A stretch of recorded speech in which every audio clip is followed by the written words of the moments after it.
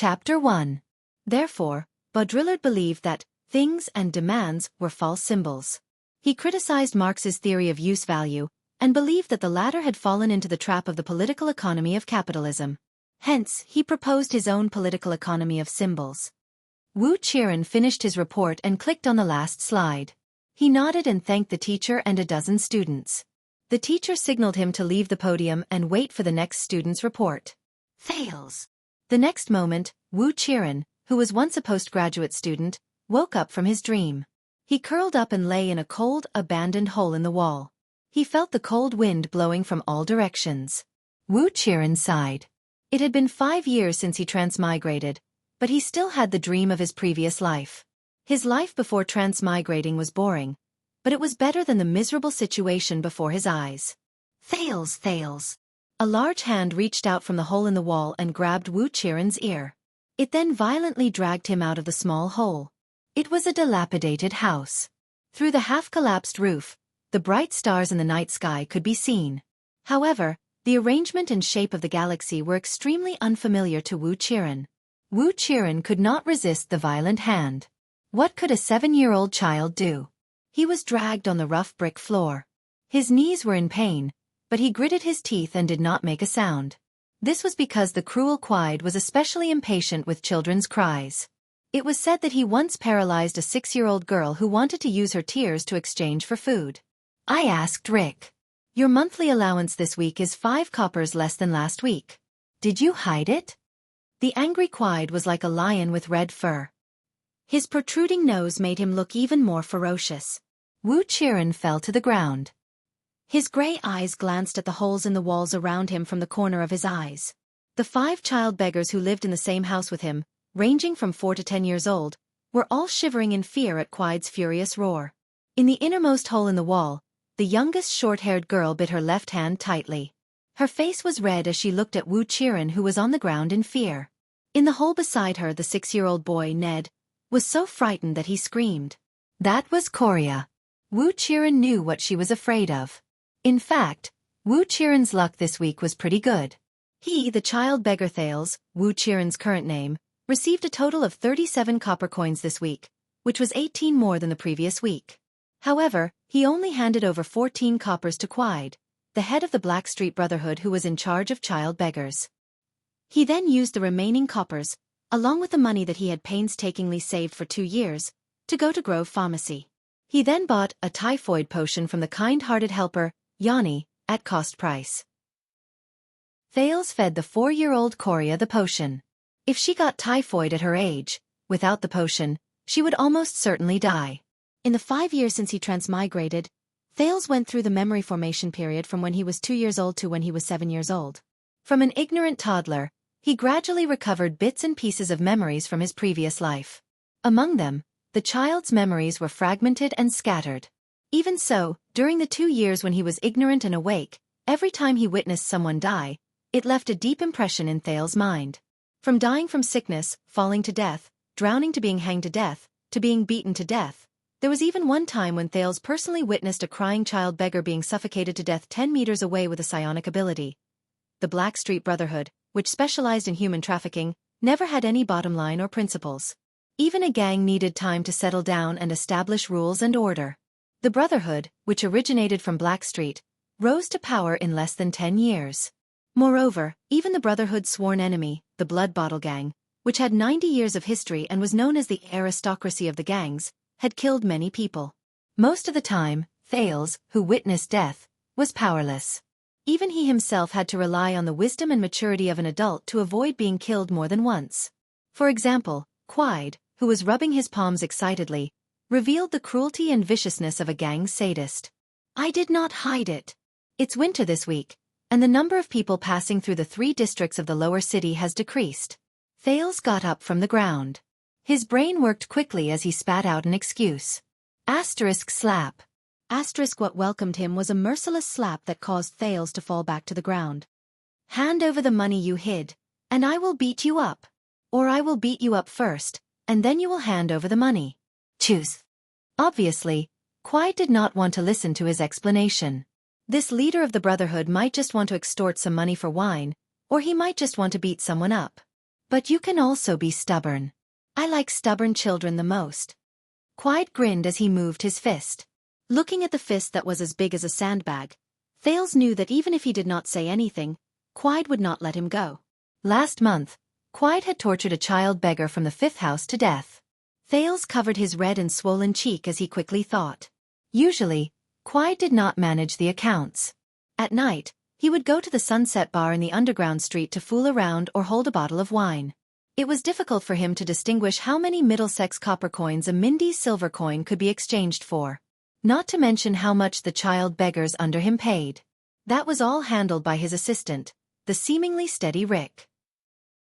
Even someone as smart as Rick knew that it was normal for the child beggars to pay 7 to 8 copper coins a week. Someone snitched. This was the only conclusion. Thales glanced at the child beggars around him. After he got the money from the noblewoman, he went straight back to the abandoned house. The children in the same house must have seen him. And in such a harsh environment, the children's hearts would become even more terrifying than the adults could imagine. Quiet kicked him again. Thales secretly used his elbow to protect his abdomen and slightly reduced the force. He pretended to be in great pain, as though he was in great pain from the kick. He could not make a sound as Quiet loved children's screams the most. "I'll talk." Thales' face was filled with fear. "Don't hit me." "That depends on my mood." Quiet looked around and saw that the other 5 child beggars were cowering in fear. He was very satisfied that his authority was respected. On Wednesday morning, I met a noblewoman. She gave me almost 10 copper coins. Thales hid in the corner and said with a trembling voice, "I knew it." "Begging? You must have stolen it, right? No one can hide from me, especially a little thief like you." Quiet ruthlessly rubbed his palms and prepared for the next round of beating. "Hand over the money." Without waiting for Quiet to raise his eyebrows, Thales added, "But I went to Red Street Market." "Red Street Market?" Quiet lowered his raised palm a little. "You went to the Blood Bottle Gang's territory?" "Yes, we could not get more money from that place." Other than members of the Brotherhood, skilled rangers, and some guys with special purposes, who would be so blind as to wander around the 3 abandoned areas near Black Street. Even the city defense team, who carried swords and shields, were unwilling to go near this sinful place. The first time I got so much money, the people from the Blood Bottle Gang did not appear. Then I thought that I might have another chance the next day. "Idiot!" Quiet kicked Thales fiercely. Thales saw Coria tremble in the distance. Then he heard Quiet scolding, "Why don't you think about it? Are there so many benefits in the Blood Bottle Gang's territory?" Thales shrank back a little and said with a trembling voice, "Yes, the next afternoon, the people from Blood Bottle Gang caught me and hung me up. I said that I was lost, but they did not believe me. I gave them all my money, but they still did not let me go." "Useless. Then how did you escape?" Quiet spat fiercely. "Then, I said that I was one of Boss Quiet's men. They laughed." "What?" Quiet clenched his fists. He grabbed Thales' tattered sackcloth collar and lifted him up from the corner. "What were they laughing at?" Thales shook his head in confusion. "I don't really understand what they were saying." Quiet stared at him fiercely. "Speak." Thales pretended to be frightened. He trembled and said, "There was a bald-headed man among them. He said that since he was Quiet's subordinate's child, he should spare his life because Quiet really needed children." Before Thales could finish speaking, Quiet threw him fiercely against the wall. He tried his best to protect his head, chest, and abdomen. He used his back to withstand the impact of the wall. Then, he immediately turned his back to Quiet to receive Quiet's furious heavy blows. At the same time, he felt the force of the heavy blows and constantly changed the angle of his back to cushion the impact. "Son of a bitch, you bald-headed Sven. How did he know? Kill you, trash, idiot," Quiet shouted furiously. He kicked Thales again and again. Only a few words could be distinguished from his mouth. In the hole in the wall, a few children watched in horror as Thales was beaten. However, they tightly covered their mouths and did not dare to make a sound. Thales breathed a sigh of relief as he endured Quiet's violent kicks. At the very least, Quiet would no longer ask about where the extra money went. Moreover, even though he looked terrifying, the enraged Quiet was much safer than the Quiet who was happily torturing children. His words were half-truths. Thales did go to Red Street Market, but he hid in the corner of the dark alley and carefully observed his surroundings. He did meet a noblewoman dressed in velvet, but she was accompanied by 20 swordsmen of eradication. This was also the reason why the Blood Bottle Gang did not interrupt him when he ran out of the alley to beg. Thales did get 12 copper coins from the noblewoman dressed in velvet. He was not stupid enough to steal in front of 20 swordsmen of eradication. However, he did not wait for the noblewoman's group to go far and quickly disappeared into the crowd, never to return. As for the bald-headed Sven, Thales had never seen him before. He only knew that he was the leader of the Blood Bottle Gang's Black Debt Collection team. Quide used to be a hired thug in the Brotherhood. That was until Quide provoked the wrong person and his lower body was broken. This piece of information was rather secretive. Thales only found out about it when he was lying in the corner of the Brotherhood's big house and overheard the assassin Leorc and Felicia secretly mocking Quide while they were fighting with the fairies. After Quide vented his anger, he cursed the bald-headed Sven from the Blood Bottle Gang and took out a bottle of wine from his bosom. When he left while cursing, the clothes on Thales' back were already torn and his back was covered in bruises. As Thales had deliberately turned his body sideways to avoid a frontal attack, some parts of his body were scratched and bleeding. Waves of pain assaulted him. As the blood flowed to the ground, Thales felt a burning pain. It was probably because he had not been beaten up for a long time. He felt as if his muscles were burning. Ever since he transmigrated to this world, being beaten up, hungry, sick and cold was a common occurrence. However, after he gradually recovered the memories of Wuxia, who was a postgraduate student. With his cautiousness and previous experience, Thales had not been beaten up so viciously for a long time. After Quide's voice faintly disappeared, the other 5 children in the house crawled out of their holes. They skillfully carried the powerless Quide to the courtyard. The 10-year-old big man, Sinti, grabbed a piece of the broken bowl and scooped up water from the water tank. The crippled Ryan and the black-faced Kellet were both 8 years old. They strenuously collected dead branches and weeds. They used flint and worked hard to start a fire. The 6-year-old yellow-haired Ned and the youngest Coria plucked a few strangely shaped wild leaves. They chewed them and gently rubbed them on Thales' scarred back. Thales endured the pain and tried to find something to divert his attention. He looked at the tearful Coria and turned to the dejected yellow-haired Ned. He tried his best to sound calm. "It's okay, Ned. I don't blame you." Ned suddenly raised his head. His face was full of fear. The other 4 children also turned to look at him. "How did you know?" The 6-year-old child could not hide his thoughts. Guilt and fear were written all over his face. Earlier, when Thales was being beaten by Quide, the 3 older children stared at him even though they were afraid. Only Coria and Ned hid her face in her hands and did not dare to raise her head. The other looked at the wall and occasionally turned her head to glance at Thales in fear. Coria's typhoid medicine was the final destination of the copper coins. Of course, she would not tell anyone. However, Thales was not sure if it was Ned. Now there was no doubt. He tried to force a smile. "It's okay. Quide will not care about this anymore." I. Ned's face was unbelievably red. He looked at Thales' back as tears trickled down his cheeks. "I did not ask for money this week, and I did not dare to steal," he sobbed. Rick did not say anything, but Quide was very unhappy. He said that if this continued, he would sell me to the desert to be eaten by the barren bone people. I was so scared, so I told him that Thales, you brought back a lot of copper coins one day. I thought that they would not. So Quide chased me back and said that he would come over tonight." Coria's face also turned red. Her hand that was rubbing the herbs trembled. A few drops of blood dripped from Thales' back to the ground. Thales groaned silently. Only then did the burning pain subside. This time, he was stimulated by Coria's actions again. Ryan glared at Ned angrily, causing the latter to lower his head even further.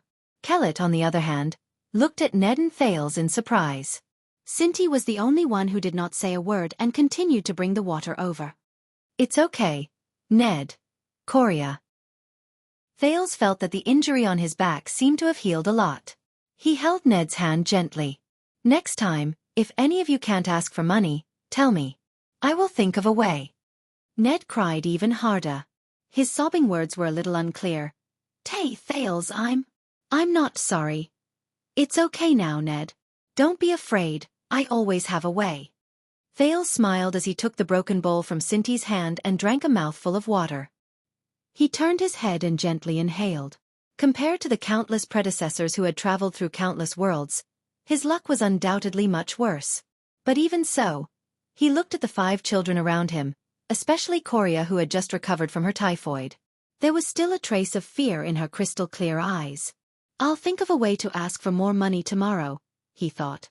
In the Sunset Temple of Eternal Star City, after the prayers at sunset, an intern priestess who was cleaning up the altar stopped what she was doing. She looked in surprise at a sacrificial lamp filled with eternal oil under the stone altar. Ever since she started taking care of the altar, she had never lit or used this inconspicuous sacrificial lamp. Suddenly, a bright yellow flame was ignited in this unremarkable sacrificial lamp. The flame suddenly turned red, like the color of blood, and became more and more vigorous. An elderly priestess noticed the intern's loss of composure. She scolded her discontentedly, and the intern turned her attention back to the altar. But when the priestess herself saw the unusual sacrificial lamp, she cried out in surprise. "Nia, hurry up and inform the Lord Priestess." The elderly priestess could not hide her surprise. She trembled and rushed to the sacrificial lamp. She raised her right palm and turned her left palm up, preparing to pray. "What's going on?" It was the first time the intern Nia saw the esteemed priestess lose her composure. Even she was affected. "Did I make a mistake? But I didn't touch the lamp." But what should I tell the Lord Priestess? Did someone secretly light up a lamp next to the altar? Nia asked in a panic. "No." The elderly priestess stared at the lamp, her hands constantly changing the prayer gestures. Even if the entire Errol's 2 continents and countless islands were used, only one person could light this lamp. Chapter 2. Why is he so drunk again? In an abandoned house in the 2nd district of the lower city, Quide's assistant, Rick, looked at the drunk Quide with disgust. He waved his hand and asked 2 young Brotherhood members to help him down. "Lock him up for a day and let him out when he is sober." Rick, who preferred to be called by his surname instead of his name, smiled mysteriously. It seemed that he did not do anything to the child. Rick was different from Quide, who had regressed from being a hired thug to a child beggar.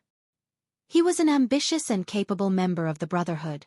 He used to study at the accounting school in Sukard City in the south of the kingdom. If his father, who was a scribe, had not committed a crime, Rick could have been an accountant in a certain city department or even a certain family. He could have even gone one step further and become a businessman in a certain industry. When the time came, he could spend money to buy a title and enter the first rank of Constellation's upper society. 300 years ago, the Sukard family, which had the symbol of a sunflower, was born this way. Now, wasn't it also a prominent family in the kingdom? But even if he was reduced to a gang and cut off from the path of nobility forever, Rick still believed that he was more qualified to be a person who had the right to make decisions in the Brotherhood compared to his peers who were full of muscles and women. When the Brotherhood's business expanded to the southern coast of the kingdom, Rick, who was a gangster from the south, was recruited. Utilizing his specialty, he planned a few human trafficking operations from the south to the capital, and achieved great success. Thus, the higher-ups of the Brotherhood took notice of him and promoted him to Eternal Star City, the capital of the kingdom, the heart of Constellation, and the dazzling pearl of the western continent, and let him manage the accounts of the beggars in the capital. Yes, Rick knew that although the higher-ups made him Quide's assistant and account manager, it was no different from entrusting all the beggar businesses in Eternal Star City to him. Just look at his superior Quide, who was a terrifying thug in the 3rd district of the lower city. Now, he had become a good-for-nothing who only looked for dignity from beggars. If Quide was not the son of a higher-up in the Brotherhood, he would have been trampled on and drowned in the mud of Eternal Star City's slums. Moreover, most of the beggars' losses were caused by him. Of course, it was also fortunate that Quide's father would give him quite a bit of money every month, allowing Rick to profit from it. With such a son, if Quide's father wasn't in charge of the arms trade, he would have lost his position in the association. What would happen if a mafia boss lost his power? Rick shook his head and watched Quide leave. As for the child beggar business, compared to smuggling drugs and firearms, compared to trading eternal oil and crystal drop ores, even compared to collecting black debts and managing the streets, it was insignificant and lowly. But Rick believed that this was his chance. The Brotherhood had risen quickly, but human trafficking had always been their main source of profit. The Brotherhood's human trafficking chain was complete. From infants to the elderly, humans to elves, And even the intelligent creatures in the distant Magic Empress territory were involved. But the most important thing was actually the Brotherhood's own source of members. Among them, the Black Widow Beth was in charge of collecting and raising the infants. At the same time, she would sell a portion of them. The slightly older ones would be sent to Rick to be beaten into beggars. The slightly older beggars would be sent to Iron Skin Locke, who was in charge of training thugs, Fickleheart Felicia, who was in charge of training prostitutes, and some other special leaders. They would then be trained to become a member of the Brotherhood. Therefore Rick, who was in charge of the beggars, believed that he was in the fundamental chain of the Brotherhood's human trafficking business. At the same time, he was also the node of the Brotherhood's future blood supply. Thinking about it, he was the future member of the Brotherhood. He was the leader of the Brotherhood when he first had memories. He was able to see which people had a bright future when he was a child. If he could help them at the right time in the future.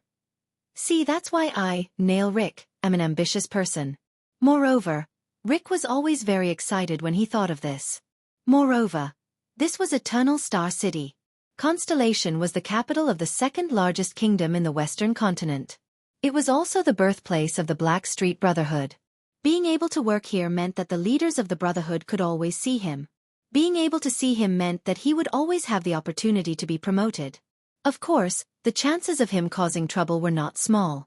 Fortunately, Rick put his hands behind his back and looked at the drunk Quide. He raised his eyebrows. Fortunately, there was this guy to bear the brunt of the trouble. Under the moonlight, Rick turned around and continued walking. Looking at the 20 abandoned houses in front of him, he knew that there were many beggars in each abandoned house. And these beggars were the most important seedlings and bargaining chips for him to climb up the ranks in the future. For example, the black-haired Thales in the 6th house. 2 years ago, when Beth, who was in charge of the baby, sent him here, she showed a different attitude to the child. Sure enough, although this child was only 8 years old, 8 or 7 years old, he was cunning and cunning. But he was clever and cunning. A week ago, he actually came up with the idea of acting as a beggar. A cute child was beaten up by other older children and robbed of his money and food. So, when he hid in a corner and cried alone, the ladies passing by could not help but give him more compensation. Rick thought that compared to those annoying child beggars who cried themselves hoarse, the gang was short of such people who could use their brains. This child would definitely climb up the ranks when he grew up. I should give him a reward to win Thales' gratitude. Of course, a reward without a contrast would not make people feel grateful. This was why when the boy in the same room with Thales told him that Thales might be hiding money, Rick urged Quide to settle the score with him. When Quide beat Thales to the brink of death, Rick would step in to stop him. He would even go against Quide because of this. That was the only use of that trash. Then, Thales would intentionally or unintentionally take Rick as his backer. Rick did not care if the beggars did not give him enough money. This was something that only short-sighted people would care about. Compared to a few copper coins, Rick knew that favors were more important assets. But that boy, Thales, was too smart. Rick knew that whether Thales gave Quide money or not, Quide would torture him to death. If Thales really took out the money, it would only be worse. But it was obvious that the boy thought of a way to escape. According to common sense, Quide, who was in high spirits, would meticulously prepare these disobedient children to liven things up, regardless of whether they were truly disobedient or not. No matter, he still had to do what he had to do. Even if the results were not good, he could just find another reason to let Quide beat him up. Rick walked to the 6th room and stepped over the broken door. He saw Thales lying on his stomach on the ground in the courtyard that was overgrown with weeds. There were a few children next to him who were smearing something on him. Oh my God! A few children around 7 or 9 years old actually know how to plant Urdur's dragon leaves in the courtyard. Usually, only experienced gang members and poor people who had lived for many years would know that this kind of wild plant could be used as a convenient and cheap medicinal herb for external injuries. Ah, Mr. Rick. Cripple Ryan was the first to notice Rick's arrival.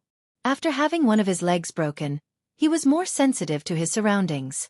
Quide had not left for more than an hour, and the fear in the yard had yet to dissipate. Ned, the boy who told on Rick, had tears on his face. Kellett covered her black face while the older child, Cinti, took a step back in fear. Especially the youngest girl, she was so scared that she even screamed. At that time, Bessie had told him that this was a hereditary aristocrat's descendant. There was a high possibility that she would be a beauty. He did not want to spoil her. In the future, Felicia could train her and earn a lot of profits. It was a pity that his child beggars had to be handed over to the gang at the age of 10, or at most 12. If only he could keep her until she was 15. Then he could send her away. Otherwise, it would be fine even if she was 13. Mr. Rick. Thales interrupted Rick's subtle thoughts. He turned his head with difficulty, which affected the injury on his back. He grimaced in pain. Sigh. I'm sorry, Thales. Rick sighed and showed a pitiful expression. I couldn't stop him, Quide. After all, I'm only his assistant. I can't afford to offend his backer. I could only come here quietly after the incident. Under the cautious gazes of the children, Rick squatted down and worriedly checked Thales' injuries. Fortunately, he didn't hit you too hard today, or else... Mr. Rick, I'm fine, Thales struggled to say. I'm sorry, my allowance last week was indeed... Forget about the allowance, he said. Rick took the broken bowl from Cinty's hands and poured away the water inside. He plucked a few pieces of Urdur's dragon leaves and picked up a stone to grind them. You were sent to me when you were young. In the past few years, I've watched you grow from trembling little guys to careless hairy kids. To me, you are far more important than a few copper coins. Rick's face showed a trace of pain. At your age, you shouldn't be begging on the streets, but this is the rule of the Brotherhood. Mr. Rick, Thales seemed to be moved. He clenched his fist. Come, grind the herbs with a stone. It's better than chewing them with your mouth. Rick wiped the herbs in the bowl and personally applied them to Thales. Kellet, who was beside him, bit her lips and whimpered. Thank you, Mr. Rick, Coria said softly. If only you were in charge of us instead of Quide. Don't let Quide hear this. Rick smiled helplessly. To be honest, I'm very afraid of him. The other children also smiled knowingly. Rick knew that showing similarities and a sense of humor at the right time was a good way to make people accept him. Thank you very much, Mr. Rick, Thales said solemnly. He knew that in the eyes of many people, he appeared to be more mature, so there was no need to act like a child. Rick nodded. Protect yourself well. You are a smart child. I believe you can do it well. Oh right. Rick suddenly remembered something. He passed the bowl to Ned and took out a money pouch from his waist. He passed it to Cinty, who was still in a daze. I have to hand in my salary every month, and I don't have much money myself. Here are 30 coppers. Go to Grove Potion Shop, the one at the border between Twilight District and Lower City District, and buy some medicine. This money should be enough if the price of the medicine hasn't increased. Of course, this money is not enough, Rick thought. He went to Grove Pharmacy a week ago, and it just so happened that the price had just increased. This way, when the children realized that they did not have enough money, they would think that it was because of the temporary price increase. If they did not have enough money, what could they do? Of course, they would take it from the money that they begged. This way, they would not have enough money for next week. Be careful when you buy the medicine. Don't let others, especially Quide, know about it, Rick said with a smile and stood up. Of course, Rick thought in his heart, Quide will definitely know. If they did not buy the medicine, that would be even better. Quide would know that they were really hiding money. Rick's lips curled up slightly. At that time, he would be able to obtain their final loyalty. Mr. Rick. Coria looked at the money bag in Cinty's hand and was about to cry. You are really a good person. Ned bit his lips and nodded vigorously. Even the older child, Cinty, was a little moved. He touched the money bag in his hand and weighed it. Rick sighed, shook his head and waved his hand. No, I should be the one apologizing. This is all I can do for you. Mr. Rick. Thales lied on the ground and looked at Rick hesitantly. I don't know. Rick raised his eyebrows. What's wrong? I heard that when we grow up, we will be sent to other places for training, Thales asked cautiously, as if he was afraid of offending Rick. Then, after we finish our training, can we work under you? Hearing this, Kellet, Ned, and Coria looked at Rick with hopeful eyes. Snap. Rick snapped his fingers in his heart. Score. It was faster than expected. Hee about this. Rick smiled. Don't look at me like this now. In the Brotherhood, I am a man with dreams. Rick bent down with a smile and stroked Thales' hair, making him appear even more amiable. My subordinates will be the best and strongest in the Brotherhood. This is the truth, Rick thought in his heart. So, if you want to work under me, you have to work hard. Yes. The children nodded in unison, and Thales was no exception. I'm leaving, Thales, and the children. Rick turned around and tilted his head, revealing the side of his face. Next time, if you encounter such things again, come and tell me secretly. Although I can't stop him directly, I can always find some trouble to prevent him from getting close to you. After saying this, Rick showed his white teeth. They flashed under the moonlight, and he left the courtyard of the 6th house without looking back. Mr. Rick is so nice. Ned's tears dried up. Unlike that bad quide. Yes. Coria nodded. Her eyes were full of joy, as if she had eaten candy. But, Cripple Ryan, who was in a state of shock, hesitated and said, I always feel that Mr. Rick scares me more than Quide. So, you are a coward. Coward Ryan, how can you get money like this? Only Thales' eyes gradually calmed down after Rick left. When he saw Cinti counting the 30 copper coins in the money pouch one by one, Thales exhaled softly. His back was still hurting. He knew that regular medicine for external injuries would be better for his injuries. However, Thales had just gone to Grove Pharmacy yesterday morning and took the typhoid medicine from Yen Ni at the back door. He heard her complain that her stingy boss had increased the price of the medicine. Even the external injury medicine was increased to 35 copper coins. It was exactly 5 copper coins more than what Rick had given him. However, he also found out a key point from Sunset Bar's owner's daughter, Jayla. Rick was in charge of Quide's expensive expenses in the bar. But, I have to hand in the money every month, and I don't have much money. Rick's words echoed in the transmigrator's ears. He could not help but look at the bag of copper coins in his hand. The child beggars had forgotten their fear and were fooling around with each other. Thales was the only one who furrowed his eyebrows. He turned his head around with much difficulty and glanced at his scarred back. He sighed and hung his head down heavily. This damn world. When Rick arrived at the 10th house, he was thinking about how there was an 8-year-old kid named Karak here. He was a fierce character at such a young age. Just as he was about to beat him up a bit and pull him under his wing, he suddenly felt a chill on the back of his neck. This was his innate psionic ability. When he was absolutely calm, even the slightest distraction would be ineffective. He would feel a chill on the back of his neck once a living creature approached within 5 meters of him. That was it. However, even if he was a warrior, his psionic ability was not worth mentioning when compared to the kingdom's psionic troops, the powerful swordsmen of eradication, the knights, and even the mysterious mystics. Even the interns in the various temples could pin him to the ground and beat him up. But Rick felt that one day, this psionic ability would save his life. Like now. Rick quickly turned around and searched his surroundings under the moonlight. At the same time, he put his left hand into his pocket and held the small but deadly mini retractable crossbow. Bright moonlight. Empty streets. No cover. No cover. But there was no one. Rick took a deep breath and kept himself absolutely calm. He felt the chill on the back of his neck continue. Could it be that a rat crawled through the sewer under my feet? Rick turned in 3 different directions and ran quickly for a while. But the lingering chill on his neck made him get rid of this thought. Which rat would be directly below me and follow me in 3 directions for 20 meters? Rick became more and more frightened. I shouldn't have come out alone, even if this is the abandoned house, the Brotherhood's territory. I should have brought 20 thugs, each with a mystic gun in their hands, no matter how heavy that damn thing is. Just like the Brotherhood's big boss in charge of the drug trade, Lazancy Fisher, there are 30 people following him everywhere he goes.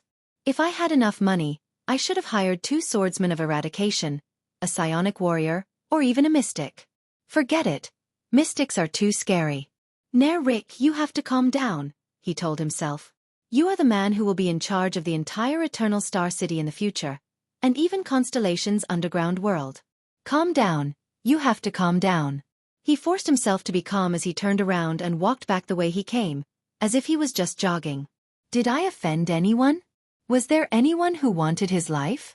Is there anything worth paying attention to in this neighborhood? He walked a few 100 meters. Under the moonlight, there was no one around. Chapter 3. If the news is true, a gray-haired middle-aged noble's right hand trembled slightly. He pressed on his left chest and bowed deeply. Please allow me to go personally and settle this matter for you. It has not been confirmed yet, but the lamp in the Sunset Temple has indeed been lit. It seems that the distance is very close. Beside the blazing fire, a well-built figure lowered his right hand that was resting on his chin and said in a deep voice, "I have already sent Yodel. I have already sent Yodel. He is more suitable for covert operations than Ida. You know just how important this information is. Wuxia has even sealed off the inner altar in the name of the divine oracle. That's why we can't take the unnecessary risk of exposing ourselves. I'll only secretly send you there when we finally confirm it." Of course, of course. The gray-haired middle-aged noble could not hide his excitement. "When the time comes, I am willing to serve you wholeheartedly." Sigh. The well-built figure sighed. "I don't know why, but when I heard this news, I should have been more excited than you. But now I am so calm." Rick did not know how he walked back to the Brotherhood's headquarters. The coldness at the back of his neck was still there. When he saw the Brotherhood's Black Street headquarters, saw the two elites playing a finger-pricking game at the entrance, saw the shadowy sentries outside the house, walked into the big house, saw Boss Morris carefully checking the accounts behind the iron table, and saw Felicia's disdainful gaze. Felicia's proposal to increase the brothel's budget was rejected tonight. Leaning against the pillar, he heaved a sigh of relief. Even the assassin Leorc, who had always been at odds with him, appeared amiable under the candlelight at the dining table. Unknowingly, the coldness at the back of his neck disappeared without a trace, as if it had never existed. Even Rick himself suspected that he was too nervous. When he mentioned to Boss Morris, who was in charge of the human trafficking business, that he suspected someone was following him, Leorc laughed and spat out a mouthful of ale, directly extinguishing the candlestick on the table. Felicia yawned and tightened her huge chest, looking at him with even more disdain. As for Boss Morris, when he saw the cold sweat on Rick's forehead, he also had a strange expression. He patted Rick's shoulder and told him not to overwork himself and to watch less drama in the Dark Knight Temple.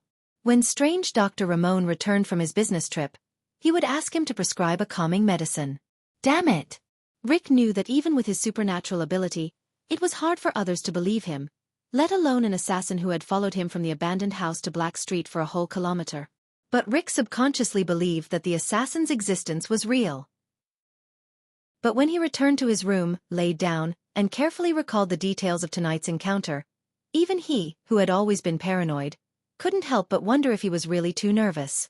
Rick calmed himself down and tried his ability again. Everything was normal. His neck on the pillow was very comfortable. Okay, maybe I'm just being paranoid. But in the next moment, that hair-raising chill attacked him again. F***CK. I can't sleep anymore. Rick shot up from the bed. He pulled out a box from under his bed and pulled out a Seagull Model 6 Mystic gun that was so heavy that he needed 2 hands to carry it. He nervously pressed himself against the solid wall and slowly tiptoed out of the corridor, listening carefully. The corridor was filled with everlasting lamps burning with eternal oil. It was incomparably bright, but there was still no one there. In the distance, one of the brothers on duty had just returned from the toilet. He seemed to be scratching an itch as he walked past Rick while pulling the black and red leather armor on his crotch. In the room at the end of the corridor, Leorc and Belicia's wild and crazy roars could be heard as usual. F***CK, this shameless couple better break it if they use too much force, Rick cursed loudly. The two brothers at the checkpoint who had just passed by turned around and nodded at Rick. Their gazes met, and they immediately felt like they knew each other. Then, Rick saw that the other party was painfully scratching the leather armor on his crotch, and the other party was looking at Rick, who was leaning against the wall while holding the mystic gun. Both of them awkwardly turned their heads and returned to their posts, while the others returned to their rooms. Rick rubbed the back of his neck. F***CK, this damn supernatural ability must have failed. Besides, if the other party had reached the headquarters of the Brotherhood and not been discovered by a single person, then it would be useless even if he held the mystic gun. Even Boss Morris's supernatural ability would be useless. Sleep. Thale's back injury looked bad, but it did not seem to be too serious. It was only the 3rd day, and he could already stand up and walk. His attributes were extraordinary. Thale stood in line and sighed. He looked at the dilapidated houses and walls around him, took the black bread and wild vegetables handed to him by the thug Pearson, and put them into his mouth. It was a pity that he was born in such a place. There is a sharp branch next to you. You must have secretly cut my hand. It's not me. My hand was also cut last night. Everyone in our house had their hands cut. It must be the people in the 8th house. They are jealous of our harvest yesterday. It's them. The people in the 14th house were also cut last night. They don't want us to touch sheep on the streets. Thales yawned and listened lazily to the child beggars in the other houses. The child beggars next to him even made a fuss until the thug came to stop them. He sighed, swallowed the last mouthful of the disgusting breakfast, and clapped his hands to call the child beggars in the 6th house. They started work. It was Tuesday, and the begging in the 6th house was relatively smooth. For more business, they went directly to the west gate near the sentry post. The recent week seemed to be the celebration of Sunset Goddess, but it was said that Sunset Temple had sealed the inner altar due to the oracle, causing many believers to enter the city from the west gate, climb the city wall, and pray to the sunset to make up for the regret of not being able to pray to the spokesperson of Sunset Goddess in the human world. Before the guards could stop them from glaring at them, Thales even managed to steal a black wood-carved bright moon god statue from a fat vegetable and fruit vendor with the help of Ryan and Korea. The vendor paid too much attention to the wallet in his arms. Hence, when Ryan and Korea were bargaining with him over a clover, Thales reached for the package behind him. The bright moon god statue should be worth at least 50 coppers on the market. Of course, this kind of stolen goods could not be seen in public, and could only be sold through the channels of the Brotherhood. The veterans of the Brotherhood knew that they were only child beggars and thieves, and would desperately lower the price. They would even rob the valuable ones. It was good enough to get 5 coppers. But no matter how small a mosquito was, it was still meat. When Thales and the others returned to the abandoned house, they saw Rick, who came to patrol as usual. He did not have his usual kindness and indifference. Instead, he hurriedly gave a few instructions to the thugs and disappeared from sight. "Is Mr. Rick in trouble?" Korea, who was hungry, asked while biting her finger. They went far away and came back late. Fortunately, Thales had a good relationship with Pearson, the thug who was in charge of delivering food. He often bribed the thug with small gifts, and the latter agreed to keep food for them. "It could be Quide, that guy is the most troublesome," Kellett said. His stomach was also growling. Ned and Ryan shuddered at the mention of the name. "Boys, there's no food tonight." The 6 children entered the now empty yard. Pearson, who was in charge of getting food, waved his hand when he saw them from afar. "Don't look at me, I can't do anything about it." Pearson shook his head indifferently in the face of the 6 children's angry but somewhat unconfident questioning. "Rick has ordered us to rest early tonight. Our work and rest schedule has been brought forward." In the end, Thales persuaded Pearson in every possible way and used the bright moon god statue as the price to exchange for the 4.5 pieces of black bread and half a bowl of black pine vegetables that he had originally planned to save for his 2 hounds. Recently, Rick and Quide have been a little neurotic. When the other 5 children were eating, Pearson revealed a piece of news to Thales before he left. Quide's temper has been getting worse recently. He's been cursing "damn Baldy" all day long. But he's always been like this. Rick has become very strange, especially in the past 2 days. I heard from the people at headquarters. Speaking of this, Pearson looked around and whispered in Thales' ear, "He's being haunted by a ghost." Thales looked at Pearson, who was walking away. He took a bite of the black bread that was usually unpalatable, but it became especially delicious when he was hungry. He pondered silently. He did not know what happened to Rick that caused him to encounter a ghost. But what made Quide's temper worse? Thales swallowed a mouthful of bread. It seemed that he had to keep a low profile for now. Rick tensed up again. For the past 2 days, he had always thought that there was something wrong with his psionic ability. It was not until this morning when he prepared the next batch of child beggar supplies and flipped through the roster that he confirmed that there was nothing wrong with his psionic ability. Rick was a very ambitious person. He believed that in order to achieve his ambition, he had to start from small things. For example, he never wrote his itinerary and plans on paper. For example, he would place a few strands of hair in inconspicuous places in drawers, boxes, and important documents to prevent others from stealing or peeking at them. For example, he never hid his money in one place. He had always been proud of his cautiousness. He also believed that one day, he would receive his due rewards for his cautiousness. For example now, Rick flipped through the roster of child beggars. On the roster, the strands of hair were placed in the same position on every page. This was supposed to be a good thing as it meant that no one would flip through the roster. However, Rick was the son of a scribe. His father had taught him that if they wanted to, every outstanding thief and ranger could easily avoid the secret method of pinching hair and flip through the documents they wanted without anyone noticing. Hence, Rick obtained a more cautious method from his father. The secret to flipping through the documents without anyone noticing was, of course, to ensure that the hair remained in its original position after flipping through the documents. The fastest method was to press the hair in its original position. When flipping through the pages, he would use his hands to clamp the upper and lower pages of the book to continue clamping the hair in its original position. How could he break through this method? Like the nobles, it was of course the fastest and safest way to seal it with wax. However, Rick had a special method that his father used. It was a light dry gel made from the oil of a green dolphin. It was a gel used by the poor who lived by the river. The properties of this dry gel were not strong. As long as the book was not too heavy, after the pages were applied, even if the book was closed, the glued areas would not be glued together. One had to use external force to press both sides of the glued areas for a short period of time before the pages would be glued together. When Rick flipped through the roster, he found that the hair was still in its original position, except for a little bit. These strands of hair were tightly glued to the pages of the book. Someone had looked through his roster of child beggars and flipped through the pages of the hair with his hand. Rick felt a chill in his heart. Moreover, it was definitely an expert who could leave the 4 strands of hair that were clamped on different but inconspicuous positions in the book without leaving a trace. Fortunately, he had his father's secret method to discover it. 4 days ago, because he saw Thale's begging act, he flipped through the roster in order to find the house where the boy was. At that time, everything was normal. However, up until today, in the 4 days since then, someone had come to his room and flipped through the roster of child beggars? Rick felt a chill run down his spine. He suddenly realized that this was not the most important thing. So, he scrambled to open the hidden compartment of the drawer and pulled out the most important account book of human trafficking. His secret deposit book at the Royal Family Bank. The account book and deposit book were safe. There were no signs of them being flipped through. The strands of hair naturally fell off the pages. Rick breathed a sigh of relief. Fortunately, the things in the hidden compartment had not been. Wait a minute.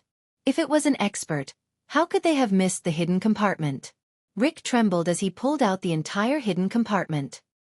He opened it and touched the place where the strands of hair should have been clamped. Then, he collapsed on the chair. The strands of hair were firmly glued to the seam of the hidden compartment by the Rick family's unique light-drying gel. When Rick walked into the dining room in a daze, he turned a blind eye to Leork and Felicia who were flirting with each other. Instead, it was Leork, who had always been at odds with him, who called out to him in schadenfreude. "Accountant, I heard that you recently encountered a ghost?" Rick ignored him and continued to sit expressionlessly. He pulled over a bottle of ink on the table and used it as a sauce. He poured it on his steak. "Ignore him," Felicia smiled as she sat on Leork's lap. She glanced at the killer flirtatiously and fed him a glass of red wine. "Are you still coming to my room tonight?"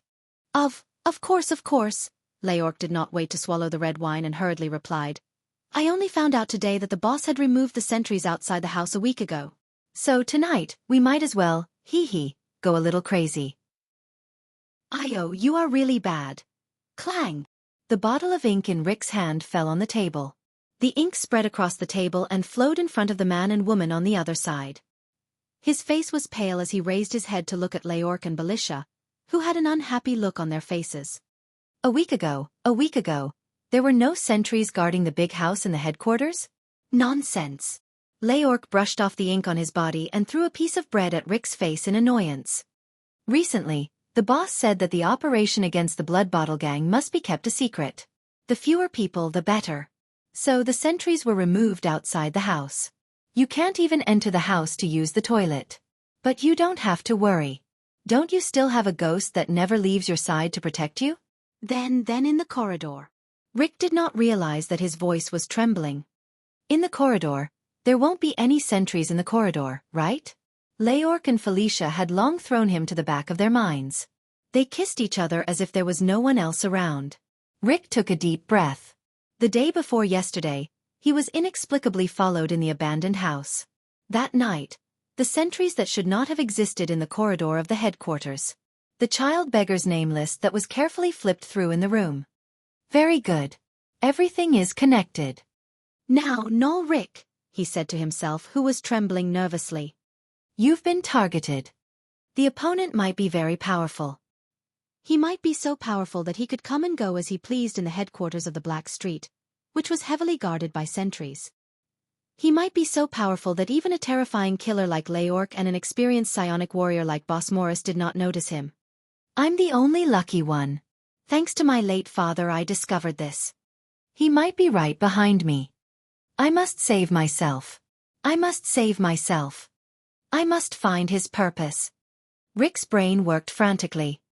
The other party must have turned his room upside down in the past 2 days. However, he only carefully looked through the child beggar's name list. He abandoned the more important account book like it was a worn-out shoe. The thing that the other party is looking for is in the child beggar's name list. That's right. I was targeted near the abandoned house. That's where the child beggars live. He's looking for a certain child beggar. However, Rick had a headache thinking about it.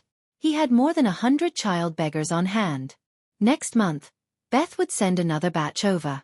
These were all children of unknown origins or children with no future trouble. Important and valuable children, such as the descendants of certain powerful people or the children of certain wealthy merchants, had long been ransomed or killed. Which child beggar does he want? He's so skillful and has such terrifying strength. Why doesn't he make a request to the Brotherhood openly? We'll just give it to you directly. I'd rather cooperate with him one by one. Even if I have to drag out all the child beggars, strip them and search their bodies, or even kill and dissect them, it would be better than being hung by a ghost every day. Wait a minute.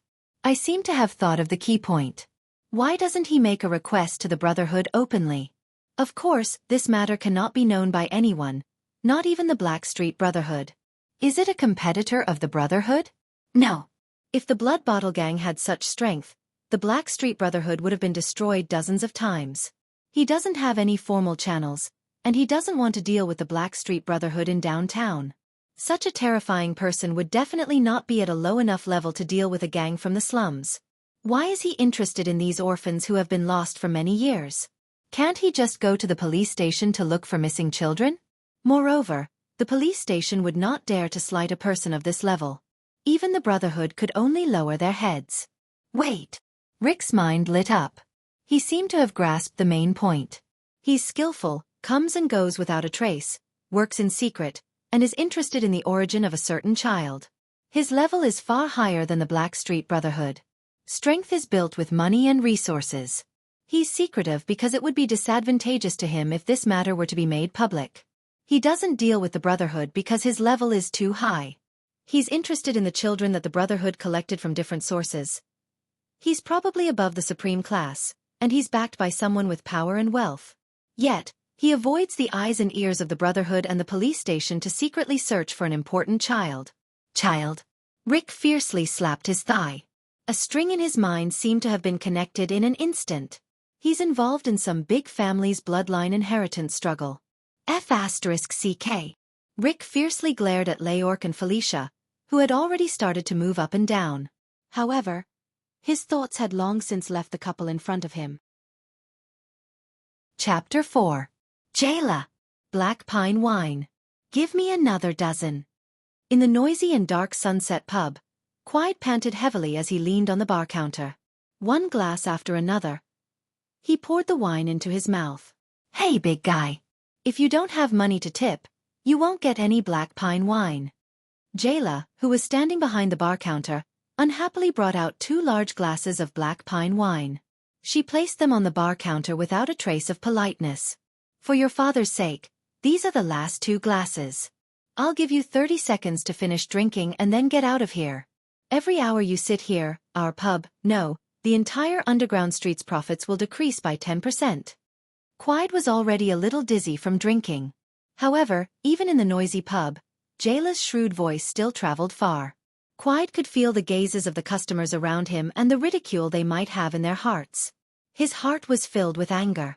Back then, I was the blood axe Quide Rhoda who made the entire lower city tremble in fear.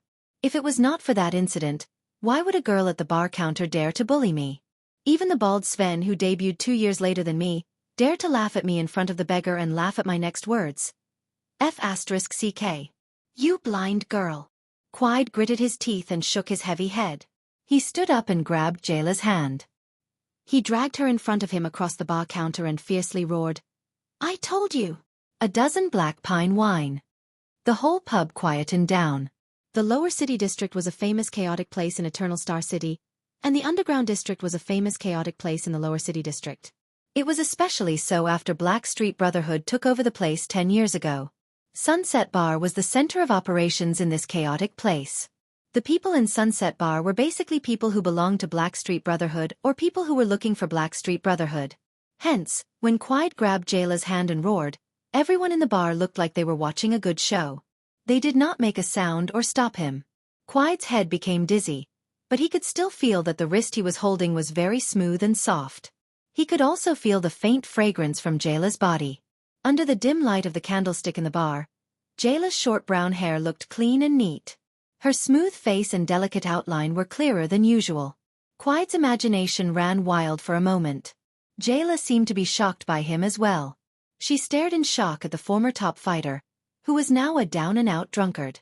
When the noise of the customers disappeared, the dizzy Quide felt vaguely satisfied. He felt that his actions had received due attention. But soon, when he shifted his gaze to Jayla, he gradually sobered up. Thus, the elation he felt just now gradually turned into fear and trembling. Jayla Charlton was one of the few people who knew her full name. This beautiful woman. Quide recalled his father's words to him to stay away from her, as well as what he had seen and heard in Sunset Pub several times. This shrewish and seductive bar girl was currently staring at him with a playful gaze. Quide's chin began to tremble uncontrollably. Jayla, that I am not. But before Quide could react, clack. Jayla's hand, which was grabbing his wrist, was forcefully grabbed by her. In the next second, Quide's middle finger and index finger were bent in the opposite direction. What followed was a piercing pain. Ah! Quide cried out in pain. His face was distorted. But it was not over yet. Jayla fiercely grabbed his outstretched hand and forcefully twisted it in the opposite direction of his elbow joint. Crack. Ah! No, Jayla. Sister Jayla. I was wrong. I shouldn't have. Ah! The sound of Quide's elbow joint being dislocated was heard at the same time as Quide's scream. Before Quide could finish begging for mercy, the agile woman used the force to flip over. Her slender left leg, which was wearing short leather pants, stepped onto the bar counter and ruthlessly smashed Quide's neck. Good job, little Jayla. You did not embarrass the boss. With this skill, you can apply to train as a swordsman of eradication. She actually wore safety pants. I swear I saw it. I bet she's wearing black. The surrounding customers instantly regained their liveliness. One by one, they cheered for Jayla. Listen up, you gorilla. Jayla glared fiercely at Quide, who was suffocating from the pressure. She stood with one foot behind the bar counter while her left leg was pressed against the counter. Her right hand was clasped around Quide's outstretched arm. Her graceful and slender figure was clearly visible. She slowly took out a strangely shaped knife from the leather holster on her left boot. The blade and the handle were not in a straight line. From afar, it looked like a wolf's leg. Then, without changing her expression, she stabbed Quide's palm vertically. The tip of the knife was nailed into the bar counter. The customers' cheers became even louder. Woo-woo. Quide was in so much pain that he squeezed out tears.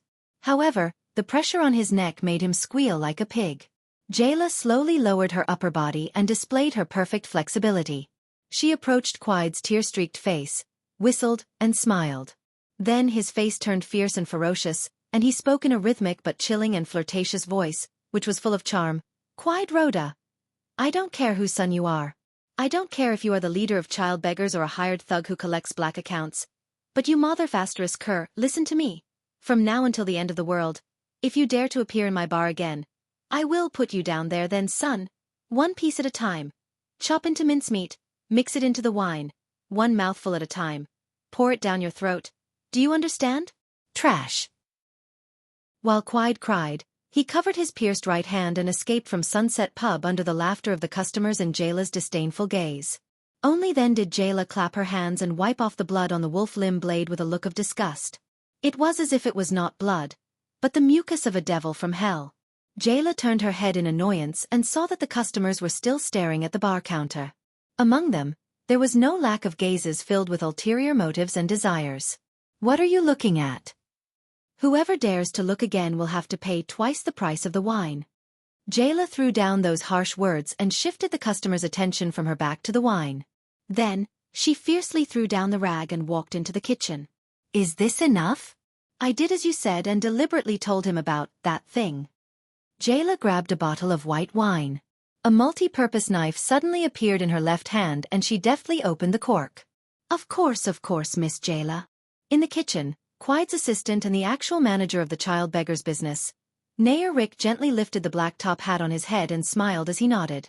I hope that he will restrain himself from now on.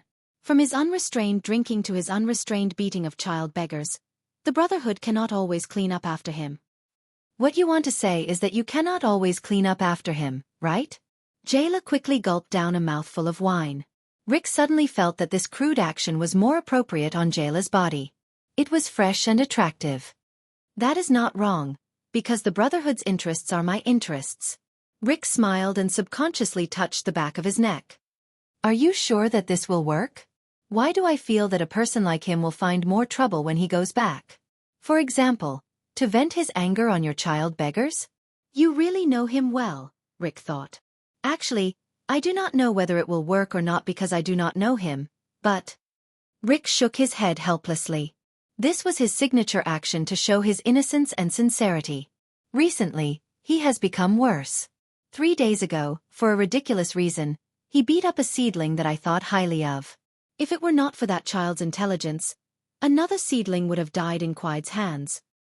I did not know that you were so generous and righteous. Jayla rolled her eyes in her heart. As he said this, Rick's gaze suddenly became firm.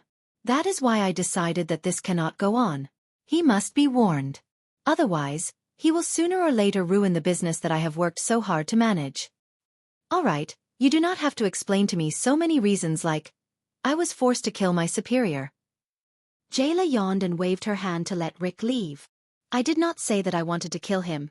Speaking of which, hurry up and pay the remuneration we agreed on. I only accept cash, Jayla interrupted Rick. She lazily finished the white wine and stuck out her tongue to lick the last drop of wine into her mouth.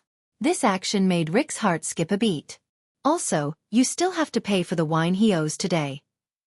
Jayla slightly narrowed her eyes as she watched Rick leave after he took off his hat and saluted her. Don't think that I do not know that you switched Quide's wine today.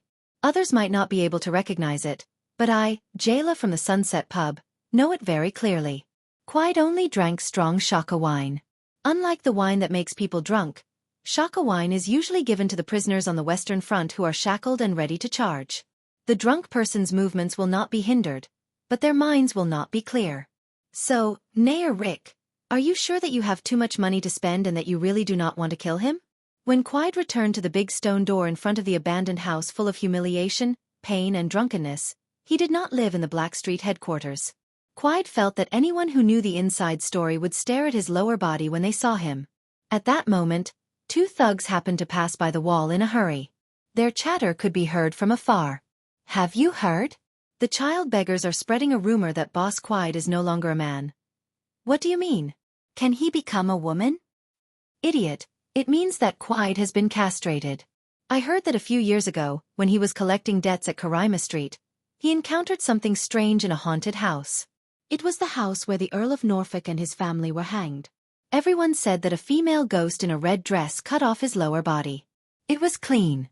For a moment, Quide felt all the blood in his body rush to his head. The next moment, he lost control and roared angrily. He pounced from behind the wall and grabbed one of the thugs' neck tightly. Who? Who said that? Which bastard? Which bastard? I'm going to kill him. The other thug panicked and retreated a few steps. Quide fiercely pressed the person in his hand to the ground. His grip became tighter and tighter, but his pierced right hand was unable to withstand the force. After all, he was a famous leader of the thugs in the Brotherhood. He was also a top-notch expert in the ordinary rank. Even though his physical strength had declined and his skills had deteriorated due to many years of decadence, as long as he did not fight against the female cat burglar from the Charlton family, he would still be able to defeat an ordinary thug. Especially now, Quiet felt that all the anger in his body had turned into an inexhaustible force. Boss Quiet. It was just a rumor. We don't believe it. Ah. Quiet was like a wild beast as he suddenly raised his head. The thug who was trying to defend himself was so frightened that he took a step back. However, he immediately saw that his other companion's face was pale. He was exhaling more than he was inhaling. The thug who kept retreating looked at Quiet's ferocious gaze. His face was full of fear. Ah yes, it was the child beggars who spread the rumor. Boss, it was really not our fault. You can ask the child beggars and you will know. Gotcha. It was the sound of a neck bone breaking. The thug who was choked by Quiet had already stopped breathing. Quiet slowly stood up from the ground. His eyes were filled with a ferocious glint as if he was about to devour someone.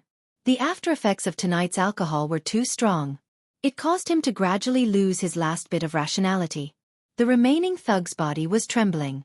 Seeing that the situation was not good, he cried out while rolling and crawling away. Quiet wanted to chase after them, but he was too drunk. His footsteps were unstable and he could not run. He fiercely took 2 breaths and looked at the corpse under his feet. He felt that his anger had not been vented. He kicked it a few more times before shaking his head and walking towards the 20 or so abandoned houses. Quiet did not think about why the thugs who were patrolling tonight, this was necessary to keep an eye on the child beggars, did not appear. He only had a strong desire in his mind to find the people who laughed at him. Then, he would torture them to death one by one. Quiet, who had just killed someone, felt as if a long-lost shackle had been opened in his mind. He had returned to the days when he had to make a living on the edge of a knife. These damn thieves. He thought fiercely. Since they dared to spread rumors, I will make them pay the price. Damn thieves. The thug who had escaped trembled as he crawled out of the abandoned house's big stone door. He bumped into Rick under the tree outside the door. Mr. Rick. When the thug saw Rick, it was as if he had seen his savior. Boss Quiet. Quiet has gone crazy. Didn't you say that we would definitely be able to escape? In the end, before we could even finish talking, Quiet. The thug was so scared that he was out of breath. He could not even speak clearly. Pearson did not manage to escape? He was killed by Quiet? Rick seemed to be shocked. After getting confirmation from the thug, Rick shook his head dejectedly. It is my fault. I thought that Quiet would be ashamed and hide when he heard the news. There is no other way. Go and close the big stone door and lock Quiet in the abandoned houses district. Then, prepare the carriage. We will leave immediately. Okay. Mr. Rick, where are we going? The thug, who was still in a state of shock, heard that they were leaving and nodded. He did not even think about what to do with the child beggars who were also inside. Go to the headquarters and look for Boss Morris. Rick's face suddenly became serious as he watched the thug rush to the side of the big stone door. He stretched out his hand to close the double door and inserted the stone lock. This time, Quiet would definitely look for all the child beggars. Among them, there would definitely be someone that the ghost wanted. He had brought forward his work and rest schedule for the day. It was not too late yet. Quiet had half of the night to take care of the child beggars. Whether it was torture or killing, it was the ghost's and the assassin's concern. Since he was interested in the child beggars, what would he do when the child beggars encountered a disaster? First of all, he would definitely not have the time to look for him. If he came to look for a child beggar, then Quiet would be killed by him. This way, the Black Street Brotherhood would take over this place tomorrow and he would not have any trouble. If he came to kill a child beggar, then he would probably watch Quiet kill all the child beggars. This was very likely. One should never underestimate the filth of a noble's family. Then his own trouble would be solved. In short, the problem of the big shot's family and the coldness on the back of his neck would all be solved tonight. Otherwise, one day, the ghost that couldn't find its target would come looking for him. Rick didn't think that the lackeys of the big families would have a good temper. He also didn't think that after meeting the ghost, he would be able to see the next day's sun in one piece. It was not that Rick did not think of pretending to be sick for a month or simply asking for a transfer to another place. He wanted to run as far away from the scary ghost as possible until it found what it wanted. However, Rick, who had been fine the day before, suddenly fell sick or left. Wouldn't that be the same as telling the ghost that he knew of its existence and then betting his life on the ghost's kindness of not involving the innocent? There must be another, safe, unsuspecting scapegoat to expose the ghost's designs. Boss cried, "I will have to trouble you again." Rick thought indifferently. It was a pity that this group of child beggars, Thales and Karak. After this, there was a chance that he would be punished because he did not keep an eye on them. However, compared to his own life and future. At this moment, the thug who was lucky enough to escape rushed over with the carriage from afar. Rick nodded at him and gave him an encouraging and comforting smile. He then walked to the side of the carriage. Then, he took out the mini-extendable crossbow from his bosom and shot the arrow that was soaked in the poisonous blue vine grass accurately into the surprised thug's wide-open mouth. On the night that Rick made the decision that would never be known to the world, but still deeply affected the fate of the kingdom, the child beggars in the 6th house were led by Thales to sit beside the fire that they had painstakingly started because they had to rest early. They counted the day's harvest. That woman in black gave us 8 coppers. I heard that her youngest son had just passed away because of typhoid. No wonder she was so generous. Milara, with her ears drooping, gave us all the coppers she had left over from the grocery shopping. Oh, only 2. Sinti had a smile on his face as he counted the coppers one by one and piled them on his left. Thales nodded, grabbed a sharp stone, and drew the word Zhang on the ground. That skinny man with Highland boots refused to pay, so Ryan and I taught him a lesson. Kellett took out a card and looked at the words on it in distress. But he only had this card in his bosom, and I don't know what it is for. That is the pass to the National Institute of Science, Jade Star Grand Library. That is in the upper city, 5 blocks away from us. Thales looked at the card and said, "That skinny man must be a scholar from a foreign academy. I don't know if he is a philosopher or a scientist. But, looking at him, he might be a literary scholar." "Wah!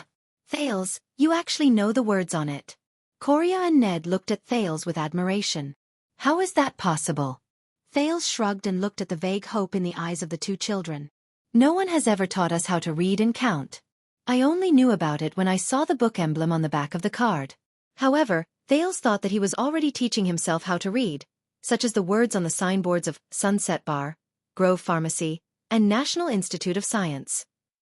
And his past memories gave him an inexplicable respect and admiration for knowledge, so he would not let go of any opportunity to learn and accumulate knowledge.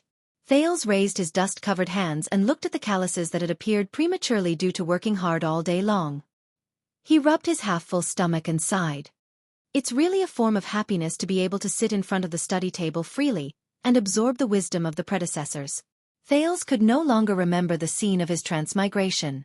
To be precise, the memories of his transmigration were retrieved bit by bit as Thales gradually grew up and his brain gradually took shape. His memories from the age of 2 to 3 were scattered and sparse, just like a real 2-year-old. He only remembered a patch of sticky red. He did not know why the color could be described as sticky. A black stone house filled with the cries of a baby, and a skinny woman. He only found out later that she was the black-hearted widow Beth, a female leader in charge of raising the new children in the Brotherhood. Thales was sent to the abandoned house when he was 3 years old. It was also at that time that the memories of his previous life gradually became clear to him. The scenes that flashed through his mind the most were scenes of him sitting in front of a desk, his gaze moving back and forth between the books and the computer, or sitting in a classroom, discussing something with a dozen young people in different attire, or a middle-aged or old professor. But those were all illusions. Over the past 4 years, Thales struggled to maintain the survival of the child beggars in the 6th house in a life filled with beatings, bullying, darkness, crime, and death. Compared to the postgraduate student in his previous life whose brain was more developed than his body, the 4 years of being a child beggar had given Thales many new skills, such as acting skills to gain sympathy, pickpocketing without anyone noticing, cleverly and quietly eavesdropping, and framing his competitors through cooperation on the streets. During this period, Thales also made many preparations that exceeded the scope of a child beggar, such as building good relationships with people of different social classes. In lower city, different social classes probably meant different social classes of the lower class. Secretly finding out the secrets of the Brotherhood, arranging several secret locations, secretly storing some inventory. Quide was not wrong about this. And so on. Thales was not prepared to accept the fate given to him by this world. He would not be a child beggar who knew his place, nor would he become a thug or a thief for the Brotherhood. He was also not interested in creating a gang storm in Eternal Star City. He wanted to escape. Then he would live his own life and be a free person. At least, he would be freer than he was now. As long as he took one step at a time and followed the plan he had made. Thales looked at the corner of the house. There was an inconspicuous stone slab there. I can. No. Gotcha. At this moment, a scream of fear and panic suddenly came from the 17th house next door. Chapter 5. The abandoned house was not a house, but a place in Eternal Star City. It was located in the 2nd district of Lower City, adjacent to the infamous Black Street.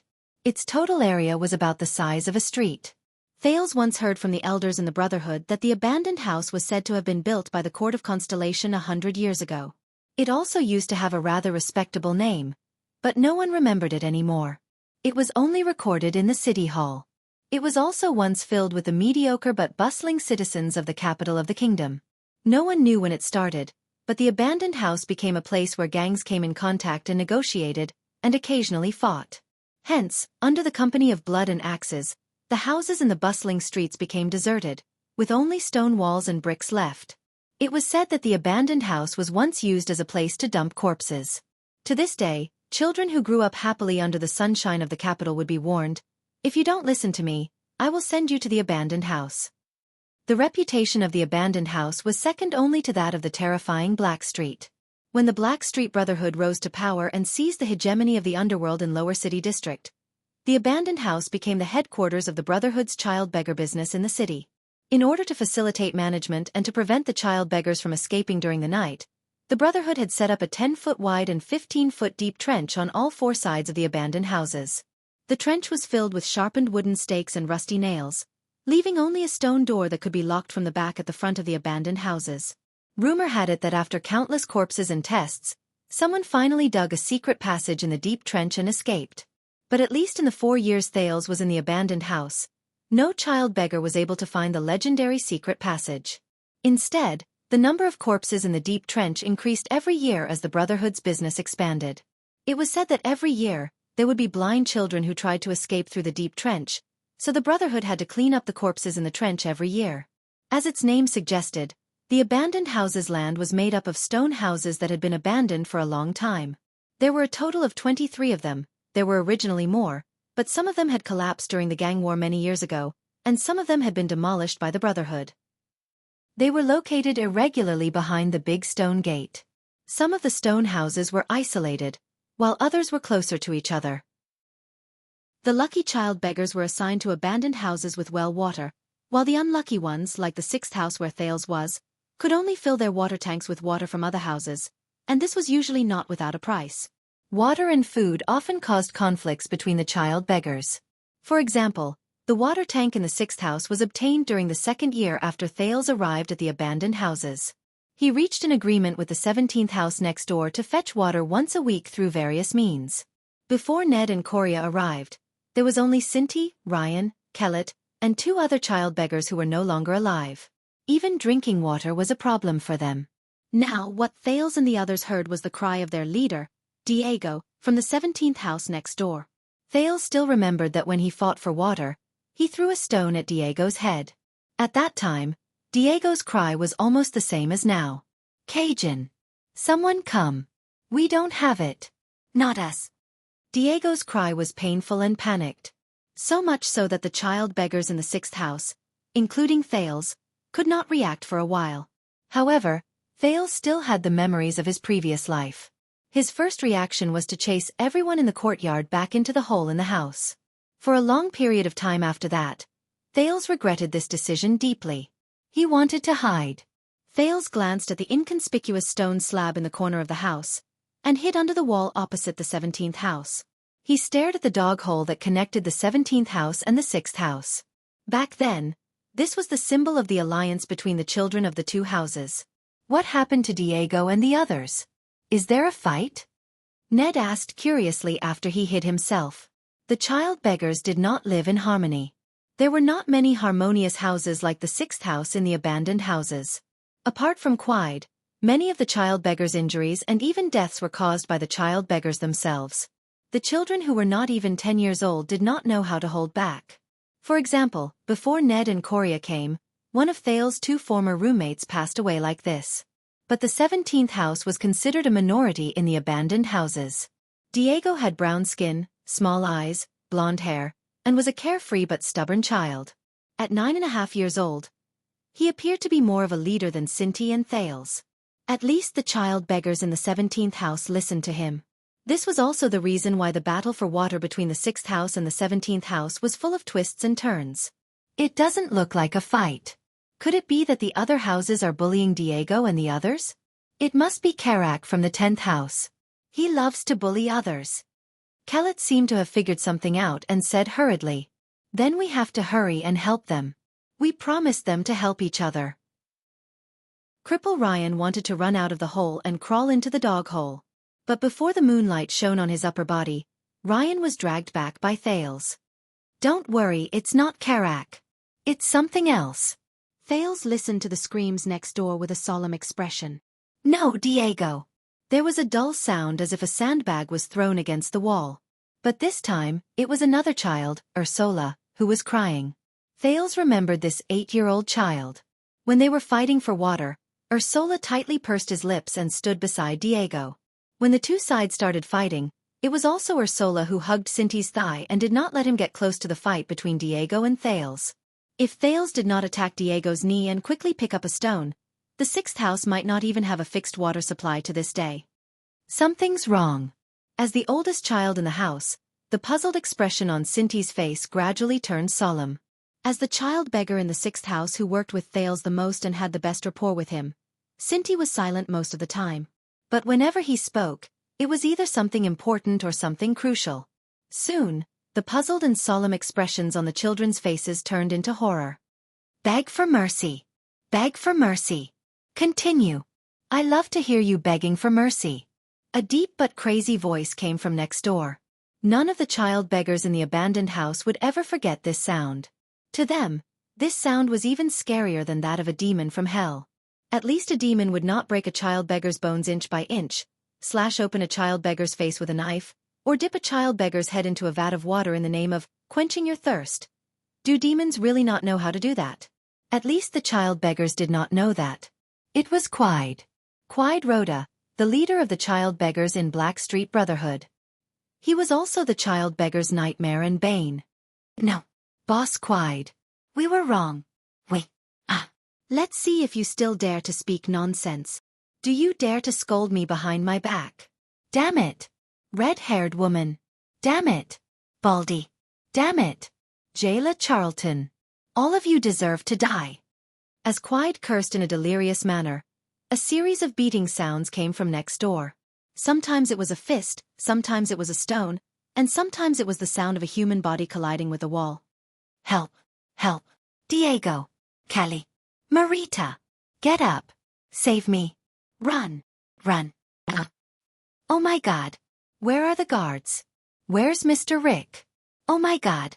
He wants to kill us! He wants to kill us all! No! No!"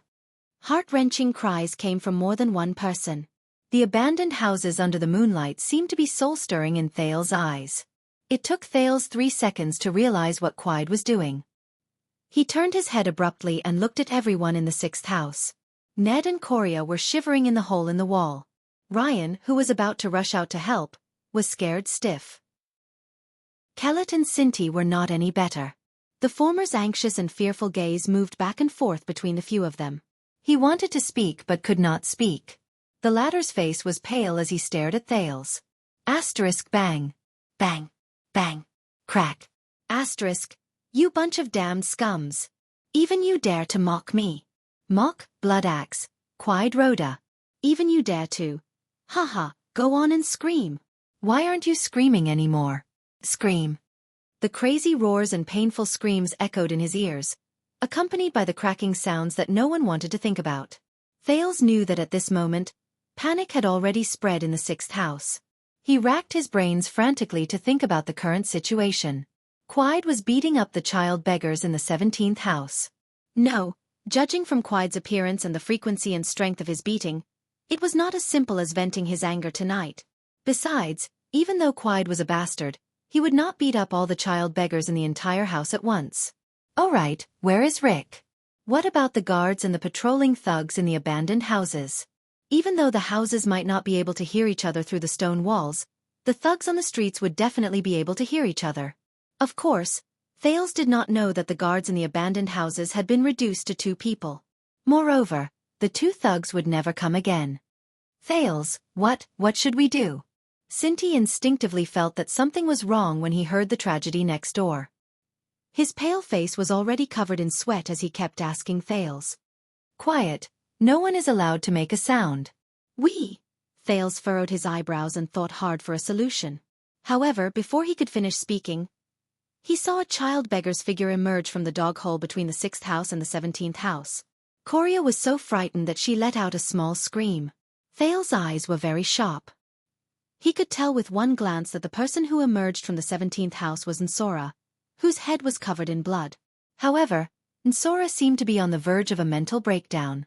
Without waiting for Thales to help him up, Nsora panted and fell to the ground. He did not care about the blood on his head and face. Run. We have to. Thales and Sinti anxiously helped him up. The screams and roars were still ringing in their ears. However, Nsora seemed to have lost his mind. He did not speak no matter how they asked. He only muttered "run" with a horrified expression. That was until Thales used a slap to wake him up. What's going on? Did Quide come to vent his anger? Nsora's tears flowed down his face. Quide, he's crazy. We are not the only ones.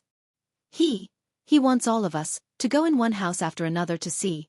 Nsora was already rambling incoherently, but it was enough for the child beggars in the 6th house to understand what was happening. The 6 small faces instantly turned pale, and even Thales could not help but feel fear in his heart. I heard crying and went out to take a peek. I saw Quide dragging Larry from the 3rd room. There was blood everywhere. Then I saw me. He grabbed Xiaofan and slammed him on the ground, and Diego tried to stop him, and then he punched him hundreds of times and Diego didn't move, and Marita and Quade pushed him into the fire. Ooh, the fire dash, Thales felt his skin crawl. It was not that he had never seen Quide beat someone up. However, most of the time, he would be stopped by multiple thugs just before he was about to kill someone. As for whether the children who were beaten up would be permanently disabled, the Brotherhood did not care about this. The 3rd house is finished, and ours. He has just been fighting the Midlands. I don't know how many houses. However, before Nsola, who was crying and complaining at the same time, could finish, Thales covered his mouth with his hand. At this moment, through Thales' actions, everyone realized that the crying and roaring next door had disappeared. The 17th house was quiet, as though the children had fallen asleep. Only a rough panting sound was left, and it was still moving slowly. Everyone knew what this meant. Almost all the children in the 6th house began to tremble. At that moment, Thales suddenly turned his head and tried his best to lower his voice. Listen, let's quickly. Bang. There was a loud sound. The door of the 6th house was kicked open. At the door, Quide's swaying figure slowly approached. His ferocious and evil grinning face looked at the 7 shivering children. Ran. Where did you run off to? You look a little familiar. Everyone in the 6th house was stunned, and Thales was no exception. Quide rubbed his nose. Thales saw that his face was bright red. It was the color of drunkenness. His hands were also dark red in color. That was the color of blood. Quide looked at Thales, who was covering Sora's mouth tightly for a while. I remember you. The expression on his face kept changing. Gradually, it changed from a sinister smile to one of ferocity and hatred. You are that brat that was caught by that damn Baldy. It's you. You must be the one laughing at me behind my back. Am I right? It must be you. Thales felt a chill in his heart. Rick carefully steered the carriage. He forced himself to calm down and felt the warmth behind his neck. Fortunately, everything was normal. That ghost did not appear. It was probably having a headache because of Quide. In front of him, the big house of the Blackstreet Brotherhood gradually approached. Rick heaved a sigh of relief. Accountant. Leork's voice could be heard. The assassin from the Brotherhood was shouting for Rick from 20 feet away. Leork's face appeared in the distance. It was as though he had appeared under the light of the torch. He asked in a dissatisfied tone, "Why did you come at this time?" This is a knife business. You want to join in the fun with that pair of accounting hands of yours? Rick was stunned for a moment. As the carriage moved forward, he saw that the small square in front of the big house was filled with the shadows of torches. They were all figures standing quietly, and every single one of them was wrapped in black cloth. The black cloth belonged to the Brotherhood. There were at least a few hundred of them. Rick suddenly realized that almost all the people in the Blackstreet Brotherhood were here. Rick quickly moved to the side and got off the carriage. He took a few quick steps forward, and with the help of the moonlight, he saw his superior, the plump Morris, who was also the boss of the human trafficking business in Eternal Star City. He was discussing something with a few other figures with different silhouettes. A 2-meter-tall yellow-haired giant, a mysterious figure dressed in a dark red long robe, and a plump and honest man. Rick was startled. He recognized them. They were the other big shots of the society. There were even a few leaders who did not usually stay in Eternal Star City. Rick walked past groups of black-clothed thugs who were armed to the teeth with axes, knives, daggers, and even studded clubs. He walked straight towards Leork. Leork, it's nice to meet you. Forget it, I will not talk nonsense. What do you want to do tonight? Rick did not like Leork, just like how he did not like Rick. They had to meet frequently because of their work. Both of them had a tacit understanding about this. However, Leork was the one who knew the most inside information and was the quickest to ask about it. Didn't the boss tell you? Leork curled his lips in disdain and glanced at Rick. Old rules. When facing the Blood Bottle Gang, other than mystic guns and infantry crossbows, you can use any weapon. The assassin, who was known for his efficiency and ruthlessness, touched the scimitar behind his waist. It was as though he was feeling the sharpness of the scabbard. Rick was shocked. Against the Blood Bottle Gang. The assassin took a deep breath and licked his lips with a playful smile. Tonight, we will take down Red Street Market. Is there still no news from Yodel? What about Sunset Temple? A middle-aged noble with gray hair asked solemnly as he faced a luxurious chair in front of the stove. Patience, my friend. We have waited for 12 years. It does not matter if we wait a little longer. The robust figure stood up from the chair and grabbed a scepter inlaid with a bright blue crystal. Upon closer inspection, the crystal on the scepter flickered with starlight slowly but rhythmically. Our pointless guesses here will only show that we are doubting Yodel's abilities. Moreover, did he not bring the flame of that lamp? I believe that he is already very close to his goal. He is just making a final confirmation, the robust figure said slowly. The middle-aged noble bowed deeply. It's not that I doubt Yodel's ability, and I've never underestimated his loyalty. It's just that. He paused for a moment and sighed. Yodel is too calm and callous. Compared to his unwavering loyalty to. He doesn't care about anything else. Just like 12 years ago, I'm worried that he. The middle-aged noble did not continue speaking, and the robust figure did not immediately reply. The robust figure walked to the French window with the scepter in hand. He looked out into the distance at the brightly lit and resplendent great temple. Even the moonlight could not compete with such brilliance. Then go and make preparations. Immediately head to the temple in secret. Once you have news, set off immediately. Do not wait for Yodel's signal. After a long while, the robust figure said slowly, I have no reason to doubt Yodel. He will not hesitate to act when it is time. Chapter 6. Warning. High energy ahead. Non-combatants must evacuate immediately. Repeat. High energy ahead. Non-combatants must evacuate immediately. When Thales regained his senses, Quiet had already grabbed him by the throat and lifted him into the air. Thales struggled and held on tightly to Quiet's hand that was strangling his neck, but he could not muster up any strength. He desperately opened his mouth wide, but he could not inhale any air. His legs kept kicking. His head started to spin. Beside his ears, all the sounds seemed to be separated by a thick layer of cloth. Coria was crying, Ryan was shivering in the hole in the wall, and Kellett was sitting in front of the hole in the wall, muttering to himself. Cinti and Ned shouted angrily and fearlessly rushed over. One of them hugged Quiet's thigh, and the other hit Quiet's stomach with his small hand. Cinti flew out and knocked over the water tank. The water splashed all over the courtyard. Ned was kicked by Quiet. He screamed and fell to the ground, unable to get up. Thales did not have the time or mood to be surprised by Ned's bravery and Kellett and Ryan's cowardice. He knew what Cinti was doing. He dug his nails into Quide's hand from the front of his neck to the back of his neck. He wanted to break free, to get a breath of air. Suddenly, his nails dug into the back of Quide's right hand. It was as if he had dug into a hollow wound. Thales did not hesitate. His face was already red, and he dug his nails into Quide's hand. Ah!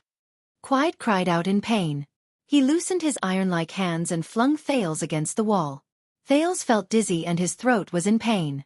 He held onto the broken wall and could not help but cough. Quide grabbed his palm. The wound caused by Jayla's knife had started to bleed again. "Damn you, Jayla Charlton. Damn you, brat." Quide endured the pain and roared angrily. His anger and drunkenness surged at the same time. Asterisk bang. Asterisk the ferocious Quide suddenly turned around and saw Ursula in the 17th room trying to escape. However, the door that Quide had just kicked down could not support his weight and broke apart. Haha, you want to run? Quide laughed sinisterly. He strode forward and grabbed Ursula's left leg. No, no. Ursula cried as she was lifted upside down by Quide. "Kid, have you ever forged iron before?" There is. No. "Haha, it's all right, I'll teach you." Thales crawled up in pain. He only had time to see Quide swing Sola's left leg with both arms and smash Sola's head against the wall behind him. Thales only had time to instinctively turn his head to the side. There was a muffled sound above his head. It was similar to the sound of a fruit and vegetable vendor in Ireland smashing a melon. That's right, it was the vendor from whom they had stolen the bright moon god statue. Coria's cries turned into piercing screams. Thales was stunned. He could not close his eyes in time. Red and white liquid splashed onto Thales' face from afar. It was warm, but also cold. Ned crawled up from the ground and witnessed everything. He broke down and screamed, then ran toward the dog hole that led to room 17. Quide opened his mouth and took a deep breath. He had an intoxicated look on his face, as if he was not inhaling air, but high-grade black pine wine.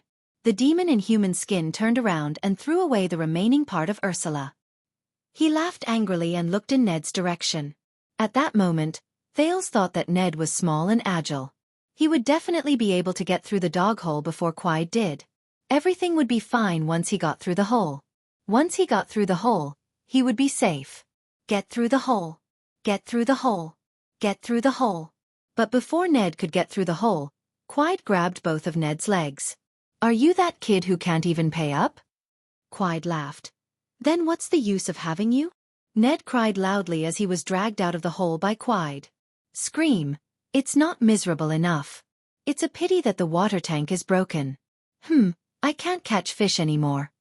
Quide shook his head to dispel the dizziness caused by the alcohol. He looked at Cinti, who had just woken up from the ground and the water tank beside him, and muttered, "Then let's make it simpler." As Ned cried and kicked, Quide threw him face down on the ground. Then, he raised his right foot and stomped on the center of the 6-year-old child beggar's back. No. Asterisk thud. Crack. Asterisk at the same time as Thales' heart-wrenching roar, there was also a heart-wrenching sound of something breaking. Everything in front of Thales became blurry. Asterisk thud. Asterisk this was Quide's second kick. Asterisk thud. Asterisk the third kick. Cinti shouted with all his might. He grabbed a piece of the water tank and rushed towards Quide. Quide only laughed loudly and kicked away the pieces in Cinti's hand. Then, he grabbed the collar of Cinti's linen clothes and lifted him up. Sorry. "I can't do anything." Thales lowered his head. In the corner, Ursula's body was still twitching silently but terrifyingly. Ned was lying face down on the ground, motionless. "I thought I was protecting these children. But I can't do anything. I can't do anything." Cinti howled and kicked. Quide's laughter became louder and louder. "Little brat, continue screaming. I like to hear you scream. Maybe I'll let you go when I'm in a good mood." Thales' vision darkened, and a familiar scene appeared in his mind. Deviant behavior. This is what we call human behavior that goes against social norms. Most people are used to calling it crime. But we must know that crime is only a very small part of deviant behavior. What we are concerned about is not the behavior itself, but the meaning and understanding of the behavior at the social level, at the collective level. Durkheim was one of the first scholars to put forward the theory of social norms, and he also looked at deviant behavior from the perspective of functionalism. There is a point of view that the enforcement and punishment of deviant behavior is one of the basic methods by which the main body of power shapes the people and shapes the social structure. This was the memory fragment from Thales's previous life. Just now, he had recovered a part of it. Demon! You demon! At this moment, Sinti howled and kicked, dispersing the scene in front of Thales's eyes. Yes, I am the demon. Quide laughed. Tell me, how will the demon deal with you? Thales took a deep breath. Damn bastard. His mind was unprecedentedly clear. He knew what to do. He should do this. He clenched his teeth and rushed to the corner of the house. He knows. Thales grabbed a stone at the corner of the house and forcefully lifted it. Then, he put his hand into a hidden hole behind the stone. Hurry up. Hurry up and touch it. Forget it. Since you have guts, I'll leave you for last. Quide laughed until his lips were asymmetrical. He fiercely pulled Sinti's right leg until Sinti's lips turned pale. Asterisk crack. Asterisk until it was dislocated. Quide threw Sinti down and stomped on Sinti's dislocated leg. Sinti's suppressed but uncontrollable howl reached Thales's ears, causing him to speed up his search. Quide left the courtyard and walked towards the house. The bright moonlight shone on Quide's smiling face through the half-collapsed roof. Ryan crossed his arms and stared at the floor beneath him. He tried his best to shrink further into the hole in the wall. Kellett crawled out of the hole in the wall shakily. He wanted to pull Coria, who was already hoarse and silent, out to escape. However, Coria seemed to be paralyzed from fear. She sobbed and did not move. Kellett did not dare to look at Sinti. He only pulled Coria as if he was pleading. However, Coria suddenly raised her head and whined like a lamb. Kelly seemed to have noticed something. He turned around and saw Quide's grinning face. He only felt something wet under his crotch. Caught it. Thales touched the thing he wanted and pulled it out with all his might. Then, Quide grabbed his right arm from behind with a delighted expression on his face. Did you think that I would miss you? Brat. I knew it. You're the most cunning and treacherous one among these little bastards. Haha. Quide gradually tightened his grip and laughed sinisterly. No. Thales felt the pain in his right arm. He struggled to turn around. At the same time, he wanted to stab Quide with the thing in his left hand. Look. Quide looked as if he had found a treasure. He dodged and avoided Thales' attack. Then, he snatched something from the boy's left hand. A dagger. Haha. Brat, you actually want to use a dagger to deal with me? Ha ha ha ha ha. What are you going to do?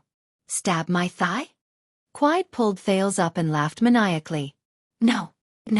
Thales thought in despair. The dagger. The sheathless dagger that I stole from Sunset Pub. That was his last hope. Yo! Quide looked behind Thales in surprise. When Thales pulled out the dagger from the hole, he used too much force and brought out a coin. Look at what I found. A silver coin? A silver coin. Ha ha ha, you really are a damn brat. You secretly hid a silver coin. Thales wanted to use his left hand to struggle, but a 7-year-old child's strength was not enough. He could only hit Quide's iron-like abdomen in vain. That silver coin was a gift from the noblewoman in Red District. Thales wanted to say that he did not lie. Copper coins. That lady only gave me 12 of them. 1 silver coin. Thales let his imagination run wild in despair. But it all came to an end. He had failed. As the price for lying, Quide did not care about Thales' punches and kicks. He only laughed sinisterly and used the dagger to pick up the silver coin. He swung it in the air and caught it with the other side of the dagger. This Mindy's silver coin of the kingdom was very valuable. It was rare even today. The front side of the coin was engraved with the portrait of King Mindy's III. In the history of Constellation, and even in the history of the eastern and western peninsulas, there was also an inscription engraved with ancient patterns. A king is not respected by his bloodline, but his bloodline is glorious because of the king. Thales could not understand this line of words at all. Its true meaning was the answer that Thales had received when he boldly asked the noblewoman. Hee. Thales thought silently. He still wanted to learn how to read, and learn the knowledge and wisdom of this world. In the end, Quide held the silver coin with the dagger again and swung it a few times. He nodded and was very satisfied with his knife skills. It seemed that he had not regressed. Then, he pulled Thales a few steps away and threw the silver coin into the fire near the courtyard. As the price for lying, I will reward you with this silver coin. Thales looked at the silver coin that was gradually turning black in the fire. He suddenly realized what Quide was going to do. He kicked even more crazily. At that moment, Thales suddenly caught a glimpse of the cripple, Ryan, who had always been timid and cowardly, shakily crept behind Quide and lifted a stone. No. Thales thought sadly. Ryan did not fight much. That stone. Too small. Too small. Asterisk thud. Asterisk Ryan did not have enough strength. The stone only hit the back of Quide's neck. But it was enough to attract Quide's attention. Run, Ryan. Run. Thales and Cinti, who was hugging his right leg in pain, shouted loudly. However, Ryan was a cripple. His leg was broken by a bad-tempered thief when he was begging. He became a cripple after he became a child beggar who lacked medicine. Ryan retreated in fear. He turned around and ran away with a limp. Thales was dragged by Quide as he chased after Ryan. Soon, Quide caught up to Ryan. Quide was so angry that he laughed. Cripple. Quide opened his mouth wide and panted like a wild boar. Smashing just now was really fun. Asterisk plop. Asterisk Ryan was kicked to the ground. His eyes were filled with fear and regret. I. Without waiting for the terrified Ryan to finish speaking, Quide raised the dagger in his hand and ruthlessly stabbed Ryan's right wrist. Ah! Ryan's screams were deafening. Even Thales trembled a little. Aren't you a cripple? You have a broken leg. Quide shouted crazily. You should at least be symmetrical from top to bottom. Then, Quide pulled out his dagger. The smile on his face became wider. He pushed Thales to the ground with one hand and turned around to focus on Ryan. He viciously kneed Ryan's stomach. He raised the dagger and aimed it at Ryan's wrist that was already pierced. It was like sawing wood. Start. Cut. Thales closed his eyes in pain. No. No. No. That. Ryan's screams had already turned into a continuous, unrhythmic wail. Cinti's angry roar rang in his ears. Thales did not look at Coria, who was still sobbing. He also did not look at Kellet, who was silent. Please, let this end quickly. Quickly end it. When Ryan's continuous wails turned into painful moans, Thales, who was already numb, felt his collar being grabbed by Quide again. He felt a burning sensation. Thales opened his eyes and saw the dagger in front of him. There was a silver coin on top of it. It was a silver coin that was scorched black by the fire. The burning heat assaulted him. Open your mouth, Quide said fiercely and coldly. Beside him, Ryan held his bloody right hand. There was no emotion in his eyes. He just lay on his side in a daze. His body trembled from time to time. There was only a bit of flesh left on his right palm that was connected to his wrist. Thales retracted his gaze and looked coldly at Quide. Are you not willing? Quide shook his head and chuckled. Then your eyes will do. After he finished speaking, he grabbed the dagger and the silver coin that was burnt black and moved it closer to Thales' eyes. The burnt black King Mindes was getting closer and closer to his eyes. The inscription became clearer. A king is not respected by his bloodline, but his bloodline is honored by the king. Just as it was about to touch his eyes.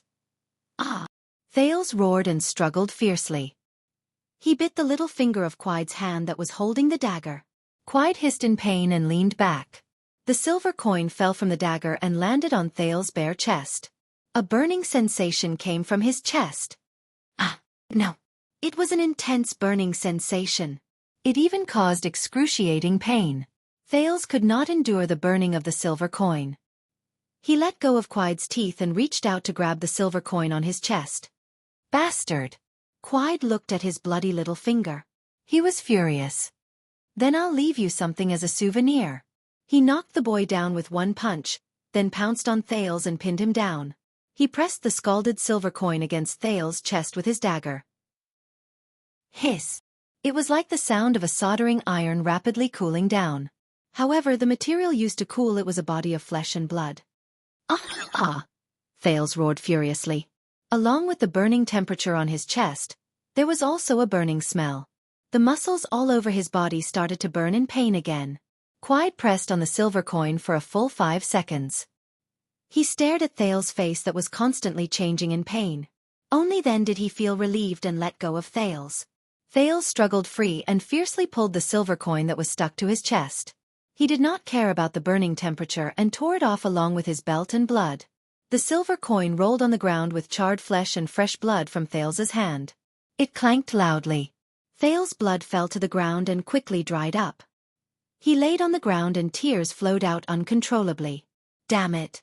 He was obviously an adult, wasn't he? Why did he want to cry? What a pity. It would have been better to swallow it or press it against my eyelids. Quiet carefully picked up the silver coin and threw it into the fire. It's okay. We'll do it again in the next round. Thales closed his eyes tightly. The burning sensation on his chest did not seem to weaken. Instead, it became stronger and hotter. There seemed to be a surge of power. It was accumulating. Just let me slit Quide's throat. He muttered in his heart. When Thales opened his eyes again, he only stared coldly at Quide. Quide looked at those lifeless eyes and suddenly felt a little bored. Hey brat. Don't you want to play any more? Quide kicked Thales. Thales only stared at him coldly. Come on, he thought. This time, whether it's my eyelids or my nose. You can burn it however you like. After all, I can't do anything after I transmigrated, can I? Quide looked into Thales' eyes and confirmed the coldness in them. Quide hated this kind of coldness. When he was collecting debts, he hated this kind of debtor the most. This meant that no matter how much he tortured the other party, he would not be able to collect any money. Boring. Quide spat and thought fiercely. The fun has been ruined. I've wasted too much time. However, when he turned around and saw the other two child beggars in the hole in the wall, his eyes brightened again. Under Coria's cries and Kellet's fearful gaze, Quide reached his hand into one of the holes in the wall in the sixth house. He reached for the only and youngest girl. Thales' pupils instantly focused. Cinti looked at this scene in horror. Even Ryan put down his broken hand and raised his head. No. That's Coria.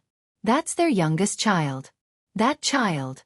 The burning sensation in his chest became hotter and hotter. His muscles also felt like they were on fire. Coria only cried loudly.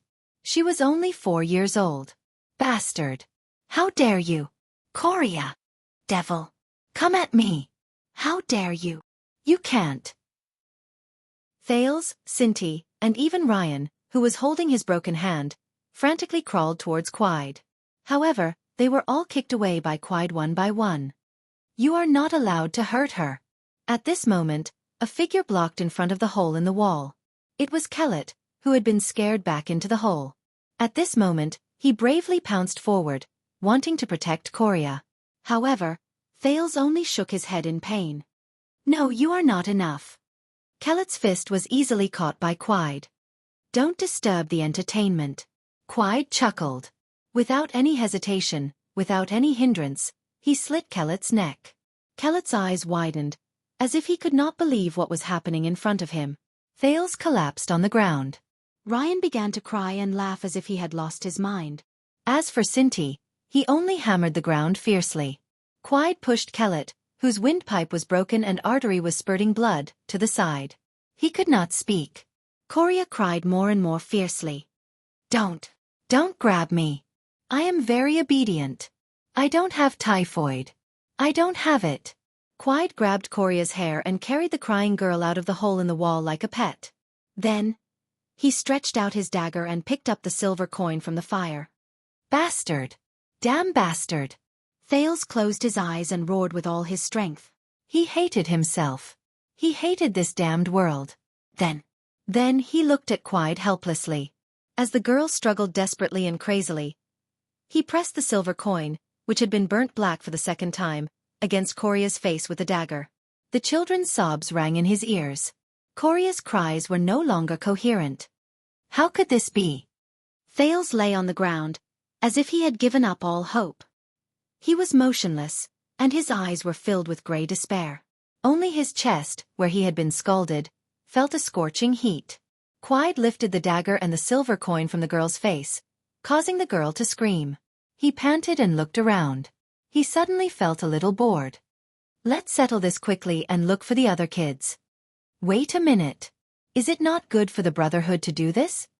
Quiet's drunkenness began to subside. Who cares? Since Rick and his thugs did not appear, it's not a problem. He closed his eyes and shook his head. Then, he wanted to use both hands to break the girl's neck. Ha! When he raised his left hand, Quiet suddenly felt strange. Didn't I hold the dagger and press the silver coin against the girl's face? Dagger? He did not think much about it. Quiet continued to raise his left hand and touched Coria's neck. At this moment, Thales, who was lying on the ground, seemed to have touched something with his right hand. It made him tremble slightly. A dagger? He did not think much about it. Thales trembled as he got up and hid his hand behind his back. Everything happened just like that. In Cinti's eyes, Thales, who was trembling on the ground a moment ago, suddenly jumped up. Go to hell. The 7-year-old transmigrator used up the craziness of 2 worlds and 2 lives to stab and twist Quiet's neck. So annoying.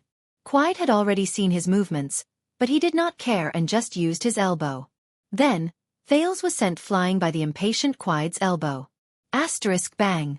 Asterisk Thales' head hit the side of a hole. He saw stars, but he still stubbornly raised his head and looked at his hand. He was holding the dagger that he stole from Sunset Pub.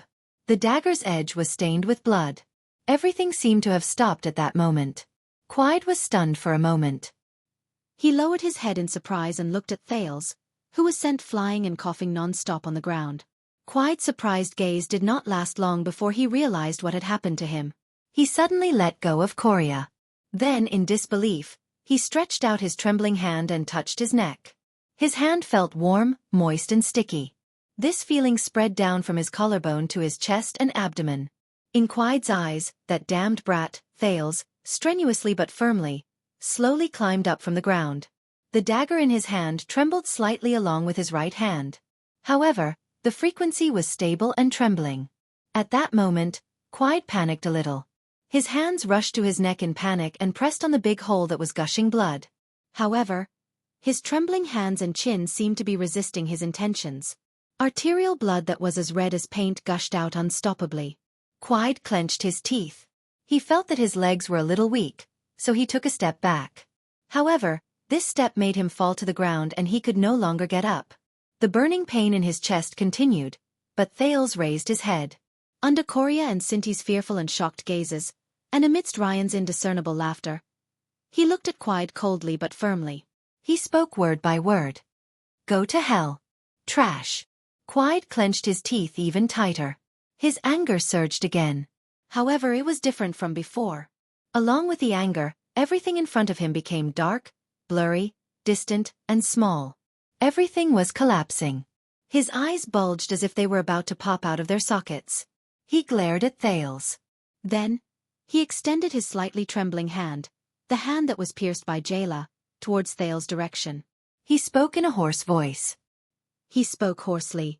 Damned brat! His blood-stained hand swept past Thales' ice-cold face. Chapter 7. Bite this piece of wood tightly and you will feel better. I'm sorry.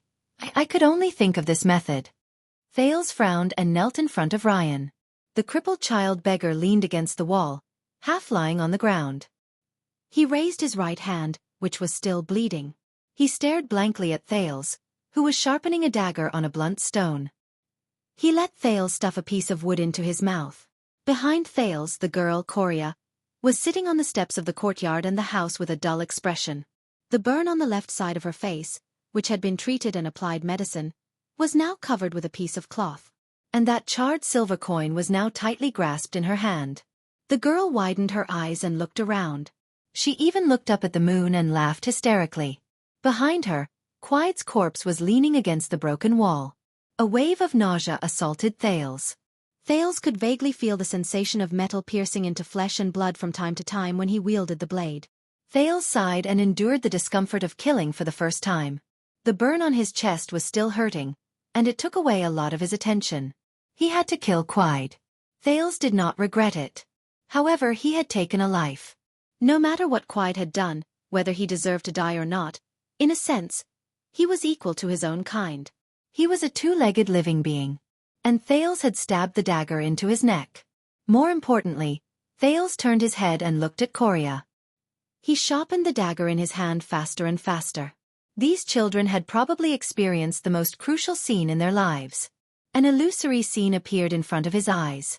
The light from the projector and the words on the slide appeared like breaking waves. The paper I will be reporting for today's class is mainly focused on the field of psychology. From the perspective of developmental psychology, childhood and adolescence are the most crucial period for the formation of a person's mind and personality. Bloom's follow-up research found that the environment, interaction, and behavior experienced during this period are strongly related to the future personality and psychological development. Many theoretical studies also believe that this influence may last for a lifetime. Thales shook his head and buried another piece of memory that had been retrieved deep in his heart. The mental health of the child beggars was secondary. The problem at hand was how to survive. Thales suppressed the disgust in his heart and shifted his attention to the dagger in his hand. The dagger was not even as long as an adult's forearm. It was single-edged, and the tip of the blade was slightly curved. The wooden handle was wrapped with a black leather belt to prevent slippage, and the two sides of the blade were smooth. Ha! Thales suddenly noticed that the word JC was engraved on one side of the blade after being washed by the fresh blood. JC. Thales' gaze changed slightly, and a thought struck him. Haha, no matter how many tricks, how many schemes, and how clever they are not as useful as JC's dagger, Thales thought. Then, Thales' gaze turned cold. A moment ago, he was still sharpening the blade, but in the next moment, it appeared beside Ryan's severed hand. Chi. Thales cut down without hesitation. The blade cut off the last bit of flesh between Ryan's palm and wrist. Yes. Humph. Ryan's body spasmed violently like a prawn in the Asur River that had fallen into boiling water. He bit the firewood tightly, and a frightening sound came from his throat. His eyes were tightly shut in pain, and his face was distorted into an exaggerated shape. Tears and snot flowed down his face. Thales quickly pulled over a strip of cloth with medicine. It was actually just some dragon grass, wrapped it around Ryan's severed hand, and tied it back and forth violently. Hopefully this will work, stop the bleeding, and prevent infection, or else. Thales looked at the fire and shook his head. Ryan was still convulsing in pain. Thales pressed down on his severed hand with one hand, and pulled him into his embrace with the other. Hang in there, Ryan. It'll be over soon. Hang in there. Thales comforted him softly with his eyes closed. The burn on his chest was grazed by Ryan's hair, and he felt a piercing pain. Thales looked to the other side. Kellett, Ned, and Ursula were lying quietly under the moonlight. It was as if they were asleep. Ryan's breathing gradually became regular, but Coria began to sob softly again. Thales, sob, I'm so scared. Coria doesn't have typhoid. Coria is already healed. Thales put Ryan down, turned around, and held Coria in his arms. He carefully avoided the burn on her face, and patted her gently. It's okay, Coria. It's okay now. I'm sorry. I didn't protect everyone. Thales. Thales opened his eyes and looked at Cinti, who ran back, panting. He asked calmly, "How's the situation outside?" Cinti was the least injured among the children in the 6th house. After Thales helped him reattach his dislocated leg, he was sent out by Thales to gather information and spread the word about the possible arrival of the members of the Brotherhood. Cinti's life as a child beggar allowed them to master a lot of self-saving knowledge, such as reattaching bones, or dismantling bones. No Rick, no thugs, no one from the Brotherhood. It seems that the people outside the abandoned houses don't know anything. Cinti was the oldest and had a tacit understanding with Thales for a long time. He directly told Thales what he was most concerned about. Quiet seems to have gone to many houses. Some people managed to escape. However, excluding us in the 17th house, there are at least 6 or 7 houses with no movement. Thales' eyes dimmed. The 6th house was not the abandoned house closest to the main door. He could roughly guess the fate of the child beggars in those houses. Now the child beggars know what happened. Everyone is spreading the news that the Brotherhood wants to kill all of us. Some people are hiding in their houses and dare not come out. However, most of them ran to the streets. Some even want to escape. Thales' eyes brightened. Wait, you said that the thugs are gone?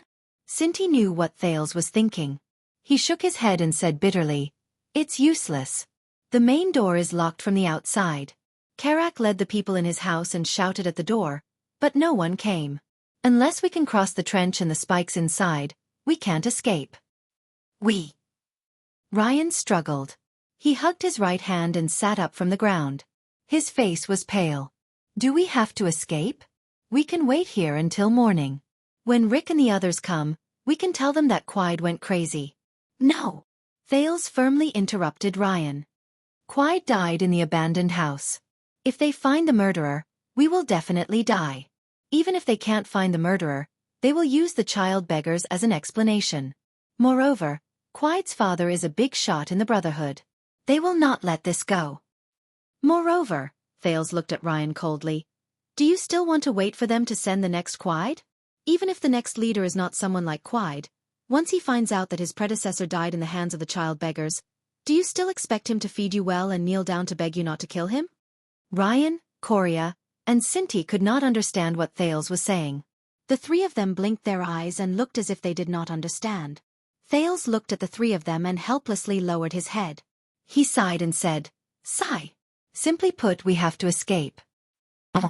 The three children nodded in unison as if they were suddenly enlightened. Thales shook his head helplessly. Suddenly, a scene appeared in front of his eyes. Heavy snow swirled on the scattered streets. A graceful figure hopped and skipped as she walked in front of him, mumbling incessantly. So, Weber used his observations and historical data to summarize the origin of capitalism in Europe. In his book, he mocked Old Ma for saying that the economic base determines the superstructure. Although I don't understand what you are talking about, it sounds very powerful. Sigh. Simply put, Weber is using his intelligence to crush Old Ma. Oh, is that so? Then let's go eat hot pot. Obviously, you are the one who asked me what lessons I had today. Can you not change the topic so quickly? And why are you changing the topic so naturally? Then it's decided. Korean-style barbecue. Assault freedom. Attack. Wasn't it about hot pot just now? Hey, don't push me. And what assault freedom? I already said don't push me. Thales closed his eyes tightly and dispelled the illusion of the memories that surged back to him from the void. Recently, the memories were surging back more frequently. Past events appeared one by one. But not now. It cannot be now. There are more important things to do now. Thales opened his eyes and found that the three children were waiting for his decision. He stood up gently and pulled Ryan up as well. He took a deep breath. First of all, when there is no one outside, move Quide out of the sixth house. Although he is very heavy, we cannot let anyone know that his death is related to us in the short term. Then, Sinti, go and secretly pass the message to everyone. You must do it secretly. Don't let anyone know that you deliberately passed the message. Tell them that there are 5 loose spikes at the bottom of the trench on the left of the fourth house. Remove them and cover the remaining 2 spikes with a stone slab or something. Then, they can escape from the abandoned house. Sinti was shocked. You found the secret passage in the deep trench? Secret passage. Ryan and Korea seemed to be shocked as well. Thales did not say anything. He only patted Sinti's shoulder. Go. That was not a secret passage dug by a powerful senior child beggar. The so-called secret passage was dug by him using the excuse that he could return at night by begging at the West City Gate twice a week. He took a dagger, tree vines, linen, and a corrosive agent from the pharmacy and secretly dug it over the past 4 years. It was like Errol's Shawshank's Redemption. As for the legend, it was simply a fantasy. There was never a savior, was there? Thales patted Sinti's shoulder again. The latter nodded and was about to turn around when he scratched his head. He seemed to have thought of something and asked doubtfully, "Why do we have to tell everyone? Can't we escape by ourselves? The more people there are, the harder it will be for us to escape, and the slower we will be." "No," Thales said in his heart. "The Brotherhood is not to be trifled with. They have spies in every street, every road, and every corner of the 3 lower districts. The outskirts of the West City Gate are also filled with their lackeys. For a few child beggars who were not even 10 years old, even if they escaped from the abandoned house, it would be difficult to escape from the Brotherhood." Thales' original escape plan required another half a year. He would then be able to completely figure out the pattern and rhythm of the Brotherhood spies between the 3rd district of the lower city and Red Street Market. Then, he would be able to prepare supplies from Sunset Pub and Grove Pharmacy. Then, the possibility of their escape would greatly increase. as long as they could escape to Red Street Market. But now was not the best time. But in order to survive, they had to escape. Accidents always came suddenly, right? So, he had to turn the escape of the sixth house into a mass commotion among the child beggars. If only the sixth house was missing, it would be too obvious. The Brotherhood would soon find them. Secondly, the more people there were, the slower they would escape, but the safer and more inconspicuous they would be. However, if he had to list out these reasons one by one, Thales raised his head and looked at Cinti. His piercing gaze made the latter feel uncomfortable. Cinti, do you still remember the promise we made 4 years ago? Cinti was stunned for a moment. He lowered his head and pondered for a moment. When he raised his head, his gaze had already become firm. Of course. Cinti looked at Thales, at the boy who was a head shorter than him, and slowly said, "You are in charge of thinking, I am in charge of doing." Thales nodded solemnly. "Let's escape together." Jayla Charlton watched in boredom as the last customer walked out of Sunset Pub. She then stood up lazily and kept his cup. There weren't many customers today, especially the Brotherhood's own people. Many of them had been transferred to participate in that big operation. Even the cook, Edmund, had gone with a machete. It was said that he was going to return a favor. The old man had not been back for a long time. Boring. Jayla glanced at the clock on the wall. It was 3:30 in the morning. It was a little early. However, that clock was also a little slow. That clock is already very old, Jayla thought. Even the back groove of the eternal oil is rusty.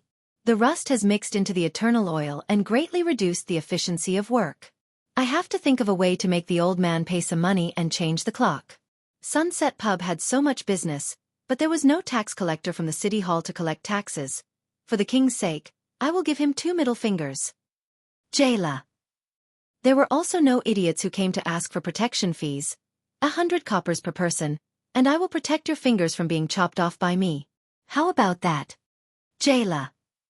Even the stock of goods was obtained from the Blackstreet Brotherhood's own channel at a discounted price. Nair Rick, you are in charge of the accounts. Hurry up and tell these brothers on the ground, and also my knife, what price should you give me when I purchase the goods? Jayla. It should be possible to pay some money to change the bar's clock, right? That stingy old man. After closing the main door and dealing with the matters at the bar counter, Jayla put down her apron and rag, tightened her leather pants, extinguished the everlasting lamp at the front desk, what an ironic name, and walked into the kitchen. It was a little early today. According to the old rules, after she finished her training, there was still. The next moment, Jayla's expression became cold and fierce. She instantly lowered her body and bent her knees to a position where she could easily exert force. The wolf limb blade, which was famous in Blackstreet, instantly moved to her left hand. The blade flew out like a bolt of lightning. Asterisk thud. Asterisk the wolf limb blade fiercely stabbed into a wine barrel. Only a small part of the blade was exposed, and the hilt was still trembling. Ah! It was a little girl's terrified scream. Jayla slowly straightened her body and sheathed the other wolf limb blade in her right hand back into her boot. Then, she lit the everlasting lamp beside her. The lamp illuminated the dark kitchen, and a few small figures appeared. Jayla. Thales, the boy who was frightened by the wolf limb blade, forced a smile. He raised his slightly trembling right hand and shook it unnaturally. Hey, it's me. Jayla stared at him coldly and did not say a word. Her gaze was sharp and terrifying. Coria shrank her body towards Thales in fear. Jayla suddenly walked over. Thales felt the 3 child beggars behind him take a step back unnaturally. I know, Jayla said coldly. Otherwise, I wouldn't have been aiming at a wine barrel. Jayla walked in front of him and pulled out the wolf limb blade from the wine barrel that was 2 inches away from Thales' left ear. She twirled the blade in front of him as if to demonstrate her strength before she sheathed it into her boot. And you brat! Thales rolled his eyes in his heart. He instinctively raised his hand to protect his forehead, but a slender finger had already poked him. Ah! It hurts. You must call me Sister Jayla. When I came in from the back door I didn't see Edmund, so I wanted to go to the kitchen to take a look. They were now in the cellar of Sunset Pub. The 3 child beggars, aside from Thales, were leaning against the large sack of food. They were restless and chewing on the white bread in their hands with great difficulty. They had not eaten such good food for a long time. A little further away from them, Thales sat on a wine barrel that was twice his height. He looked straight ahead at Jayla Charlton, who had her arms crossed in front of her chest and one leg leaning against the wall. She looked languid but valiant. If this was his previous life, Thales would probably look at her from head to toe with an appreciative gaze. Then, he would look up at the sky and reminisce about the beauty of this world. Ha! What would Thales do after that? Nonsense. Of course, he would go home and do whatever he needed to do. As for now, sorry, this body is still young. Tell me directly. Why did you come to me? Jayla still had that cold expression on her face. She went straight to the point. But Thales was already used to it. Ever since he first met this big sister, who was only 16 or 17 years old in the trash behind Sunset Pub 4 years ago, she had always spoken and acted in this manner. He knew that this was the kind of person she was. Quite has gone mad. He killed almost half of the child beggars in the abandoned houses. Thales said with a solemn expression. At the same time, he silently clenched his fists. Mother ****. From the moment Jayla saw the scarred child beggars, she had a faint suspicion about what happened earlier that day. Jayla's expression did not change, but she began to curse Rick in her heart. That accountant, I knew that you did not have any good intentions when you poured Shaka wine into Quide's mouth. Why did I agree to his request just for 10 gold coins? 10 gold coins, 10 gold coins. This kind of thing would definitely anger the Brotherhood. 10 gold coins. I should have at least taken 20 gold coins from him. Furthermore, no one came to stop him, and no one came to save us. We could only escape on our own, Thales said dejectedly. The scene from a few hours ago seemed to have replayed itself. And sigh, half of them are child beggars. Jayla closed her eyes and sighed. I understand. You guys can hide here for a day. Don't worry, with me here, that gorilla will not dare to come. If he comes, I will chop off his hand. Jayla looked at the other 3 child beggars and frowned. She could recognize the new injuries, especially the child whose right hand was wrapped in cloth. When Edmund comes back, I will ask him to look for Rick and the people above. Quide did such a thing. He will not be able to escape. This guy, why didn't he die earlier? Jayla was a little dispirited. She put down her leg that was leaning against the wall and stood up. Thales' eyes darkened. He looked at the 3 child beggars and let out a deep breath. Then, he looked at Jayla. The Brotherhood has a big mission today. That's why the guards and patrols are lax. If you guys can escape, it must be. Sigh, forget it. I will go get some medicine. If you want a doctor. Wait, brat, what happened to you? While Jayla was talking to herself, she suddenly realized that there was something wrong with Thales. His body was also covered in wounds, and the clothes in front of his chest were torn to shreds. His right sleeve was even covered in blood. That's not right. This brat's gaze. Jayla suddenly walked in front of Thales and dragged him down the wine barrel. Then, she squatted down and held Thales' shoulders with both hands. She looked straight into his eyes. Jayla's gaze suddenly became very serious and anxious. Brat, could it be that you? Thales did not dare to look into Jayla's eyes. However, after a few seconds, he adjusted himself and raised his head with determination. Thales heard his voice was calm and unshakable. Chapter 8. 5 hours ago. Lorbek Dara was 43 years old. He was a first-class police chief affiliated with the city defense team. He was in charge of the Western City Police Station, which was responsible for the safety of the west side of Eternal Star City. 20 patrol teams, a police officer of various sizes, and countless civil servants were all under his command. More than 100 police officers equipped with excellent suppressive equipment such as electric batons, mini crossbows, anti-charge shields, fog bombs, and thunderstorm bombs. Nearly 300 high-quality soldiers equipped with anti-mystic equipment such as the Fallen Demon Sword, Arc-Light Shield, Perpetual New Armor, and energy-breaking crossbows. 20 swordsmen of eradication, who were the elite military force of patrol captains, were all under his command. This was very rare for someone who was born into a low-level noble family. Lorbek's father was just a small lord in Kira County in the west of the kingdom. If he had not climbed up the Covendier family's high branch, It would have been impossible for him to become the chief of the Western City Police Station of the capital, Eternal Star City, at this age. In this wonderful relationship where he showed sincerity to the Covendier family and received an official position in return, there was only a small fly in the ointment. That was, he was responsible for a total of 6 districts in Eternal Star City. They were the 3 districts of the Western District and the 3 districts of the Lower City. Yes, it was the front line of the bloody battle between the Blood Bottle Gang and the Black Street Brotherhood. A small fly in the ointment. A fly in the ointment? Bah! Oh, by the king's grace, this is simply a huge misfortune. Oh, he was also responsible for the patrol of the Western City Gate and the safety of the streets. This was what his white-haired predecessor had warned him when he handed over his position. You must instruct your subordinates that when they set off from the barracks and pass through the Western District and the Lower City District to the Western City Gate. Yes, his predecessor believed that the Western City Gate was the only place for the patrol team to patrol. For the police, the Western City Gate was the only place where they needed to enforce the law.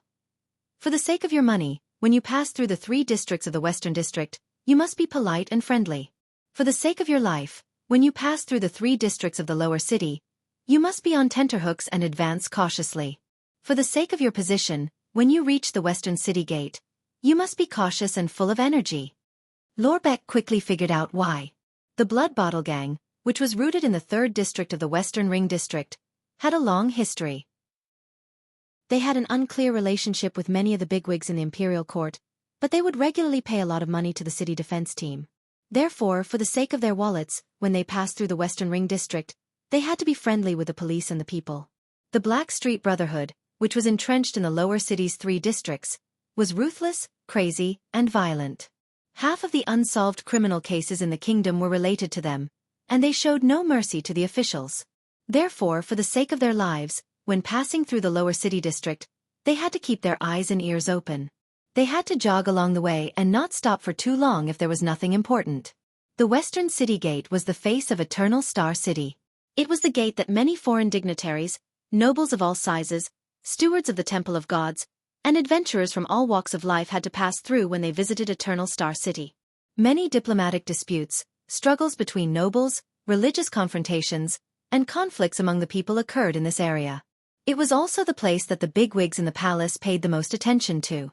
Therefore, for the sake of their positions, when they were on duty at the Western City Gate, they had to be fair, strict, diligent, dedicated, and selfless in serving the people. In summary, in the 3 years that Director Lorbeck had been in charge of the police station, half of his hair had turned white and he had 3 more wrinkles. Because he did not return home at a fixed time, his wife often protested against him in bed. This was understandable. At this moment, Lorbeck sat at his desk and looked at the moonlight outside the window with a worried expression. He did not want to work overtime either. It was just that there was an important person who had called him tonight, so he had no choice but to work overtime. Also, he was not worried about his work, but about the rash young man in front of him who worked for him. The 25-year-old Cohen Caribbean, who had just been promoted to patrol captain 2 months ago, relied on his superior skills even among the swordsmen of eradication. It would be even better if he could defeat that pervert Miranda, Cohen, and his good family background. Sigh, old man, it would be even better if you were a king, then I could also be a prince. Ouch, why did you hit me? Sigh, old man, it would be even better if you were a king, then I could also be a prince. Ouch, why did you hit me? Cohen, as well as his military experience, which was rare among young nobles. After he was discharged from the army. Damn old man. I didn't sign it. How did I get discharged? It must be because you shamelessly. Ouch, why did you hit me again? Cohen, he became the first trump card of the 20 patrol teams of the Western City Police Station. They all say it's because I have a good father, but old man, you must know better than anyone that I don't have a good father. Ouch, old man, if you hit me again, I'll get angry. Cohen. At this moment, Cohen was wearing a neat and dignified military cap, with a few strands of beautiful blonde hair peeking out from behind the brim of the cap. He was wearing a well-tailored blue meteor star uniform, which accentuated his strong and well-proportioned figure. On his feet was a pair of black military boots that did not reflect light. Coupled with his determined and heroic face, he was the undisputed lady killer in the capital. What a pity! If I were 20 years younger and transferred to Eternal Star City earlier, I would probably be in existence that would make all the noble ladies in the capital scream. These were Chief Lorbeck's daydreaming thoughts. because the young and heroic maiden killer, Cohen, was speaking righteously and resolutely explaining his point of view to Chief Lorbeck. He patted his chest resolutely, as if to let his superior know of his determination. Sir, in summary, I think it is absolutely inappropriate to empty the garrison forces in Red Street Market. Especially tonight. There is a high possibility of a violent conflict between the Blood Bottle Gang and the Blackstreet Brotherhood. In addition, I have received information from my subordinates that the Blackstreet Brotherhood is in front of the headquarters. You still have spies in Blackstreet. Chief Lorbeck yawned and interrupted him. It is indeed difficult to plant spies in the Brotherhood. Cohen scratched his head in embarrassment and curled up the corners of his mouth.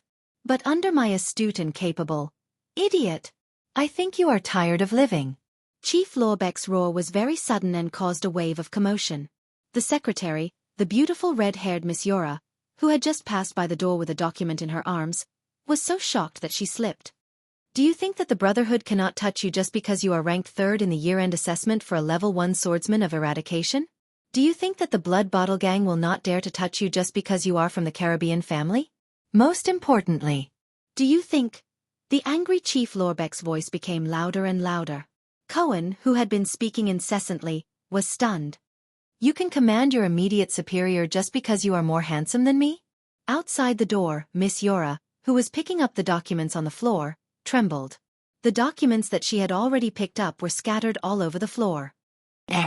Chief, I have gone off topic. Although I am handsome, the Brotherhood... Shut up. Idiot. The angry Lorbeck suddenly felt that there was a reason why his old classmate's son was beaten up by his father every day. Lorbeck took a deep breath and said slowly, I know how you feel. I've also been hot-blooded before. 3 years ago when I was transferred here, I also thought that one day, I would clean up all the evil and darkness in the Western District, so that the citizens could walk on the streets with peace of mind and not have to be on tenterhooks. But do you really think that the Blood Bottle Gang and the Blackstreet Brotherhood are just gangs that can't be shown in public? I sent out 20 swordsmen of eradication, who can fight against 100 people, and 400 guards and patrol soldiers, and you think that you can wipe them out in one fell swoop? The Blood Bottle Gang has 2 mystics, 8 psionic warriors, 12 omnipotent fighters, 3 or 4 great assassins, 6 powerhouses, and 13 generals of the Brotherhood. Do you know how many of these people are superclass and even supreme class people? Also, they are spread all over the kingdom. Their influence extends to the Western continent's thugs, bandits, rangers, and adventurers. They have a pervasive intelligence network, a deep-rooted network of relationships, a sizable business network, a network of interests that can affect one's life, and a network of secrets. Do you think they are all vegetarians? Do you think this is a war against the Baron Bone people and the orcs on the Western Front? Do you think that my police officers and city defense soldiers have no families, children, social connections, or burdens? Do you think that they will be willing to die for you just because you yell? Even if the 2 gangs are wiped out, what about the secret affairs of the nobles that are related to them? What about the oil and funding of the administrative departments that rely on their threats to survive? What about the annual offerings they give to the important people in the palace? What about the poor, rioters, and unemployed people who have lost their livelihood after losing the gang's restraint and protection? What about the people who no longer pray and donate to the temple without the gang's oppression? What about the rare medicines and strategic resources that can only be smuggled in through the gangs in the city's pharmaceutical, alchemy, and farming markets? What about the shortage of supplies? What about the adventurers, mercenaries, and psionic warriors who have lost their livelihood? What about the local gangs' overt and covert cooperation? What about the kingdom's secret intelligence department's inability to grasp the underground movements of foreign spies? Have you thought about all these miscellaneous things that you can't not consider? Why do you think I cleared out Red Street Market tonight? That's right. Let me tell you, because a certain important person told me that the place will become the bloodiest battlefield tonight. No matter who gets close, it will not end well. So not only do I want to clear out the place, but I also want to put up a curfew notice and warn everyone not to get close. Why do you think we're working overtime today?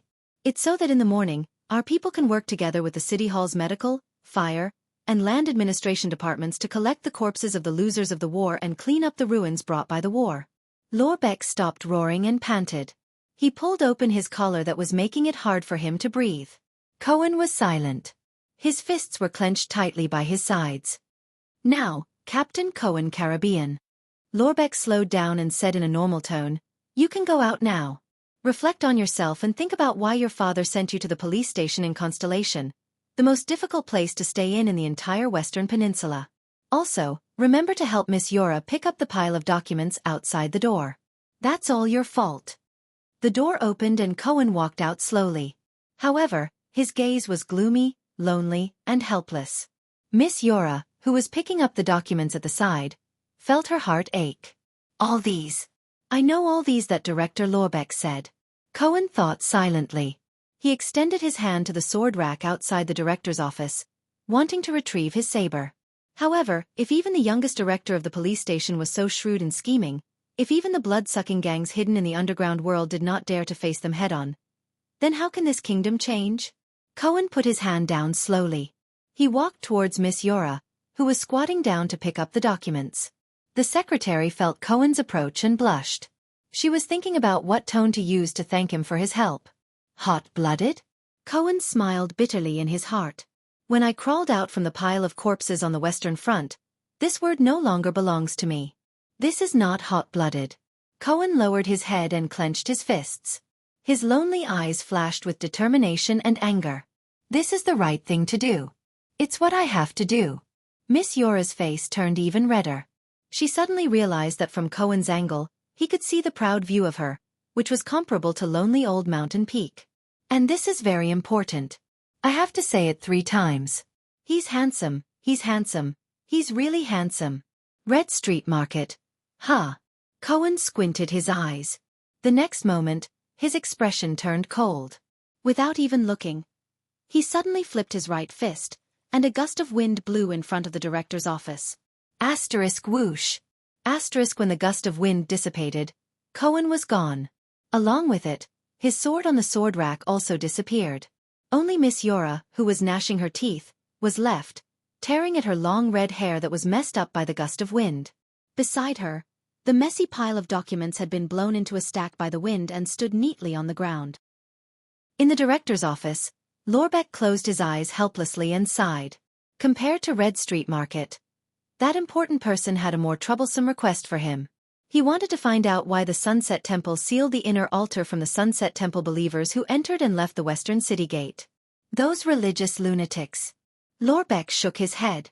How could he dare to provoke anything related to the oracle? Especially that shrew sunset goddess. Bah bah bah. Lorbeck shook his head and threw the thought out of his head. If it was 300 years ago, he would have been sent to the Inquisition by the temple priests of the Sunset Goddess just because he had this thought. From the looks of it, although the 2 magic empresses were shrews with bad tempers, they still did some good deeds. Bah bah bah. Lorbeck shook his head and threw the thought out of his head as well. If it was 100 years ago, he would have been sent to the demonic prison by the Empress Kingdom's demon guards just because he had this thought. Back to the present. You said you killed Quide? Jayla looked at Thales in shock, as if it was the first time she truly knew him. Yes, and Thales was extremely calm. He gave this beautiful and dangerous young woman a seemingly outrageous suggestion. Please help the 4 of us escape from the 3rd section of the lower city. Thales was not just trying his luck. During his 4 years of begging in the abandoned houses, his world was not just filled with darkness. Other than the few children who helped each other in the house, the helper in Grove Pharmacy, Yanni, and the seemingly unapproachable female bartender in front of him. Speaking of which, was she really just a bartender? These were the few warm colors that Thales found in this world. 3 years ago, if it were not for her, he would have been bitten to death by Morris' angry wolfhound while he was looking for food in the trash outside Sunset Pub. After that, Morris grumbled for a long time. Why was it that the angry wolfhound that he had raised for 6 years could not be tamed? It actually ran away and disappeared on its own. Say that again? Jayla seemed to have heard the most unbelievable words, such as the devil from hell returning to the human world, or the gods descending upon the human world. I mean, I would like to ask you, but Jayla interrupted him. You have just killed the most terrifying force in Constellation's underground world, Quide Rhoda, the only son of Blackstreet Brotherhood's leader in charge of the beggar business in Eternal Star City. He is also the boss of firearms, Ironheart, Shanda Rhoda. Jayla finished speaking in one breath. With a steely expression, she extended her slender index finger and poked Thale's forehead. Then, you still want me to protect you, betray the most terrifying force in Constellation's underground world, and escape from the Blackstreet Brotherhood's hunt and pursuit? Not exactly. Thales rubbed the finger mark on his forehead. Under Jayla's murderous gaze he smiled sheepishly and said, "But that's about it." Jayla digested this news for a long time. Although Thales was anxious, he still waited quietly. Jayla came back to her senses and sighed. However, her expression quickly returned to being cold and indifferent. "Humph. Going against the entire Brotherhood for you? Do I look like such a good person to you?" "No, it should be. Do you think I look like a good person to you?" "You don't need to meet the people from the Brotherhood," Thales said anxiously. "We have our own escape plan. You only need to give us some food and supplies. You only need to help us hide from the Brotherhood's eyes and ears on the way from the 3rd district of the lower city to Red Street Market. This is a piece of cake for you." "I beg you," Thales said solemnly. "We only have you to rely on, Sister Jayla." However, Jayla did not seem to buy his words. "Humph. You are just a little beggar." Jayla laughed coldly. "No matter what, I am still a member of the Brotherhood." "What makes you think that I will not immediately hand over you, the murderer of the Brotherhood's leader, and the accomplices?" Thales was silent for a moment. Jayla tilted her head and waited for his answer with a faint smile. "Because I believe in you." Jayla was stunned. She did not catch up to Thales' logic. "What?" Thales enunciated each word clearly and firmly said, "Because I believe in you, and I want to be a good person." Jayla was stunned. Did I get the wrong script? So, to use his weird language, he could actually say such silly things? This brat. Isn't he always quite mature? And he's a member of the Brotherhood, someone who grew up in a beggar's nest, right? Why is he suddenly? Did he watch too many dramas in Dark Knight Temple recently? The story of the friendship between the hero Chara and the prophet Kaplan? Or was his brain damaged by Quide? But Thales took a deep breath. What he said next made her speechless for a long time. "I know that almost everyone in the Brotherhood is scum and scoundrel. They are all perverts with blood debts. They are mad wolves and demons in human skin. To them, sympathy, kindness, conscience, and compassion are not even as good as the mud in the sewers. They sell young girls whose families have been ruined to brothels. They beat desperate children until they are disabled. They sell drugs to teenage girls. They extort diligent merchants until they are penniless. They force farmers who sell their children to starve to death when they encounter natural disasters. They capture people who cannot pay their debts and sell them as slaves in the desert. They work together with degenerate nobles in the ugliest of secrets. But I also know that many of them are forced to make a living. They are all forced. They are all influenced by what they see and see since they were young. They are all unable to extricate themselves from it. They all want to survive. They all have their own reasons of, I can't not do this. That is why they become the Brotherhood's most vicious pawns and ruthless thugs. But it is precisely because of this that I feel that in this kind of environment and situation, besides surviving, I can still persevere. I can hold on to a little sympathy, a little compassion, a little kindness, a little conscience. I can persist in doing good deeds. I can be a good person. I can give up the idea of earning dirty money with my knife skills. I can give even the most destitute drunkard a cup of free ale. I can give a cloak to a beaten woman. I can even kill the beloved dog of the Brotherhood's leader to save the life of a child I don't know in the cold, windy garbage dump. I can even help him, support him, and care for him." Jayla furrowed her eyebrows tightly. She did not realize that she had started to bite her lower lip. When he said this, Thales raised his head and looked at Jayla. His gaze was sincere and hopeful. "To be able to do all this, I feel that it is more difficult, more dangerous, and more comfortable than being a pure bad guy in the Brotherhood, a bad guy who abandons his beliefs and conscience, a bad guy who commits all sorts of crimes, and who is happy and comfortable every day." "Stop." Jayla raised her head with an indignant expression. Her eyes were red. "Brat, you are not related to me." How dare you?" But her words were interrupted by Thales, who did not care. "Jayla Charlton, I have seen your knife skills when you split a dog into 3 parts. I have also seen you chop off the finger of a troublemaker. I also know that the customers in Sunset Pub are very afraid of you. I know that even Quide, Rick, and even Chief Morris are polite to you. When they know that you lower the price of their goods, They dare not say anything even though they are angry. I do not know the meaning of the surname Charlton in the Brotherhood, but I think that your hands were once stained with blood, and you even killed a lot of people. Perhaps your family and the people around you are all members of the Brotherhood. Perhaps your father, brothers, and sisters are all people who have committed many crimes. Jayla did not interrupt him. Instead, her expression was desolate.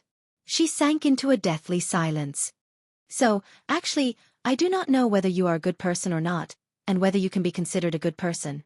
Thales quietly took out a dagger. I stole this dagger from your pub. But I know that I only said to you that day, I don't have a knife, how can I chop firewood? Then that afternoon, this dagger appeared on the most obvious spot in the storeroom. I knew it all along. I always thought that this dagger was left behind by someone else, maybe Edmund. It was only today that the word JC appeared on the side of this blood-stained dagger. Thales raised his head and looked straight at Jayla. The faint starlight in his eyes made her heart tremble. That is your initials, right, JC? I just heard your full name from Quide's mouth. Jayla clenched her teeth. She did not even notice how a low-class child beggar, who never had the chance to read and write, could understand the letters on the dagger and even spell out her name. Jayla Charlton, Miss JC, I want you to know, I must let you know that today, the dagger you gave me saved my life. It also saved the lives of the 3 children over there. The 3 children who think that even ordinary white bread is like a king's feast. Jayla clenched her fists, and her eyes gradually focused. This detestable brat. So, even though I do not know what you were like in the past, and I do not know what you will be like in the future, I always feel that you want to be a good person.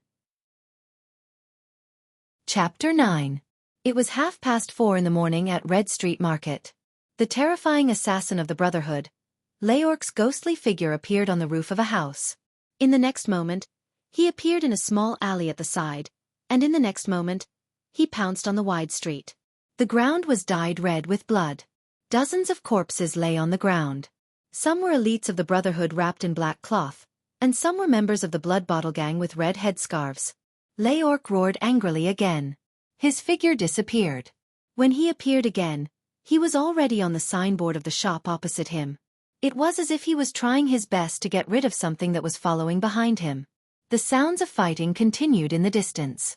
Suddenly, calmness and ruthlessness appeared on Leorc's originally anxious face. In the next moment, Leorc's scimitar pierced through his left armpit at a strange angle. It was like an amamba snake hunting its prey, thrusting towards his left rear. There was no one there but... *rip. The sound of cloth tearing could be heard. One hit. Phantom Wind Follower. Ralph. Leorc raised his scimitar and wiped the blood off the tip of the blade. The anxiety and anger on his face had already disappeared. What replaced it was cold-bloodedness that hid madness. Silent assassin Leorc, are you too lucky? Or did you really sense my position? An unfamiliar feminine voice floated from all directions. Leorc maintained his original posture without uttering a word. It is a pity that an assassin like you is in the Brotherhood. As the voice faded away, a figure appeared on the road in front of Leorc. It was a green-haired man with tattoos on his face. He was wearing a gray tight suit. He laughed as he touched his left collarbone. There was a wound there that was slowly bleeding. Leorc's pupils suddenly shrank. His attack should have perfectly pierced his opponent's heart and then pulled out the moment it pierced through his heart's blood vessels. In the end, his scimitar only grazed his opponent's collarbone? Leorc was surprised for a moment, but he quickly recovered his calm state and silently prepared for his next attack. An assassin would always have the confidence that his next strike would be able to kill his target. If Rick was here, he would definitely disapprove of Leorc's nickname as the Silent Killer. That annoying killer had used the most nonsense to mock him, right? Even Thales, the transmigrator, would nod. Leorc was not too quiet when he was fighting with Felicia against the fairies. However, Leorc's eyes were gloomy and his body was motionless. He stood on the signboard like a statue and was indeed filled with a quiet and terrifying aura. But at the next moment, Ralph, who was known as the Phantom Wind Follower, changed his expression. "Forget it," Ralph snorted. Who would have thought that Karka would be killed by Morris? Should I say, that damn fatty is worthy of being one of the Brotherhood's 6 great leaders? I'll go into hiding. But don't misunderstand, Our game isn't over yet, tranquil killer. The next moment, Ralph disappeared. At the same time, Morris, one of the 6 leaders of the Blackstreet Brotherhood and the owner of the human trafficking business, appeared at the corner with a ferocious look on his face along with a team of elites. Boss. Leorc instantly floated down from the signboard and saluted Morris. It's the Phantom Wind follower, Ralph. The plump Morris nodded and threw a corpse on the ground. It was a sturdy man, but he seemed to be in extreme pain before he died. If the Brotherhood's exclusive Black Doctor, Strange Dr. Ramon, was here, he would quickly analyze that the sturdy man's lips were purple, the corners of his eyes were bloodshot, and his nails were pink. Warwolf Karka, a psionic warrior from a nomadic tribe in the eastern peninsula's Kisili Plains, died of suffocation. Have you found the others? Morris asked with a solemn expression. He did not feel the slightest joy of getting rid of a strong enemy, especially when the other party was a psionic warrior. Leorc shook his head with a solemn expression. No, but I encountered what seemed to be an air wall in a few places. According to the descriptions I heard in the past, I suspect that the air mystic has taken action. The assassin paused for a moment and said with extreme solemnity and worry. The air mystic? Air wall, F***CK. Morris spat hatefully. No matter which psionic it was, when they heard that the enemy they were facing was a mystic, and coincidentally a mystic who could restrain their own abilities, they would not be too happy. For the sake of this foolproof surprise attack, the Brotherhood had gathered almost all the elites in Eternal Star City's headquarters and arranged them into groups. They wanted to catch the enemy off guard and deliver a fatal blow. However, the moment the Brotherhood's elite troops began their attack, they were scattered by several huge forces and strong winds. Some parts of Red Street Market were even impassable. The originally powerful elite troops were instantly split into a multi-headed snake that could not even look at each other. In the poems sung by the bards, the monster multi-headed snake Kalika was killed by the hero Raikaru by chopping off its head one by one. Now, it seemed that the one who scattered them was undoubtedly the air mystic. That terrifying fellow. I hope I don't run into him head-on. Morris listened to the constant sounds of fighting and tried to identify the location. We were supposed to gather our elites and attack the Blood Bottle Gang's branch in Red Street Market. In the end, it became them ambushing us. Damn it, this is really embarrassing. We have lost all our face in the Dark Knight God Kingdom. They only have 2 great mystics, and they have already sent one of them. We are still foolishly sending ourselves to our deaths. Our brains are even duller than the God of Dark Knight. Morris cursed with blasphemous words, but his brain could not stop working. There must be a traitor. When we go back, I want to squeeze Lance's lungs out. This old man, how does he do intelligence work? Leorc lowered his head. He was smart enough not to curse the other 6 powerhouses like his superior, who was also one of the 6 powerhouses. Morris took a deep breath and quickly made a clear judgment. Since the enemy is a mystic, and we do not have any elites who are above supreme class, the operation to attack Red Street Market has completely failed. Spread out and give an order to all your people. Give up on the target, return to where we came from, and break out of the encirclement with all your might. We are going back to Black Street. Jayla looked at Thales. The expression on her face gradually faded. It felt like a long time had passed. But Thales just stared at her without moving. Then, the man exhaled and lowered his head. Stinking brat. Jayla was expressionless. She only stared at the dark floor of the cellar. Thales did not even dare to breathe loudly. But then the young female bartender quickly said in silence, Did anyone ever tell you? Thales listened attentively.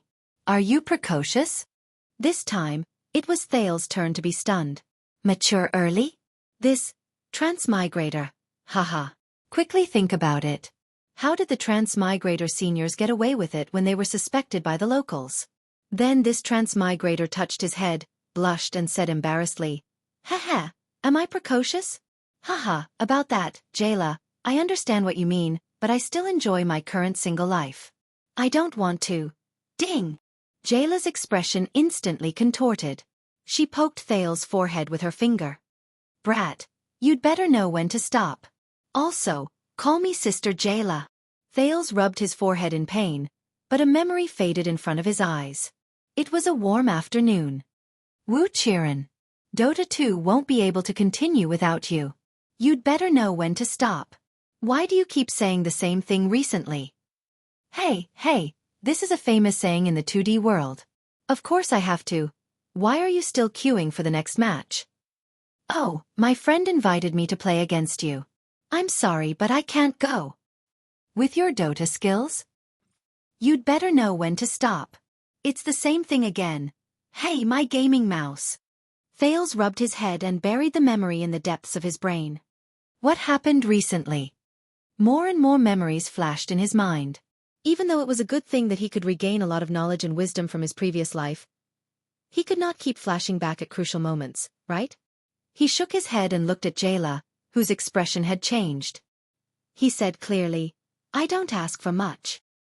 We just need to cross Red Street Market and we can escape to Blood Bottle Gang's territory. From then on we can take care of ourselves. No one will know about you. You won't get into trouble. Right now, it is the night before dawn. It is the darkest. It should not be a problem for you to hide from the Brotherhood spies from downtown to Red Street Market. I dare not say for other places. The Brotherhood will notice us the moment we appear, but Red Street Market. However, Red Street Market is the border between the Brotherhood and the Blood Bottle Gang. That is the only chance for us to escape. The Brotherhood will definitely spend time catching the child beggars who are fleeing in all directions. By the time they react, they won't be able to chase us through Red Street Market.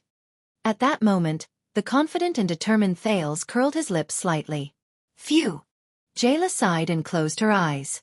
When the other child beggars are fleeing in all directions, you will head straight for Red Street Market. It is a good plan. With my skills and experience, it is not impossible to distract the Brotherhood spies. When she opened her eyes again, her gaze suddenly became sharp and astute, fierce and terrifying. It was as if she had instantly turned into the female assassin she once was. Even Thales rarely saw Jayla like this. But will you be safe once you reach Blood Bottle Gang's territory? You can make the Black Street Brotherhood run out of options, but it's only temporary. The Brotherhood has countless capable people. Their fighting power is outstanding. Even Blood Bottle Gang is at a disadvantage. It is only a matter of time before they find the real culprit. And after that, where can you go? As long as you are in Eternal Star City, Black Street Brotherhood will find you. Even if you leave Eternal Star City, how do you know that the Brotherhood's power will not be more terrifying and unbridled than in Eternal Star City? Jayla's words seemed to have hit Thales' weak spot. Thales' face was pale as he swayed. Yes, his plan had not gone that far. His ability was limited, and his wisdom was limited. He had no way of guessing what would happen after Red Street Market. But they had nowhere else to go, did they? They could only go to Red Street Market. That's our problem. Thinking of this, he said stubbornly. Jayla, the astute and ruthless assassin, not the lazy and indifferent female bartender Jayla, shook her head. But this is impossible. Seeing that Jayla was still shaking her head, Thales became anxious. In order to obtain Jayla's help, he had done everything he could.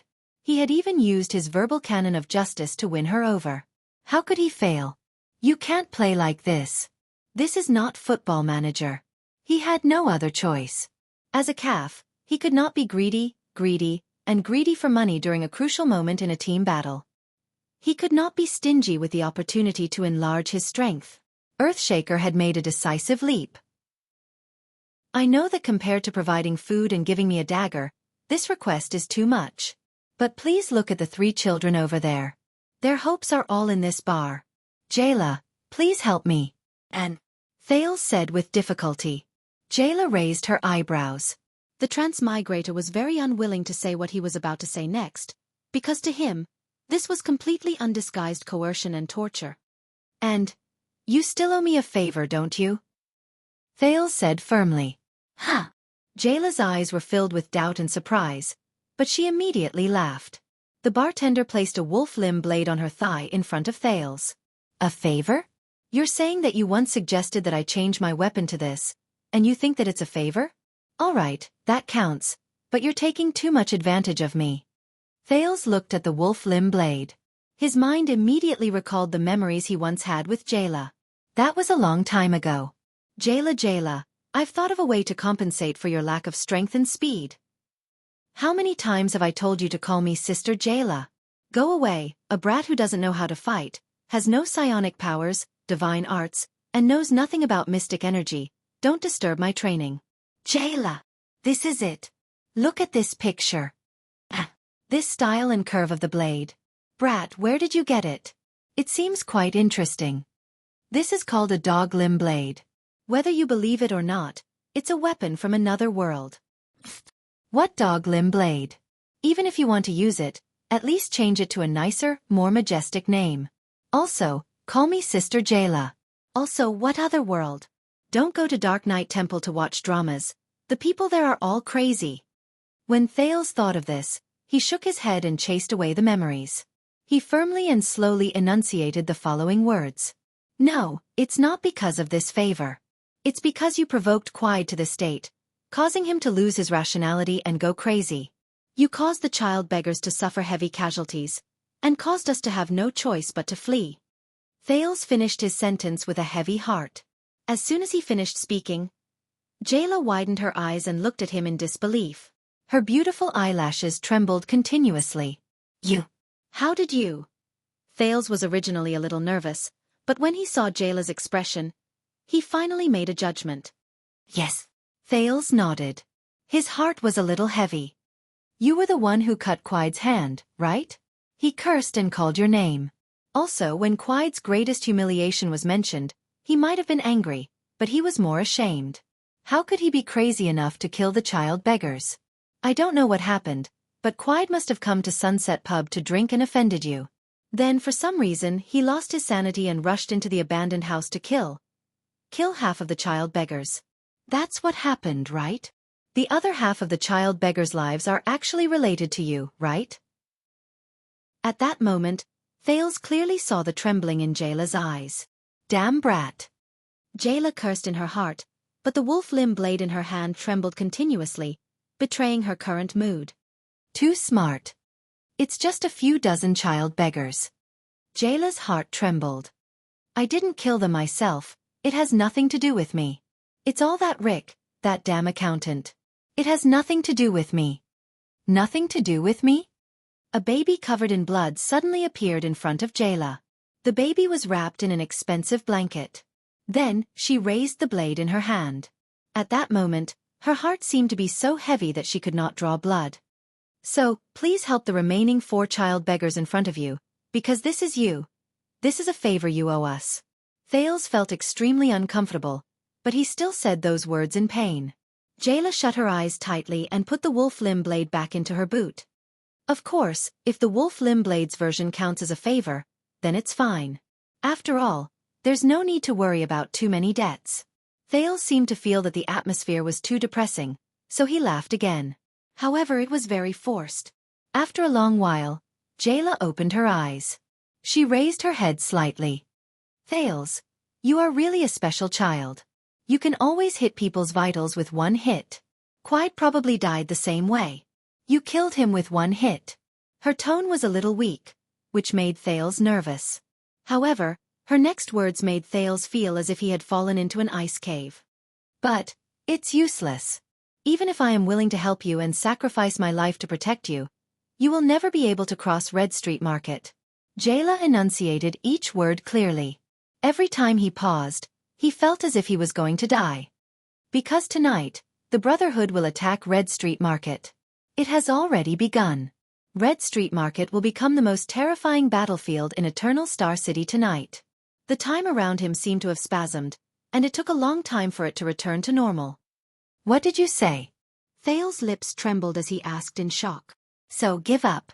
You also know that since Red Street Market is already a battlefield, no matter how powerful I am, even if I have the power of the kingdom's wrath, it is impossible for me to cross the battlefield of 2 big gangs with 4 injured children. Jayla said dejectedly. Thales looked at Jayla in shock, then at the 3 children who had almost finished their bread in the distance. When Korea saw him looking over, she waved happily. 4-year-old girls always forget their pain easily. Don't worry. Sinti licked the breadcrumbs off his hand and patted the still terrified Ryan. Thales will help us escape. Yes, Thales is the smartest. He can do anything. Korea raised a small piece of bread and added happily. But on the other side of the cellar, in front of Jayla, the boy who bore the child beggar's confidence and hope buried his face in his hands in despair. How could this be? Why would the Brotherhood attack Red Street Market today? Why is it tonight? It shouldn't be. Haha, an accident, an accident? Haha, we can't go anywhere else. Other than Red Street Market and the Western District after that, the Brotherhood has eyes and ears everywhere. Unless we go straight to the first district of the lower city and go to the sewers, to the underhanded path. That's the Iron Bat Society's territory. No, the Iron Bat Society has long submitted to Blackstreet Brotherhood. Go back to the abandoned houses? Destroy Quide's body and destroy all evidence. Impossible, the other children already know. They will find out about us eventually. What should we do? What should we do? Thales's face was pale, his lips were pale, and his forehead was drenched in cold sweat. Jayla could not bear to see him like this, but she could only shake her head and pat his shoulder. Stay here with me. Jayla sighed. I have someone I trust who can hide you for at least a month. I can look for the old man. Jayla paused for a moment and said awkwardly, the Brotherhood values the old man's reputation a lot. At least you won't die. But it's definitely worse than death, the hopeless Thales added in his heart. Sometimes, Jayla looked at Thales' dispirited look and lamented that this smart boy had reached the end of his rope. We have to accept our fate. Thales' vision suddenly blurred again. Chiron, sigh, she's already gone. You have to restrain your grief. Sob, sob, sob. I'm fine, don't worry. Don't worry, Auntie, I'm fine. I'm really fine. I know. Chiron. Sometimes we have to accept our fate. Since she's gone, this is a hurdle we have to overcome. No one is an exception, Auntie, she. We have to accept our fate. Sob, sob. Accept our fate. Sob. Accept my fate. What is my fate? Am I supposed to transmigrate to this world and be killed? Do I deserve to accept it? Ridiculous. I've read so many books. I've done so much research. I've written so many papers. How can I accept my fate? How can I believe in this so-called fate? Thales raised his head abruptly, startling Jayla. His eyes were filled with determination and anger. Brat, are you all right? Jayla asked tentatively. She did not know why, but at that moment, she was actually a little afraid of the 7-year-old boy. They will stay here with you. Thales suddenly spat out a sentence. The 3 of them will stay. You have to stay as well. Only then can you protect them. Just say that you've caught these 3 child beggars. Thales said emotionlessly, as if everything in front of him had lost its color. What? Jayla was a little surprised, but Thales ignored her. I'll make a statement with the 3 children. I'm the one who killed Quide alone. Thales continued to speak expressionlessly, emphasizing the word alone. When the Brotherhood comes, just tell them this. Jayla frowned. What about you? Do you want me to hand you over? I'll go alone. She did not know why, but Jayla suddenly realized that this child had already made up his mind. No one could go against his decision, let alone stop him. But she could not let him die just like that. After all, You can't even leave Lower City District, brat.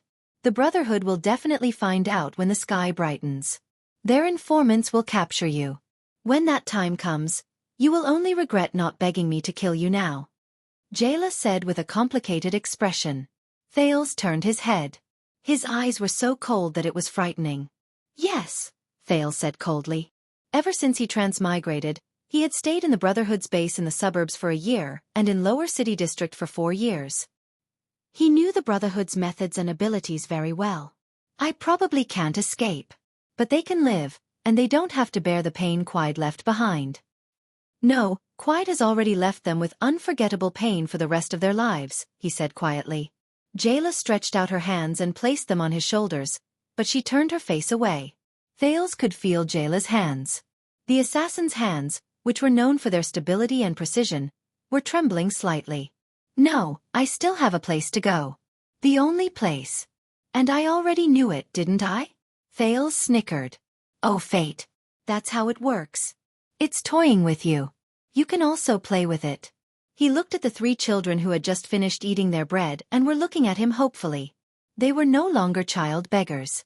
The prince turned his head and looked at Jayla with a firm but calm gaze. Thales spoke softly as he looked at Jayla, whose face was gloomy and eyes were red. It's 4:30. The sky will be bright soon. There's still some distance to Red Street Market. Tell me all the informants that I need to pay attention to. I should go. Head to Red Street Market.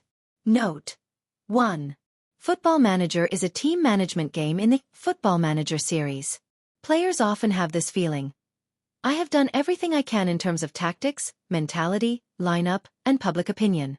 But no matter how many times I save the game and replay, I just can't win against my opponents. In the face of Jayla's rejection, Thales felt the same sense of helplessness. 2. Calf, also known as Earthshaker or Earthshaker, a hero that could be chosen in Dota 2. Its ultimate skill was a pure damage skill. The more enemies gathered in a certain range, the higher the damage of the ultimate skill. If it is amplified in a sufficient number of people, it can even change the outcome of a team battle that is bound to be lost. Hence, the timing of the calf's amplification is very important. If one wants to maximize the damage and cautiously wait for the crowd to gather, hesitant or amplify it too late, they may miss a good opportunity in a team battle. If one is impatient and amplifies it too early in a sparse crowd, it may be a waste of energy. Chapter 10. The children's statements were not difficult to string together. In their minds, Thales was the hero who defeated Quide. Thales made up an excuse and lied to them, saying that Jayla would arrange everything. No matter who asked, he would insist that Thales stabbed Quide's neck from behind. That way, once the storm died down, they would be safe. They can't catch me, Thales said with a smile. Korea and Ryan, who were 4 and 8 years old respectively, had little doubt. In their eyes, Thales was always omnipotent. Only Sinti was slightly doubtful when Thales left. However, the transmigrator managed to make him keep the promise of, "You think, I'll do it." Then it was time to go. Baba. Time to go. When he waved at the children nonchalantly and stepped out of Sunset Pub's back door, Thales felt that there was still a hint of sadness in his heart. I won't be able to take care of you in the future, children. I hope my luck is good. We'll meet again in the future. What a heavy farewell. After all, I've stepped forward bravely. It's a little bleak. Ha! Thales widened his eyes and looked at the expressionless Jayla. She swung her long legs and overtook him from behind while fully armed. Hey! Aren't you supposed to stay in the pub and take care of the 3 of them? Without you Don't worry, I hid them in the secret room and left a note for Edmund. Jayla, who was wearing a dark gray tight suit, pulled down a pair of transparent goggles from her forehead and put them on. She then pressed down on Thales' shoulder with a displeased expression and squatted down beside him. But, no buts. Brat. Jayla interrupted him in an unquestionable manner. Since you've decided to bear the wrath of the Rhoda family alone and go to Red Street Market to try your luck, I should at least send you on your way. Jayla patted the wolf limb blade on her boot. Besides, the Brotherhood's hidden sentries in XC are not something a 7-year-old brat can avoid. Even if I tell you everything in detail 100 times, you won't be able to get past me. Thales stared at Jayla dumbly. After a second, he squeezed out a sentence.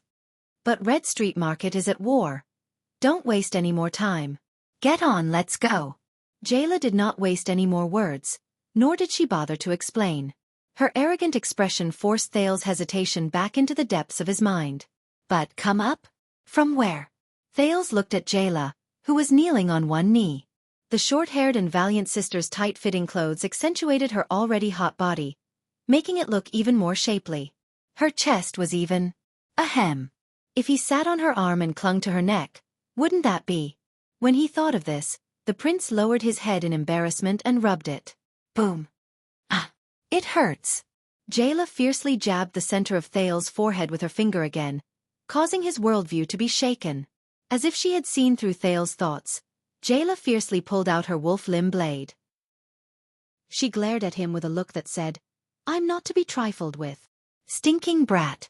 Stop thinking about those messy things and get on my back. I'll carry you." The moon gradually sank into the west, but the sky had not yet brightened. However, this bit of light was still as bright as day to read more. Most of the elites have gone to Red Street Market today, so the Lord is keeping an even tighter watch on us. This is the last intersection to Red Street Market. It's also the first intersection the Brotherhood will pass through when they retreat, Reedmore thought quietly. As a professional hidden sentry, Reedmore hid behind the corner of a dark alley. From his angle, he could clearly see the crossroad leading to Red Street Market. However, there was no one there because of the curfew tonight. His companion, another hidden sentry of the Brotherhood, was behind him. He was also vigilantly observing the other corner. No problem. I'm in perfect condition.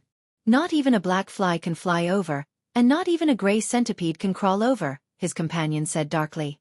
Very good. My period of vigilance is almost up. Later, I'll go and change shifts directly with Nasri. He should have woken up an hour ago. Reedmore nodded at his companion.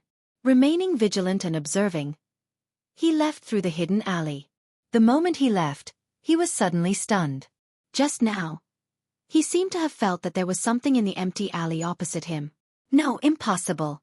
His ears, eyes, and nose had all been trained by Sir Lance.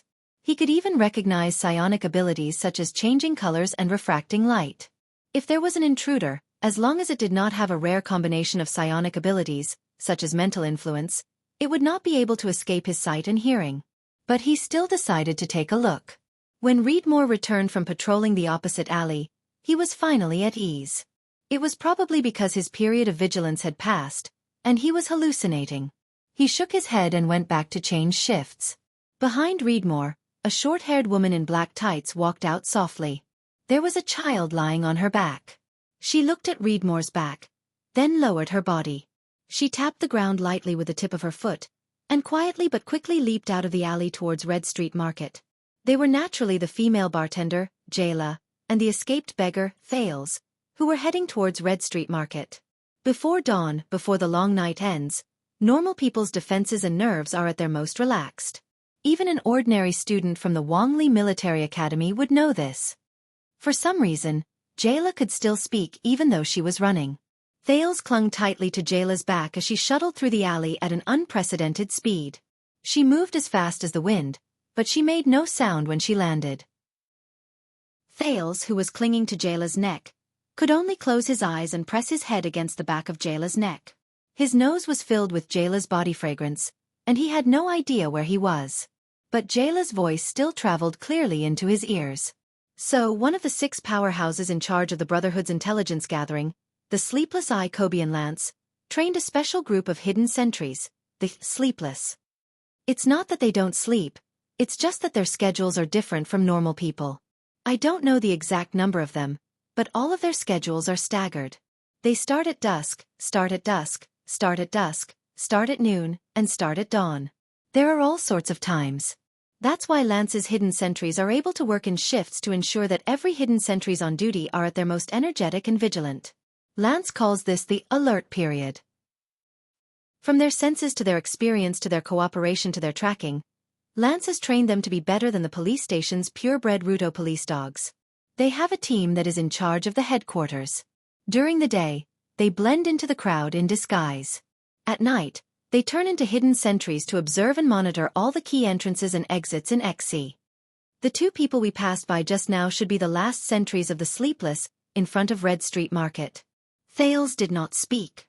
He was already shocked by Jayla's stealth skills. Reedmore was not the first Sleepless they passed by.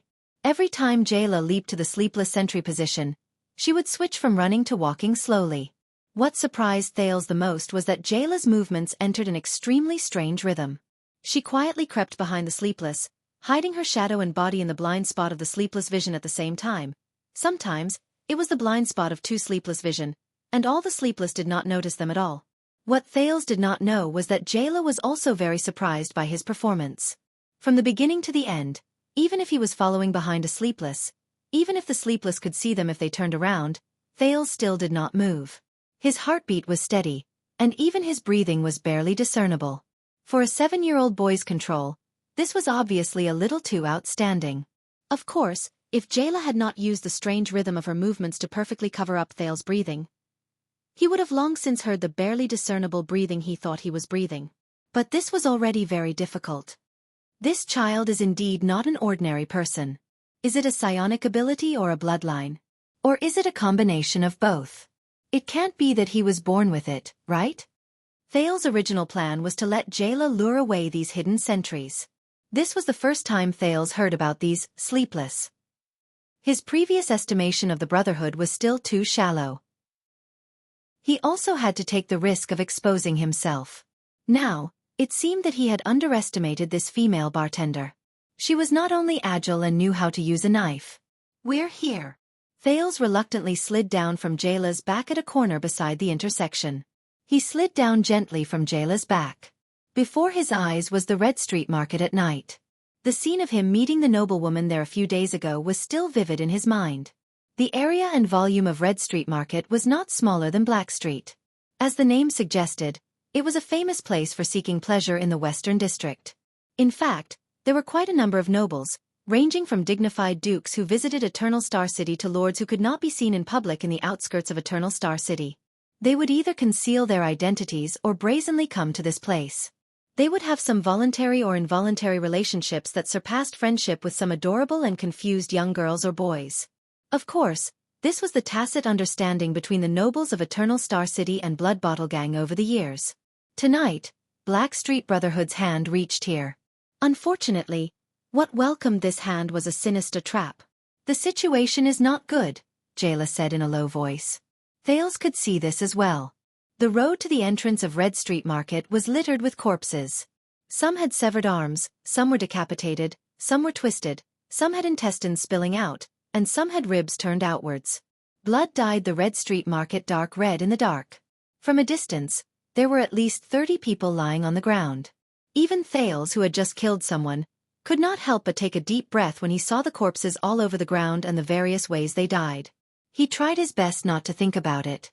Faintly discernible sounds of fighting could be heard from afar. Jayla calmly stretched out her hand and pressed it on Thales' shoulder, forcing him to squat down. "I think the last time I killed someone was before I met you," Jayla said. Her tone was a little lonely. Thales could not see her gaze behind the goggles, but he suddenly felt that Jayla was a little stern. "Brat, from now on you owe me a favor." Thales was stunned. He saw Jayla stretch her hand to touch the knife on her thigh. Then, the female bartender used an extremely soft voice, like a mosquito's buzz, to warn Thales.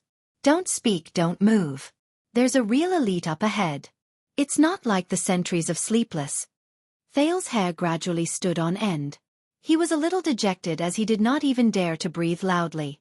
He had wanted to take advantage of the chaos to cross Red Street Market and escape from the Brotherhood, but if there was already one at the first stop. He was still too naive. In the next second, Jayla suddenly took out a thick black cloth from the left side of her abdomen and gently covered Thales' mouth and nose. "Use this to breathe and cover up the sound." Jayla did not say much. Her expression could not be recognized because she was wearing the goggles. She slowly pulled out the knife from her thigh. Thales pressed the black cloth on his mouth and nose tightly. "This is really good stuff. I don't feel any difficulty breathing under this black cloth, and the original sound of breathing is also covered up. If this was in a game, it would definitely be a high-grade equipment with Sneak plus 20. Thales automatically ignored the faint scent of Jayla's body on it. But in the next moment, Thales could not relax anymore. "I found him." He only heard Jayla say that. Then, she shot up like lightning, stepped on the wall beside her, and pounced towards the pile of corpses at the intersection like an arrow released from a bow. The only thing that was faster than Jayla was the wolf limb blade she threw. At that moment, Thales, who was breathing through the black cloth, was surprised to find that among the 30 or so corpses, there was a corpse whose intestines had been turned inside out. It moved a little. Asterisk clang. Asterisk a cold glint suddenly shot out from behind the corpse and knocked the wolf limb blade off course. But the second wolf limb blade was already in its owner's hand, and it was charging towards him with Jayla. She held the blade in a reverse grip with her right hand and instantly slashed at the corpse. Asterisk clang. Asterisk Thales recognized the sound in front of him. It was the sound of a sharp metal blade piercing into flesh. But before he could realize what had happened, he felt his vision blur. He saw a figure stumble out from behind the corpse. Then, a rapier fell to the ground with a clang. Jayla had already landed lightly on the ground. She pressed her left hand against the ground, and the blade in her right hand was covered in blood. The figure that had jumped out from behind the corpse had already fallen to the ground, swaying. She did not move. The female bartender picked up the wolf limb blade that had flown away with a backhand and quietly stood up. In just a few short seconds, Thales's jaw almost fell off as he watched. Thales knew that Jayla was very strong. But other than when he slaughtered a dog in the past, it was not until today, when he saw her swiftly ambush and kill people, that he truly understood how strong the female bartender was. Thales still did not make a sound, nor did he move. He vaguely felt that at that moment, Jayla was even more solemn. What an eye-opener. Among those in the ordinary class, you should be considered an outstanding assassin, right? As the voice rang, a huge, bald and ferocious man walked over from afar. He held an exaggerated spiked mace with 5 sides. He did not even look at his comrade who had already died at his feet. He only stared at the female bartender in the middle of the corpses. You also know that your brotherhood is finished, right? Everyone is in the trap, and all of you have been wiped out. Our mission was to be on guard, or intercept any possible reinforcements from the Brotherhood. But we never thought that the dignified Blackstreet Brotherhood would only send a little girl with a blade. The huge, bald man walked under the setting moonlight. For some reason, Thales could clearly see his face in the deep darkness. It was a man who was missing half of his nose. His nostrils were terrifyingly protruding, and he looked like a skeleton. Thales suddenly recognized who he was. It was the bald Sven, the head of Blood Bottle Gang's shady business. Chapter 11. Since 12 years ago, when the kingdom was in chaos and blood was everywhere, that terrifying swordsman used the tip of his sword without any principles or emotions to carve out a territory in Blackstreet. The newly born Blackstreet Brotherhood and the long-standing Blood Bottle Gang in the capital were like 2 evil dragons that would not rest until one of them died. They fought to the death for the hegemony of Eternal Star City and even Constellation's underworld. As time went by, especially in recent years, the Blackstreet Brotherhood gradually grew from a young dragon into a giant dragon with sharp fangs and fierce claws. They were on par with the Blood Bottle Gang, who originally had the upper hand, and they stood on equal footing. During the long struggle, the 2 gangs also gathered a group of terrifying people outside the kingdom's field of vision. They stirred up a huge wave of blood in the underworld. Among them, the dozen or so powerful fighters from Blackstreet Brotherhood and the dozen or so elites from Blood Bottle Gang became the front lines of the struggle between the 2 gangs. They represented the most promising youths and the most promising newcomers. Compared to the Brotherhood's 3 mysterious legendary assassins, the 6 powerhouses who rarely fought, the Blood Bottle Gang's 2 terrifying mystics, and the strange 8 psionic warriors, even the child beggars were familiar with the names of these young and powerful fighters. The bald Sven was the most mysterious of the 12 elites from Blood Bottle Gang, who were known as the strongest 12. There were only 12 of them left at the moment. He was in charge of collecting Blood Bottle Gang's debts and rarely showed his face in large-scale battles. That was why no one said that his martial arts skills and combat abilities were great. However, he had stood tall for 5 years in the bloody battles between the gangs. At the same time, many of the powerful fighters from the Brotherhood who had fought against him had already turned into white bones. Jayla did not say anything. She only exercised her wrist. Dorno was an idiot. The idea of using corpses to ambush us was also very disgusting. However, I still have to thank him for his death. Otherwise, I would not have known that we had an uninvited guest. Sven smiled in an ugly manner. He removed his terrifyingly large mace from his shoulders and spun it back and forth with both hands as if it was effortless. Jayla suddenly disappeared from the spot. The bald Sven smiled without a care. He then turned around and swung his mace fiercely. Asterisk ding. Clang. The spiked mace, which was twice as thick as a normal person's arm, collided head-on with 2 wolf limb blades, causing Jayla, who had rushed to the left and was prepared to launch a surprise attack, to lose her balance and fly backwards. Thale's heart clenched. Fortunately, Jayla managed to maintain her balance in the air. With a beautiful backflip, she landed on the ground. The bald Sven gritted his teeth and swung his weapon, as if he was swinging a baseball bat from Thale's previous life. What terrifying strength! Thale suddenly found it a little strange. If it was just great strength, then why was Spencer rumored to be so mysterious? What a terrifying speed! But if I knew of your existence, it wouldn't be that difficult to stop you with my battle instincts. Sven's hideous nose trembled along with his smile. It was a frightening sight. Jayla did not speak. She only disappeared again. The next moment, she appeared in front of Sven's left foot. He thrust out his twin sabers. However, Sven merely tapped his feet on the ground and moved his body to the side. Then, using his body's inertia, He smashed his hammer down again. Bang! The spiked mace smashed into the stone floor, sending a shower of gravel flying. On the other hand, Jayla barely managed to roll to the side and avoid the fatal blow. To think that there would be such a crooked blade. What a rare weapon. Come on, little girl. It doesn't matter if you are an assassin or a killer. When you're dealing with a prepared enemy, the sneak attack you're so proud of is useless. Jayla crouched on the ground as if she was thinking of a countermeasure. What will you do? You won't charge at me head-on, will you? After all, if you want to enter Red Street Market, this is the only way. Sven had been using words to disturb Jayla. Thales became increasingly nervous. He knew that at the moment, Jayla was the only person he could rely on to cross Red Street Market and escape from the Brotherhood. However, at that moment, he was more worried about Jayla's own safety. And Sven's mysterious reputation. Jayla's expression was hidden behind the protective goggles. However, she seemed to have made up her mind about something. She slowly stood up and flipped the wolf limb blades in her hands at the same time. It's been so many years. Jayla laughed bitterly in her heart. Do I still have to use this blade? Thales gulped nervously. He had seen Jayla's ghostly nimbleness and terrifying speed, but when faced with the bald Sven, who was obviously strong, would her wolf limb blade still be useful? Then, Jayla did not disappear again. She faced Sven's front and charged forward. Thales almost screamed out loud. The two blades were positioned in front and behind.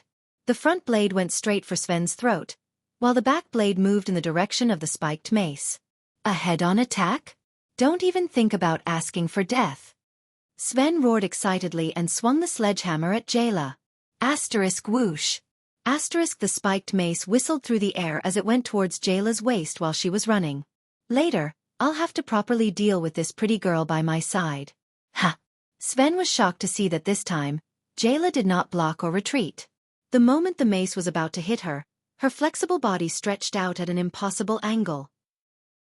Facing the spiked mace in front of her, Jayla did a forward somersault that shocked Thales so much that his jaw dropped.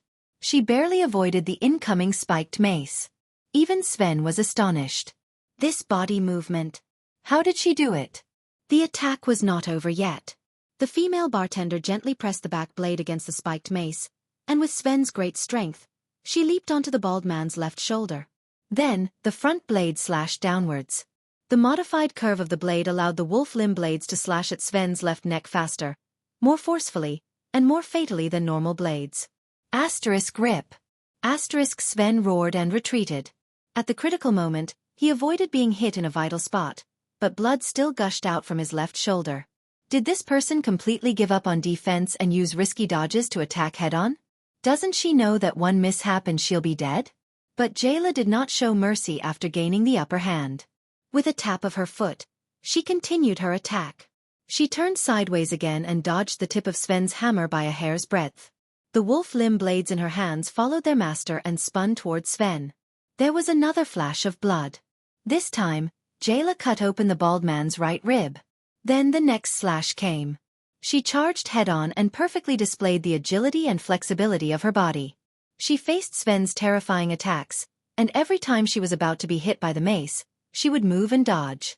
There were a few times when Thales saw the tip of her nose narrowly brush past the rusty nails on the spiked mace. At the same time, the rhythm and speed of Jayla's attacks did not decrease in the slightest. In fact, it was even more fatal than when she launched a sneak attack. On the other hand, even though Sven roared repeatedly and his momentum was astonishing under her relentless and extremely dangerous attacks, even Thales could tell that he was already in dire straits and was in a pinch as his body continued to bleed from the injuries he sustained. This can't go on, Sven thought in panic. How can she not make mistakes when dodging by a hair's breadth? Asterisk clang. Asterisk Sven roared angrily and used all his strength to block an attack. Then, he rolled to the side in a pathetic manner. Imagine a big man like a bear being forced to roll on the ground by a slender girl who was only 2/3 his height, to avoid this round of attacks. Then, he quickly widened the distance between them. This is the swift killing blade. This sentence was like a pebble that broke the surface of the water. It stopped Jayla's continuous attacks and made the latter stop in her tracks. And the moves you used to kill Dorno were probably the swift killing blade and the instant killing blade. Sven panted violently.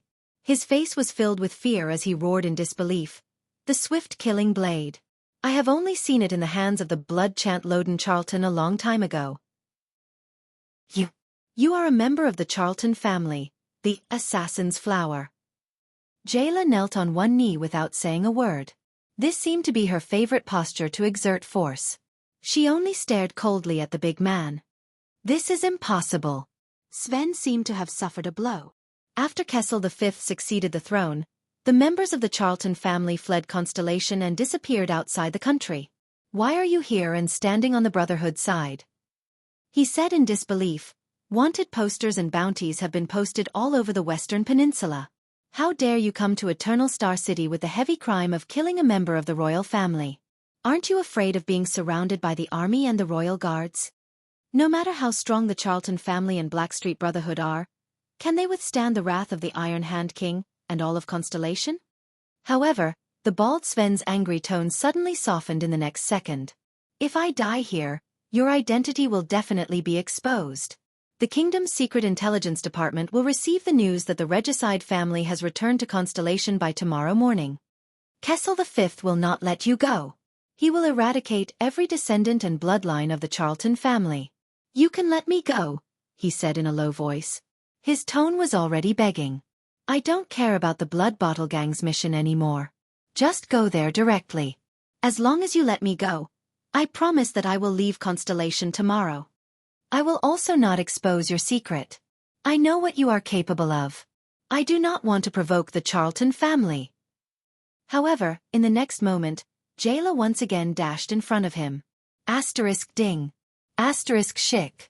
Asterisk this time, Sven blocked the first slash. However, that slash seemed to have a life of its own. It changed its direction at a rapid speed in a bizarre manner.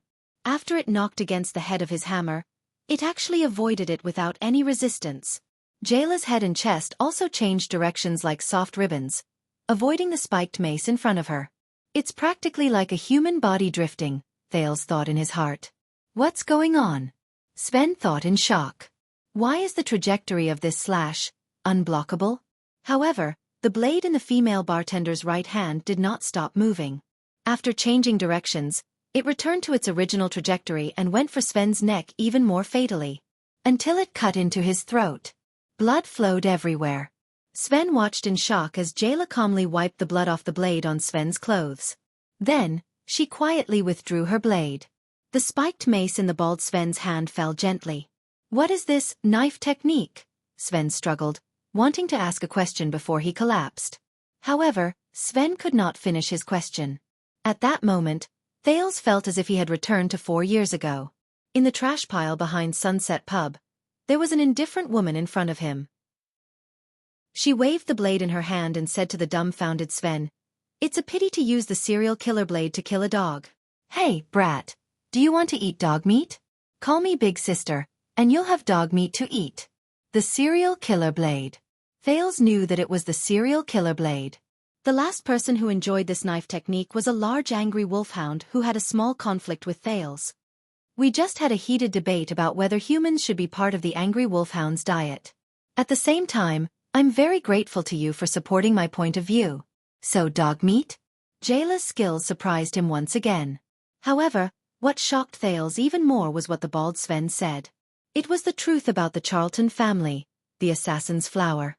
Killing a member of the royal family? Assassin's Flower? Regicide? You talk a lot of nonsense. Jayla looked at Sven's corpse and said coldly. The so-called strongest 12 is nothing more than this. After saying that, she summoned Thales, who was hiding in the dark. Let's go, brat. Thales walked past the bald Sven's corpse and looked into his eyes, which were filled with grievances. He still did not understand why Sven, who only had strength, a big build, and was missing a nose, was the most mysterious existence among the 12 strongest ones. Was Jayla too strong? He shook his head and walked towards Jayla. The two of them continued to walk towards the battlefield between Blood Bottle Gang and the Brotherhood. Thales glanced at the female bartender's side profile. He was smart enough not to ask her about the Charlton family. I have a secret anyway, the boy thought. And it's even bigger than yours. At the same time, in the inner altar of Sunset Temple, the gray-haired middle-aged noble looked calm, But he was actually anxious as he waited on the stone chair below the inner altar. His gaze never left the small sacrificial lamp that was burning on the altar. It was as if he was afraid that the flame in the lamp would suddenly change. Beside him sat an elderly priest who was focused on praying. He was quiet and pious. This made the middle-aged noble think of Yodel. He was also quiet, but he was even more terrifying than Yodel. Even though His Majesty was very confident in Yodel and believed that he would not hesitate when he needed to act, Yodel was a person who hid behind a purple drop mask all day long. But Yodel, the guy who always hid behind the purple drop mask, had worked with him once when he was young. It wasn't a happy memory. With his efficiency, he should have found his target long ago. That person was a person with his own creed. After all, he served His Majesty's will, and Yodel Kato, that bottomless man, served His Majesty's interests. The difference between heaven and earth was like the difference between clouds and mud. Does Yodel really know or understand when His Majesty wants him to act? Soon after, the bald Sven's corpse suddenly moved. Then, the wounds on his neck and around his body gradually healed at a speed visible to the naked eye. Then, the man climbed up with great difficulty. Damn it! Sven cursed and touched his spiked mace. The Charlton family has appeared in Eternal Star City. Just this news alone will get me 10 gold coins from the city hall, but... Sven touched the wound on his neck that had just healed. His life was still more important. Fortunately, the woman was in a hurry and did not turn around to check. Sven was one of the 12 strongest in Blood Bottle Gang. There was no need to go into detail about his battle instincts and skills, but more importantly, it was his unknown self-healing psionic ability that allowed him to turn defeat into victory the moment his enemies let their guard down. As long as your head, or more accurately speaking, your brain is not damaged, you can return from death. This was what the Blood Mystic, the true powerhouse of Blood Bottle Gang, said to Sven. Congratulations, Undying Sven. And that boy, the Undying Sven thought. When I was in a state of suspended animation, I saw a thin and weak boy appear at the corner of the street and leave with a woman from the Charlton family.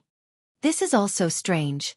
A child who can follow the woman from the Charlton family is definitely not an ordinary child. Is he a genius? Does he have some kind of ability that can turn the tide of a battle? A biological weapon? A large area of effect attack? Or some kind of non-human long-lived species? That boy looks young. Maybe he is already hundreds or thousands of years old. Sven shouldered his spiked mace and frowned. Once I report this to the air mystic I will. But his train of thought was interrupted, because a strange person wearing a strange mask suddenly appeared in front of him. He appeared abruptly in front of Sven. You saw that boy, the strange masked person said. His hoarse and indistinguishable voice did not sound like a question, but a statement of affirmation. Who is this person? I did not notice him at all. He's hiding his tracks. Could it be that he's also a member of the Charlton family? The strange mask seemed to be made of a dark purple, hard metal material.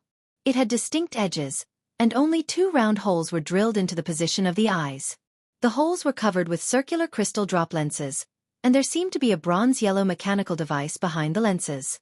The reason why Sven could still think so much was because he had nothing else to do other than thinking about it. The person wearing the dark purple mask held a short sword with a crossed hilt in his right hand. Under its master's control, this short sword once again cut open the wound on Sven's neck that had just healed not long ago. Sven did not even have the thought to dodge before his neck was cut open. Asterisk clang. Asterisk Sven fell down again along with his spiked mace. How unlucky, Sven thought as he prepared to welcome the next death and resurrection. However, after Sven faked his death, he discovered to his surprise that the masked person did not leave. The strange masked person furrowed his brows in a barely noticeable manner behind the mask. He slowly crouched down and stared at Sven's wound. After a while, the strange masked person nodded as if he had come to a sudden realization. In Sven's senses, he discovered in despair that the masked person's right hand danced lightly with the short sword and drew a beautiful sword flower. No!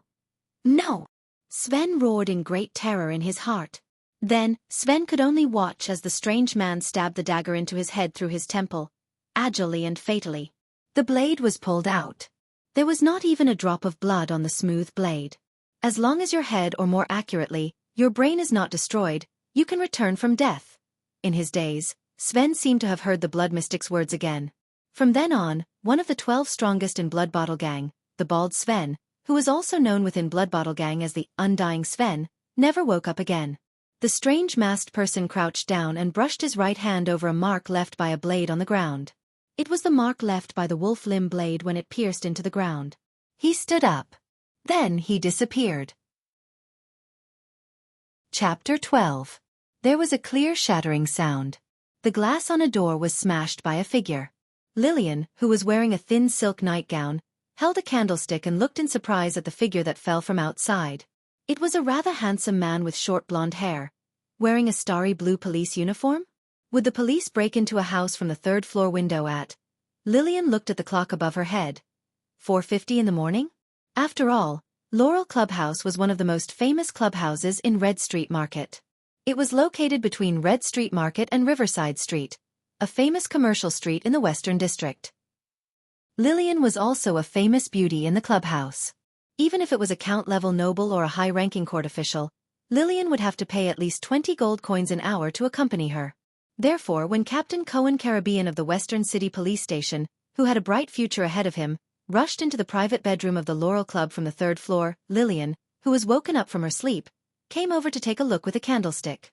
"Miss, I'm really sorry for disturbing your rest." Cohen crawled up from the ground in a sorry state. He hid his sword behind his back and bowed to the charming Lillian.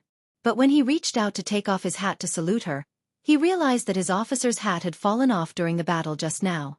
"Damn it," Cohen muttered. "It's all the old man's fault for losing my night suit. I can't even go out to buy one in the middle of the night." Lillian boldly looked at the polite and handsome police officer. This was very important. Otherwise, Lillian would have thrown a candlestick at him. She rolled her beautiful big eyes slightly and reached out to stroke her smooth black hair. Her fingers brushed across her proud chest as she chuckled. "You're right, Lillian. You're right. Respected Sir Police Officer, we are closed tonight." Cohen obviously knew where he was. Usually, Laurel Club would be bustling with activity at this time. But facing the beauty in front of him, he only smiled slightly. He was not the slightest bit mesmerized by Lillian's alluring charm. "So, you have been instructed to close tonight?" "Of course. The Blood Bottle Gang has opened up a connection and promised to make up for the losses. Otherwise, do you know how much damage Red Street Market will bring to those lords who have worked hard for the kingdom by shutting down for one night? If they can't contribute to the normal operation of the second-largest country in the Western Peninsula because of work fatigue, physical fatigue, and mental boredom, then what about the 10 million people in Constellation?" Lillian winked and smiled slyly. Cohen looked at this mature and seductive beauty and frowned slightly. It seemed that the information he received through his informant was not complete. He had originally thought that the Black Street Brotherhood had taken the initiative to attack the Blood Bottle Gang's Red Street Market branch.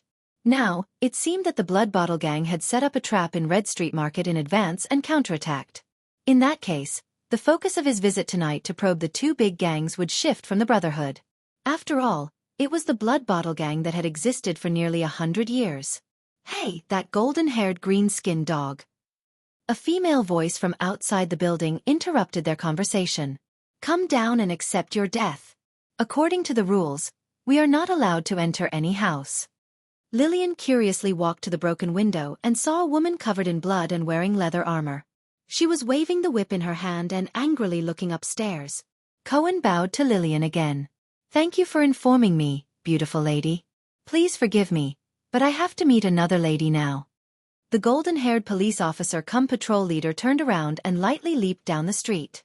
"My dear Lady Bernice, there is no need to be so impatient." Cohen's smile suddenly became cold, and his eyes were filled with murderous intent. "By the king, in the name of the Holy Constellation Covenant, as a Level 2 police officer, I have the authority to kill any suspect who may endanger the interests of the kingdom and the lives of its citizens. Don't worry, I will immediately send you to reunite with your brother." Upstairs, Lillian covered her mouth. She recognized that it was the younger sister of the notorious Leighton siblings, one of the 12 strongest fighters in the Blood Bottle Gang, Scorpion Whip Bernice Leighton. Her brother, Stinger Primo Leighton, had just come to Laurel Club yesterday. He, who had a penchant for special things, had nearly scalded a new girl to death with the oil in an everlasting lamp. According to the police officer's tone, Stinger Primo Leighton had already died in his hands. Green-skinned dog. Even your superior would not dare to disrespect the Blood Bottle Gang. You. How dare you? Bernice angrily rebuked. As a maverick among the 12 strongest fighters, she had shaved off the left side of her head and combed the rest of her hair to the right side. This made her look much more muscular. I will whip every piece of flesh on your body until it becomes mush. As soon as she finished speaking, Bernice swung her whip in a circle and curled it towards Cohen. The barbs on the whip seemed to come alive as they flew out and attacked Cohen at the same time. I see. Cohen's figure suddenly became blurry. Only an expert would be able to see that he was moving at a speed that could not be seen by the naked eye. He quickly changed his position. Ding! Ding ding! Ding! The phantom of the long sword swiftly turned, and the approaching barbs slashed down. If your brother was still alive, with his ability to control these barbs, the two of you might have been able to create some trouble if you two worked together. But Bernice's whip was as flexible as a snake. The tip of the whip and the flying barbs formed a continuous attack without any blind spots. If I had arrived 10 seconds earlier, Primo would not have died, Bernice said with hatred. And you, green-skinned dog, will be torn apart by us. Cohen's expression did not change. He slashed down 5 barbs at lightning speed, but the whip was already in front of his eyes. At this moment, Cohen's expression suddenly turned serious. He charged forward without even looking at the whip that was lashing at him. Idiot who doesn't want to live. Rip. Bernice grinned as she looked at the charging Cohen. Her whip mercilessly tore open his right shoulder. At the same time, 3 barbs shot out. My barbs are poisoned with pain-amplifying poison. There are many barbs, and there are thorns in the barbs. Once they are grazed, the pain will be. Ha! Cohen did something that Bernice did not expect. The police's figure rushed forward to meet the 3 barbs. His momentum did not decrease. He raised his left hand and blocked the barbs that were flying towards him.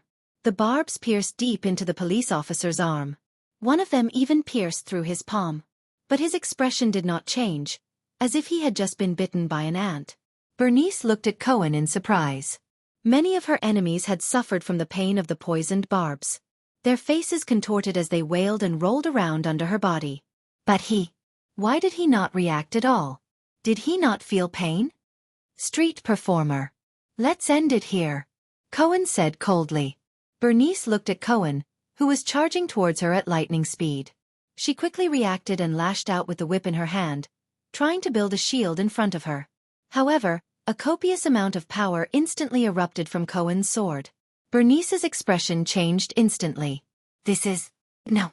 In an instant, Cohen's sword seemed to have become several times sharper. It flashed and cut the barbs into several pieces. In front of Bernice's eyes, Cohen's cold face and sword became bigger and bigger. The next moment, the plain but sharp sword ruthlessly pierced through her left chest, and the tip of the sword came out from her back. At this moment, the words came out of her mouth with difficulty. Power of eradication. You are super. But she could not finish her sentence. Law enforcement complete. Cohen gently pushed the shocked Bernice away from the sword, as if he had done something insignificant. Let me give you a suggestion. Next time, if you have a trump card, use it right from the start. He gently pulled out the barbs from his hand. That powerful force once again surged into his palm, forcing out a few drops of green liquid. If I was wearing armor, even if it was light armor, you would have died 10,000 times. In the eyes of those who have experienced war, even superclasses are as childish as street fights. But you guys are like children's games. Bernice closed her lifeless eyes and fell to the ground forever. Not far in front of her, her brother leaned against the wall, his throat pierced by a sword. Cohen bowed to Lillian, who was still in shock, and headed deeper into Red Street Market. Although this man looked like a gentleman, Lillian covered her mouth and thought, but he really doesn't know how to show mercy to women. In another alley of Red Street Market, Jayla coldly pulled out the wolf limb blade from the abdomen of the last thug in front of her. She shook off the blood on the blade in disgust. Thales tried his best not to think about Jayla's massacre. It always reminded him of Quide's widened eyes before he died. Those people were aware of the consequences of joining a gang. Thales felt much better when he thought about it this way. Thales pressed down on the black cloth covering his mouth and nose. He watched as Jayla slaughtered a small team of 7 or 8 Blood Bottle Gang thugs. Then, he skillfully and tacitly crawled out of his hiding place and lay on Jayla's back. How did you overcome it? The kind of disgust and guilt from killing people? Jayla sighed. I was taught since I was young. She carried Thales on her back and moved briskly. Her tone was cold. Those I killed were not my own kind. It was like stepping on an ant. Thales did not say anything else. He only hugged Jayla's neck tighter. After they passed Sven, the road in Red Street Market was littered with corpses and the glint of swords. Even Jayla's scalp went numb from a few places. The two of them were careful along the way. However, in the chaotic situation, even with Jayla's ability to hide herself, it was extremely difficult. The ground was littered with corpses and the deafening sounds of fighting. Even though they tried their best to cover their tracks, they still inevitably ran into 2 teams of thugs. One was from the Brotherhood, and the other was from Blood Bottle Gang. Jayla attacked with all her might without mercy, leaving no survivors. Then, she quickly left. Thales did not know why, but he was already somewhat used to such bloody scenes. This is not a good thing, he reminded himself. Mental numbness would almost certainly lead to deviations in behavior. This is the 5th intersection, and we still can't get through. Jayla stopped and frowned. She touched the air in front of her. Thales landed on the ground and touched the air in front of him. It was clearly nothingness, but what he touched was an invisible and hard barrier. Is this a psionic ability? Thales asked in surprise. Until now, Thales had not seen many psionics, but there were still quite a few. For example, Morris, who was in charge of human trafficking in the Brotherhood, was one of them. Years ago, he only used his gaze to suffocate a fleeing child beggar to death. No, psionics do not have such a powerful ability. Blocking 5 or 6 intersections of such a large street at the same time. I suspect that the remaining intersections are about the same. Even psionics would find it difficult to do so. Jayla pushed up the goggles on her face and said with a solemn expression. The female bartender carefully observed the transparent barrier in front of her. She remembered the old man and that man. When Jayla thought of this, she could not help but pause for a moment. They told her about the terrifying legends. She put on the goggles again. From now on, we have to be more careful and try our best to avoid all battles to avoid exposing our whereabouts. Based on what I know, this is most likely the work of a mystic. I hope that our luck is not so bad that we will run into him face to face. Thales widened his eyes. Mystic. During his 5 years on the streets, he had heard this word more than once from the customers in Sunset Pub, the customers in Red Street Market, the gamblers in Black Gold Casino, and the thugs in the Brotherhood. At first, the boy thought that this was similar to the magicians and wizards in the fantasy novels he read in his past life. But later on, he realized that this was not the case. No one would provide Thales, who was a lowly child beggar, with knowledge about the world. Even if there was, what he could come into contact with were mostly hearsay and terrifying ghost stories. However, with the professional field research experience he found in his past life, Thales was able to learn a lot of general knowledge through observation. The following were his observations about the word, mystic. Firstly, almost all the times when mystic was mentioned, the people who talked about it would be accompanied by negative emotions such as fear, hatred, and curses. Keywords such as powerful, terrifying, damned, hell, illegal, and so on also appeared at the same time. Secondly, mystics were quite rare in this world. The rare here was not the rare type in his past life, where they were said to be rare, but could be found everywhere. Thales judged that among the countless people who talked about mystics over the past 5 years, only one customer in the brothel had a certain degree of truth to their words. It was obvious that they had either directly or indirectly come into contact with information about mystics. Thirdly, he had never heard of any organization or force of mystics gathering. However, it was widely rumored that there were 2 mystics among the highest leaders of Blood Bottle Gang. Fourthly, the police officers and patrol members who were in charge of patrolling the West City Gate were equipped with weapons known as anti-mystic equipment. Fifthly, mystics were completely different from the psionics, psionic warriors, swordsmen of eradication, and knights of eradication that everyone loved to talk about. The latter could be innate or acquired through training. As for mystics, Thales had never heard of how they obtained their terrifying abilities. Sixthly, other than mystics, There was also a weapon with a suspicious name called Mystic Gun. It was only allowed to be used in the kingdom's army. Anyone who held it illegally would be convicted of a felony. That was all the information Thales had about mystics. Thales had imagined countless situations where he would encounter mystics, but according to the information he had, none of them seemed too optimistic. Like now. Thales stuffed the black cloth into his pocket and lay on Jayla's back again. A few minutes ago. At the center of Red Street Market, in the underground warehouse of a chess room, a handsome man dressed in blue with long dark brown curly hair sat quietly beside an ancient military board table. There was a map on the board, and on it were a number of game pieces. There were black and red chess pieces, ranging from knights, swordsmen, catapults, and shield warriors to imperial guards, prime ministers, and kings. This was a chess game passed down from Extet.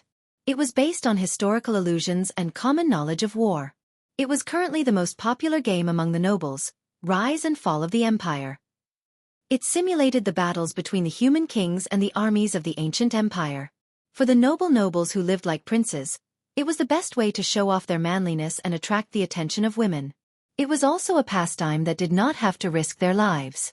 Of course, there were also a few nobles with unique hobbies. It was said that they liked to use real people as chess pieces. Under the illumination of the everlasting lamp, if one looked closely, they would find that the map in the middle of the military board was a street map of Red Street Market. The handsome man moved the chess pieces with ease with his right hand. One by one, he removed the black and red chess pieces from the map. However, among the chess pieces he removed, there were far more black chess pieces scattered around than the red chess pieces, which were concentrated together. 2 black prime ministers were in the middle of the map. There were many black imperial guards and swordsmen around them, and a few red knights were restraining them. Further away, many black knights and shield warriors were being defeated by the 2 red prime ministers, who were leading the swordsmen and imperial guards. In the middle of the map, there was a dark red king who stood out like a crane among chickens. Beside him was a red imperial guard. The handsome man in blue was happily playing his own game. If one were to look closely, one would notice that a light blue energy ball was gathering on his free left hand. It was breathing slowly as if it was alive, and there seemed to be a storm hidden within the energy ball. The man in blue would occasionally open his mouth to say something. One could clearly see the trajectory of the air vibrating around his mouth, turning into ripples and dissipating in the air. However, strangely, no sound was made. This scene was even more eerie in the dark and lonely silence. At this moment, the man in blue suddenly furrowed his brows. Then, without changing his expression, he reached out his hand and removed a red catapult from the edge of the map. However, after a few minutes, the man in blue furrowed his brows again. He slowly reached out his hand and removed the only remaining red swordsman from that spot. The blue energy ball in the man's left hand flickered for a moment. The storm inside was showing signs of instability. He took a few deep breaths, and for the first time, he spoke with a voice. "Who is in charge of keeping watch and intercepting in the direction of downtown?" He seemed to be asking the air. In the terrifying darkness, a strange but certain answer came. Dorno the shapeshifter and Sven the Undying. The man in blue closed his eyes and shook his head. Then, he moved the 2 red swordsmen from other places to the 2 chess pieces that were eaten. He moved one of them deeper, as if he wanted to catch the thing that ate him, Dorno and Sven. The ripples in the air spread out from his mouth again. His lips opened and closed silently for a while. Then gradually, he spoke with a voice into the air. "The Talon brothers and Moria were eaten by us an hour ago. So they are reinforcements," he mumbled. He hesitated for a moment, and moved one of the only 2 red prime ministers on the map over. "That's good." However, in the next moment, the man in blue's expression changed again. He moved his right hand to the edge of the other side of the map and removed the 2 red swordsmen almost at the same time. The man in blue's expression did not look good. "Who is in charge of the Inner West Ring security mission?" "It's the Leighton siblings, Stinger and Scorpion Whip." This time, the voice in the darkness seemed to be a little more cautious. The man in blue did not speak. His gaze wandered back and forth between the 2 ends of the map. His face showed doubt and dissatisfaction. "Is it a chess piece from outside? What a headache. Didn't I tell the police station that there would be a curfew?" In the end, he sighed helplessly. "Is it because I haven't played these human games for too long that my level has dropped?" Sigh. The man in blue raised his head slightly. His expression complicated. Groudon, do you know? The purpose of traps and mazes is to block the entrances and exits, and trap the rats that walk right into the trap. But if the entrances and exits of the traps are cleared, then how are we going to catch the rats? Then, the man in blue's expression turned cold.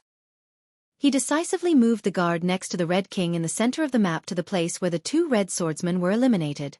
In the darkness, the sound of wind rang out. Then there was no more sound. Chapter 13. Damn it! In the night filled with the sounds of killing, wild laughter could be heard continuously. On the blood-red street, the leader of the Brotherhood, Morris, leaned against the door of a grocery store. He panted heavily and pulled out a dagger without a handle from his shoulder with difficulty. Beside him, an elite of the Brotherhood had already fallen. A similar dagger without a handle was stuck in the back of his head. Morris, the leader of human trafficking, panted and waved his hand to stop the killer Leorc, who was about to rush to the rooftop. Don't chase him. Max just wants us to run for our lives. In the distance, Blood Bottle Gang's flying dagger clown Max flew on the rooftop, leaving behind a wild laugh. But if this goes on, we will be harassed to death by him. The clown is a psionic warrior. He is much stronger than the average psionic. Leorc jumped down the street and looked at the remaining 5 elites beside him. All of them were injured. He frowned and said. Morris took a deep breath and analyzed the situation with a clear mind. He and the Phantom Wind Follower were carefully chosen to use the uniqueness of their abilities to restrain us and prevent us from regrouping with the others, so that their superclass elites could slaughter our elites. Moreover, even if they were killed by the clowns throwing knives, they would not be able to do anything. It is still better than being lured to the air mystic by him. Those people are calamities that cannot be provoked. Morris stood up and waved his hand. The retreat order should have been sent out. Senza will probably give the same order. How many of our people can survive will depend on their luck. Leorc looked at Morris and waved at the elites. The group continued their journey. Because of these air walls, we have been taking detours. The others are probably doing the same. If we meet the mystic, Morris interrupted Leorc in the middle of his sentence, he will not attack so easily. And we should not even think about finding that calamity. It is not easy for the mystic to maintain this kind of air wall. But since he has chosen to divide and surround us, he will rely on his lackeys to kill us. This is our only chance. Morris gritted his teeth and revealed a ferocious expression. Let's let those hypocrites who think they're high and mighty see the brotherhood and the strength of us lowly people. We have killed our way out of a mountain of corpses and a sea of blood. We are not people that the Blood Bottle Gang can compare to. Even if we can't get out, Black Sword will avenge us. Even if the enemy is a mystic. In a dark room, only an old-fashioned candle was burning. Are you saying that all of our men are trapped in Red Street Market? Up until now, other than a few thugs, no one in charge has come out? Nasri nodded and knelt down on one knee. He respectfully and fearfully reported to his superior, Sleepless Eye Kobiang Lance. I'm not sure what's going on. Not long after I took over the shift of the hidden sentries, the first batch of people arrived. According to them, after Lord Morris gave the order to retreat, the first few batches of people who wanted to charge out were all intercepted and killed by the ambush team led by Sven and Dorno. Only just now, when Sven and Dorno died at the entrance of Red Street Market, did they manage to charge out safely. No one knew how old Kobiang Lance, the Sleepless Eye, was. They only knew that since the day Blackstreet Brotherhood was established, he was the magnate in charge of gathering intelligence. He was mysterious and strange. He was the darkness of the darkness, the secret of the secrets. He always hid himself under a dark red cloak, revealing only his withered and thin chin. However, anyone who was stared at by him would feel a deep chill run down their spine. Lance muttered to himself for a while before he slowly asked, Sven and Dorno are among the strongest 12. Sven is extremely resilient, while Dorno is good at disguises and ambushes. To kill both of them, only someone who is at least at the level of the 13 generals can do it. Is it Leorc? Is it Moria? Or is it Adrianza or the Talon brothers? Or is it Senza and Morris, the 2 magnate? Did you not find anyone who can take responsibility? Lance's words were vague and indistinct, as if they came from another room. Nasri shook his head, trying his best to contain the fear in his heart. What a blunder. Morris will probably be very displeased with me, Lance thought silently, but his expression did not change. It's time to clean up the rats in the Brotherhood. The Brotherhood is different from the small team formed by a bunch of old fellows 12 years ago. Lance smiled strangely and waved his hand to pass an order to Nasri. Awaken and activate all the sleepless in downtown, regardless of whether their alert period is over or not. Send all the men from the second and third outposts to the entrance of Red Street Market. From the roofs to the sewers, I want to know clearly how many hairs are on the legs of every black fly that flies past. Yes. Let those who escaped carefully recall the details of the streets. Pick the best men from the first outpost to infiltrate Red Street Market one by one. Set up outposts regardless of the sacrifices. Pigeons, signal flares, torches. No matter what you use, at least contact Senza and Morris. I want an unobstructed channel from Black Street Market to Red Street Market. Yes. Send the men from the fourth outpost to the other territories. From Black Street to the abandoned houses, from the smelly ditch to the sewers, from the Grand Bazaar to the Western City Gate. Be on full alert. At a time like this, we cannot let down our guard. Yes. The fifth outpost, split into 2 teams. One team will inform the other powerhouses in the Brotherhood.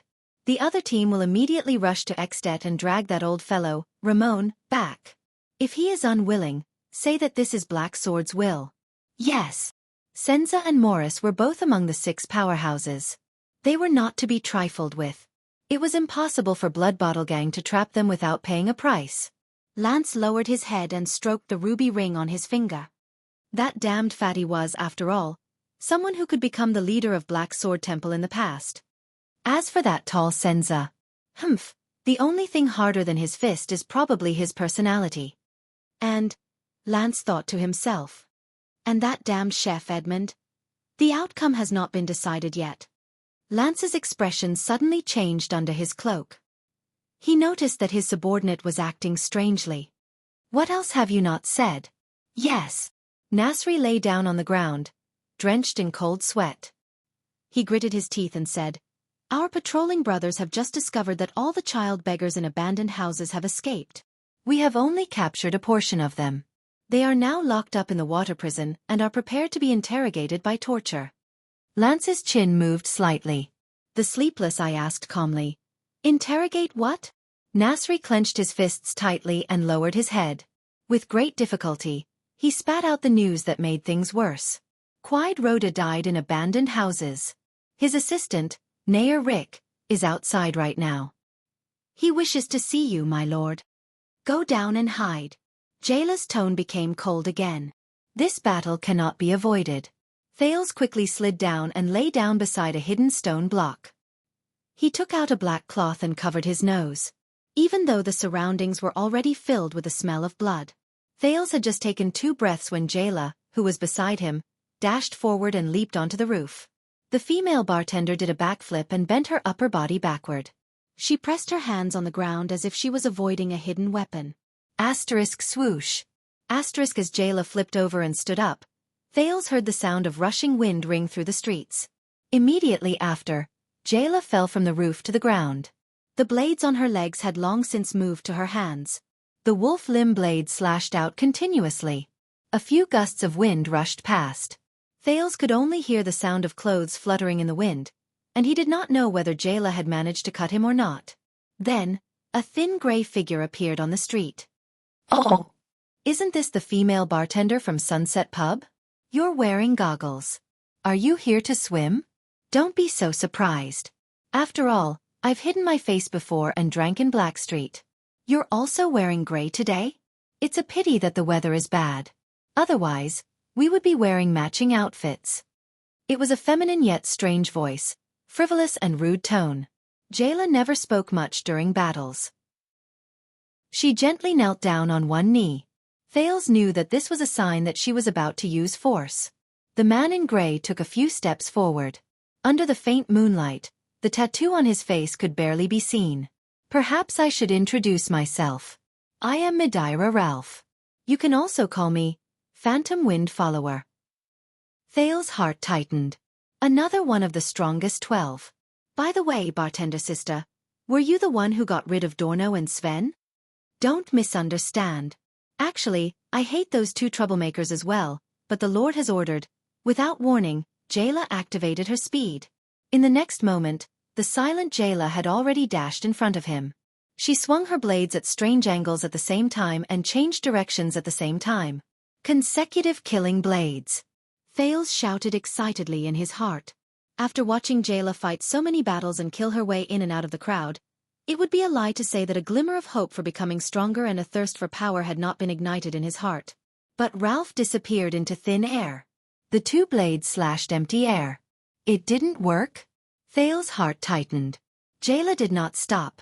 She spun around and hurriedly swung the wolf limb blade in her right hand. Asterisk clang. Asterisk there was a clear sound of metal clashing. Ralph's figure reappeared on Jayla's right and he hurriedly took 2 steps back. Hey! Why are you the same as Leorc? Ralph lightly flicked the hidden blade on the back of his left hand and said helplessly, could it be that all the assassins in the Brotherhood can sense my location? Also, why don't you like to say? However, before he could finish his sentence, a wolf limb blade flew towards him. Instant kill blade. Asterisk whoosh whoosh whoosh. Asterisk the wind around Ralph was so strong that the wolf limb blade in the air became unstable. Asterisk clang. Asterisk then. He sent it flying with a swing of his sword. But Jayla's figure instantly appeared in front of the phantom wind follower. She was not slower than the flying blade. Before he could react, the female bartender swung the blade with her left arm and swept it across Ralph's chest. Did I hit him? Thales was so excited that he could not take it in. He was waiting for this instant kill blade to succeed. But he was disappointed to see that Ralph's grey robe fluttered and he flew upwards against gravity at an unbelievable speed. He narrowly dodged this sure kill strike. But Thales felt that Ralph's dodging this time was a little clumsy, because his figure could be seen indistinctly. He was no longer as traceless as before. Jayla wanted to continue attacking, but her feet seemed to be tripped by something invisible. She could not continue her unstoppable attacks. The power of the wind? Thales lowered his head and silently recalled the knowledge from his previous life. The female bartender quietly took a step back and picked up the other wolf limb blade on the ground, waiting for the next opportunity. That was close. Even a bartender from the Brotherhood has this kind of ability? Ralph gently rubbed the wound on his abdomen. He did not look happy. The wound was deeper than he imagined. The angle of the blade was strange. The speed and strength of the slash were beyond his expectations. A blade technique that can even threaten superclass elites? I seem to have heard of it somewhere before. Jayla adjusted her goggles. She held the blade in her hand and knelt down on one knee. Hey! Bartender. When Ralph saw that his opponent was about to attack, he suddenly spoke in a gloomy tone. Before I came to Constellation, I traveled around the continent for a while. I once witnessed an assassination in Sarah Dukedom. That was the most direct, riskiest, and most difficult assassination I've ever seen in my life. The assassin used dual blades. He exerted force from the roof and dashed out. His attacks were continuous and unstoppable. Ralph lowered his head. His feminine voice was filled with solemnity and seriousness. So, Flying Locust Blade, Bennett Charlton. Who is he to you? Jayla did not reply, but Thales instinctively felt that something was wrong. Bennett Charlton? In the next moment, the female bartender's graceful figure dashed out and instantly appeared in front of Ralph. Thales had a feeling that the silent female bartender's emotions changed after hearing that name. The female bartender, who had been silent for a long time, roared as if she had gone mad. Stranger! Jayla Charlton attacked in anger. Until now, Thales had seen Jayla attack many times. She had always been quiet, low-key, direct, and fatal. But this time it was different. This time, Thales heard Jayla's blade roar like a thunderclap, something he had never heard before. Asterisk boom. Asterisk Ralph's expression changed drastically. Asterisk clang. Asterisk the two swords collided with each other like thunder. Energy shone faintly from the bodies of the two figures. One was starry blue, and the other was slightly red. The noble police officer with a bright future, Cohen Caribbean, gritted his teeth with difficulty as he sensed the power coming from his enemy's sword. His opponent was not weaker than him and was at least a super-class swordsman. How long had it been since he met such an opponent? Ever since he left the battlefield with the orcs? Or was it that time when he challenged Miranda? The two forces intertwined and entangled, but Cohen knew that he was already at a slight disadvantage. The starry blue power began to flash on his silver-white sword. Cohen knew that if this continued, he would lose sooner or later. So, his body suddenly trembled, and the vibration caused him to miss the two people who were fighting with their swords. The two figures abruptly separated and took a few steps forward due to inertia. Cohen only managed to stabilize his body after taking 6 steps. His enemy, on the other hand, used 2 steps to maintain his balance. Cohen's expression was solemn. He began to feel that he needed to reconsider Director Lorbeck's words. Then, he turned around and looked at the troublesome enemy in front of him. He questioned, "You are also a swordsman of eradication and have trained in the Tower of Eradication. You obviously have a better place to go. Why are you willing to lower yourself to be a gangster in the Blood Bottle Gang, commit crimes, and bully the weak? The Tower of Eradication gave you the heart of the sword. Is it because you are a lackey who bullies the weak and fears the strong?" His enemy slowly turned around.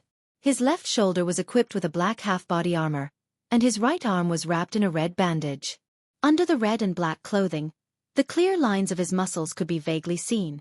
This was a man with a fair complexion, but he did not give people the impression that he was elegant or delicate, because the gaze in his eyes was now full of murderous intent.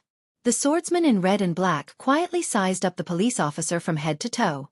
Is this the green-skinned rat that broke through the Sir's trap? This green-skinned rat, this stance and this stance. Is he from the army? The red and black swordsman twirled the green longsword in his hand, which only had a single side guard, and said nonchalantly, "I'm not afraid." He said indifferently, "Hey, green-skinned rat. Since when did the police dare to meddle in the affairs of the Blood Bottle Gang?" Cohen took a step forward and closed the distance between him and the swordsman. He said coldly, "I am not a police officer now, but a swordsman of eradication, Cohen Caribbean. I am questioning another sword. Answer me." The scene was silent for a few seconds. Then, the expression of the swordsman in red and black gradually became serious. "My heart of the sword is an unruly will and freedom of choice, as well as the pursuit of power. As long as I am satisfied, the Blood Bottle Gang, the Brotherhood, Shadow Shield, the Kingdom's Secret Intelligence Department, the Royal Guards, and even the Tower of Eradication do not matter to me." So, your question is completely meaningless. As for you, green-skinned rat, you are willing to be the traitor of a country. You must have gained the consciousness of a traitor from that conservative tower, right? Cohen's expression finally turned solemn. He was surprised and shocked when he heard that the swordsman in red had no respect for the Tower of Eradication, and was even slightly hostile towards it. He remembered the story his teacher told him over drinks when he was training in the tower. The tragedy of brothers fighting against each other and brothers fighting against each other. Cohen gritted his teeth in disbelief. "You are the successor of the swordsman of eradication from outside the tower. You are a member of the disaster swords." As soon as he finished speaking, the red-black swordsman moved.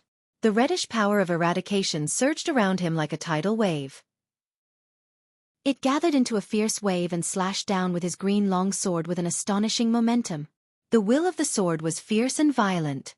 Cohen felt as if his entire body had fallen into a red vortex. The power of eradication around him was shattered and could not be mobilized. The fierceness of the swordsman followed the surge of his long sword and went straight for Cohen's chest. His fair face was covered in frost, no longer as calm as before. "Disaster swords? Calamity? Comparing us to those monsters? Is this what you call Lord Crassus's sword? His sword, our sword, is the true sword of eradication. Of course we are calamities. To you outdated conservative and sissy academies, we are the calamities you are destined to face. One day, we will destroy the Tower of Eradication and prove your absurdity." His tone was cold and full of murderous intent. It was the same as the green long sword that was surging towards him. Cohen's sword blocked the green long sword, but in an instant, the saber that was shining with blue starlight was bounced off. Cohen gritted his teeth and retreated in a flustered manner. However, the green sword was like a murderous shadow that followed him everywhere. No matter which direction he dodged to, he could not avoid it in time. The young police officer made up his mind. His silver-white saber flashed again, and this time, it was aimed at the swordsman's throat. But his enemy was still crazed and reckless. He ignored the sword that was about to attack him, and only urged the green sword in his hand to roll toward Cohen's heart. The crimson power of eradication exploded along with the sword will and tore the clothes on Cohen's chest. Cohen struggled to maintain his sword will, but he watched helplessly as the two swords crossed each other. As the power of eradication rubbed against each other, they stabbed each other's heart and throat. Damn it! Is this the style of the disaster swords? Such a crazy and fierce sword style, unparalleled power, willpower at all costs, and the resolve to make both sides suffer. No wonder they were exiled. Cohen smiled bitterly and faced his death. Two swords, one green and one white, one stirred up a crazy and unstoppable red tide, while the other flickered with faint starlight. Chapter 14. Thales had never seen Jayla's blade so furious and so threatening. He could vaguely feel that the two wolf limb blades contained a suffocating pressure at this moment. Ralph gathered all his strength and crossed the two hidden blades in front of his chest. He retreated quickly. The female bartender charged forward with even more ferocity. In the blink of an eye, she swung her blades like lightning. Their figures moved in sync as if they were dancing, but they were far from being elegant and civilized. Ralph's hidden blades turned into shadows and met Jayla's sword-wielding arms in an instant. Asterisk clang clang clang. Asterisk the sounds of weapons clashing were endless. The hidden blade blocked Ralph's twin blades countless times. The blades also blocked Jayla's hidden blades countless times. Both of them moved with extreme speed. The signboards and shop fronts on the street flashed past quickly. Both of them seemed to be in a state of stillness as they focused on dismantling each other's moves. Thales could not take his eyes off them. He almost forgot to breathe. However, the offensive and defensive stances were very obvious. Jayla's dual blades were attacking her opponent's vital points, while Ralph's hidden blades were only used to block her opponent's attacks. One was attacking while the other was defending, but it was a competition of speed and dexterity. However, the next time the sound of metal clashing could be heard, the wolf limb blade in Jayla's left hand suddenly exploded with a thunderous sound, as if a ripple had formed in the air. It bounced off Ralph's sword that was trying to block it. Jayla's unexpected trump card shocked Ralph. One wrong move led to many wrong moves. The failure of this blade gave Ralph no time to pull back his other blade. His chest was exposed to Jayla's left blade. Asterisk slash. Asterisk this was the sound of the wolf limb blade cutting through his clothes and chest. At the moment of life and death, Ralph did not hesitate to activate his psionic ability. The phantom wind follower did not live up to his name. He pursed his lips, and the tattoo on his face shone with a faint white light. A violent whirlwind formed between the two of them, blowing Jayla and himself in different directions. Ralph stepped on the ground and used the wind to leap into the air, leaving only a few traces of blood on the ground. The female bartender was forced to stop in her tracks. She retracted her arms and adjusted her body to adapt to the sudden gust of wind. The momentum of her twin blades was also broken. Thales did not directly feel the gust of wind from afar, but it did not affect his judgment. Both of them were affected by the wind at the same time. Ralph flew backwards, while Jayla's footsteps were blocked. The wind did not stop. Instead, it continued to grow stronger. Ralph's figure was like a kite, floating in the air. The light of the tattoo on his face became more and more dazzling. The female bartender had no choice but to bend her knees to resist the increasingly strong wind. At the same time, she took the opportunity to recover her strength. Ralph was no longer smiling mischievously. The pain in his chest made him fearful. The little girl in front of him was troublesome to deal with. She was probably no less than any of the 13 generals of the Brotherhood. Recalling the aura of the two sabers earlier, the phantom wind follower was determined not to give her another chance to turn the tables. Fortunately, her attack had consumed a lot of energy. The phantom wind follower's face turned cold. He flipped his hands and two hidden blades appeared beside him. The wind picked up.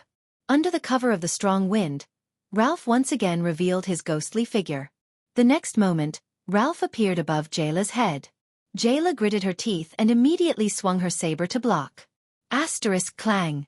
Asterisk however, Ralph retreated after one strike. His figure disappeared into the distance like a gust of wind, not giving Jayla any chance to counterattack or form a chain of attacks. Asterisk clang.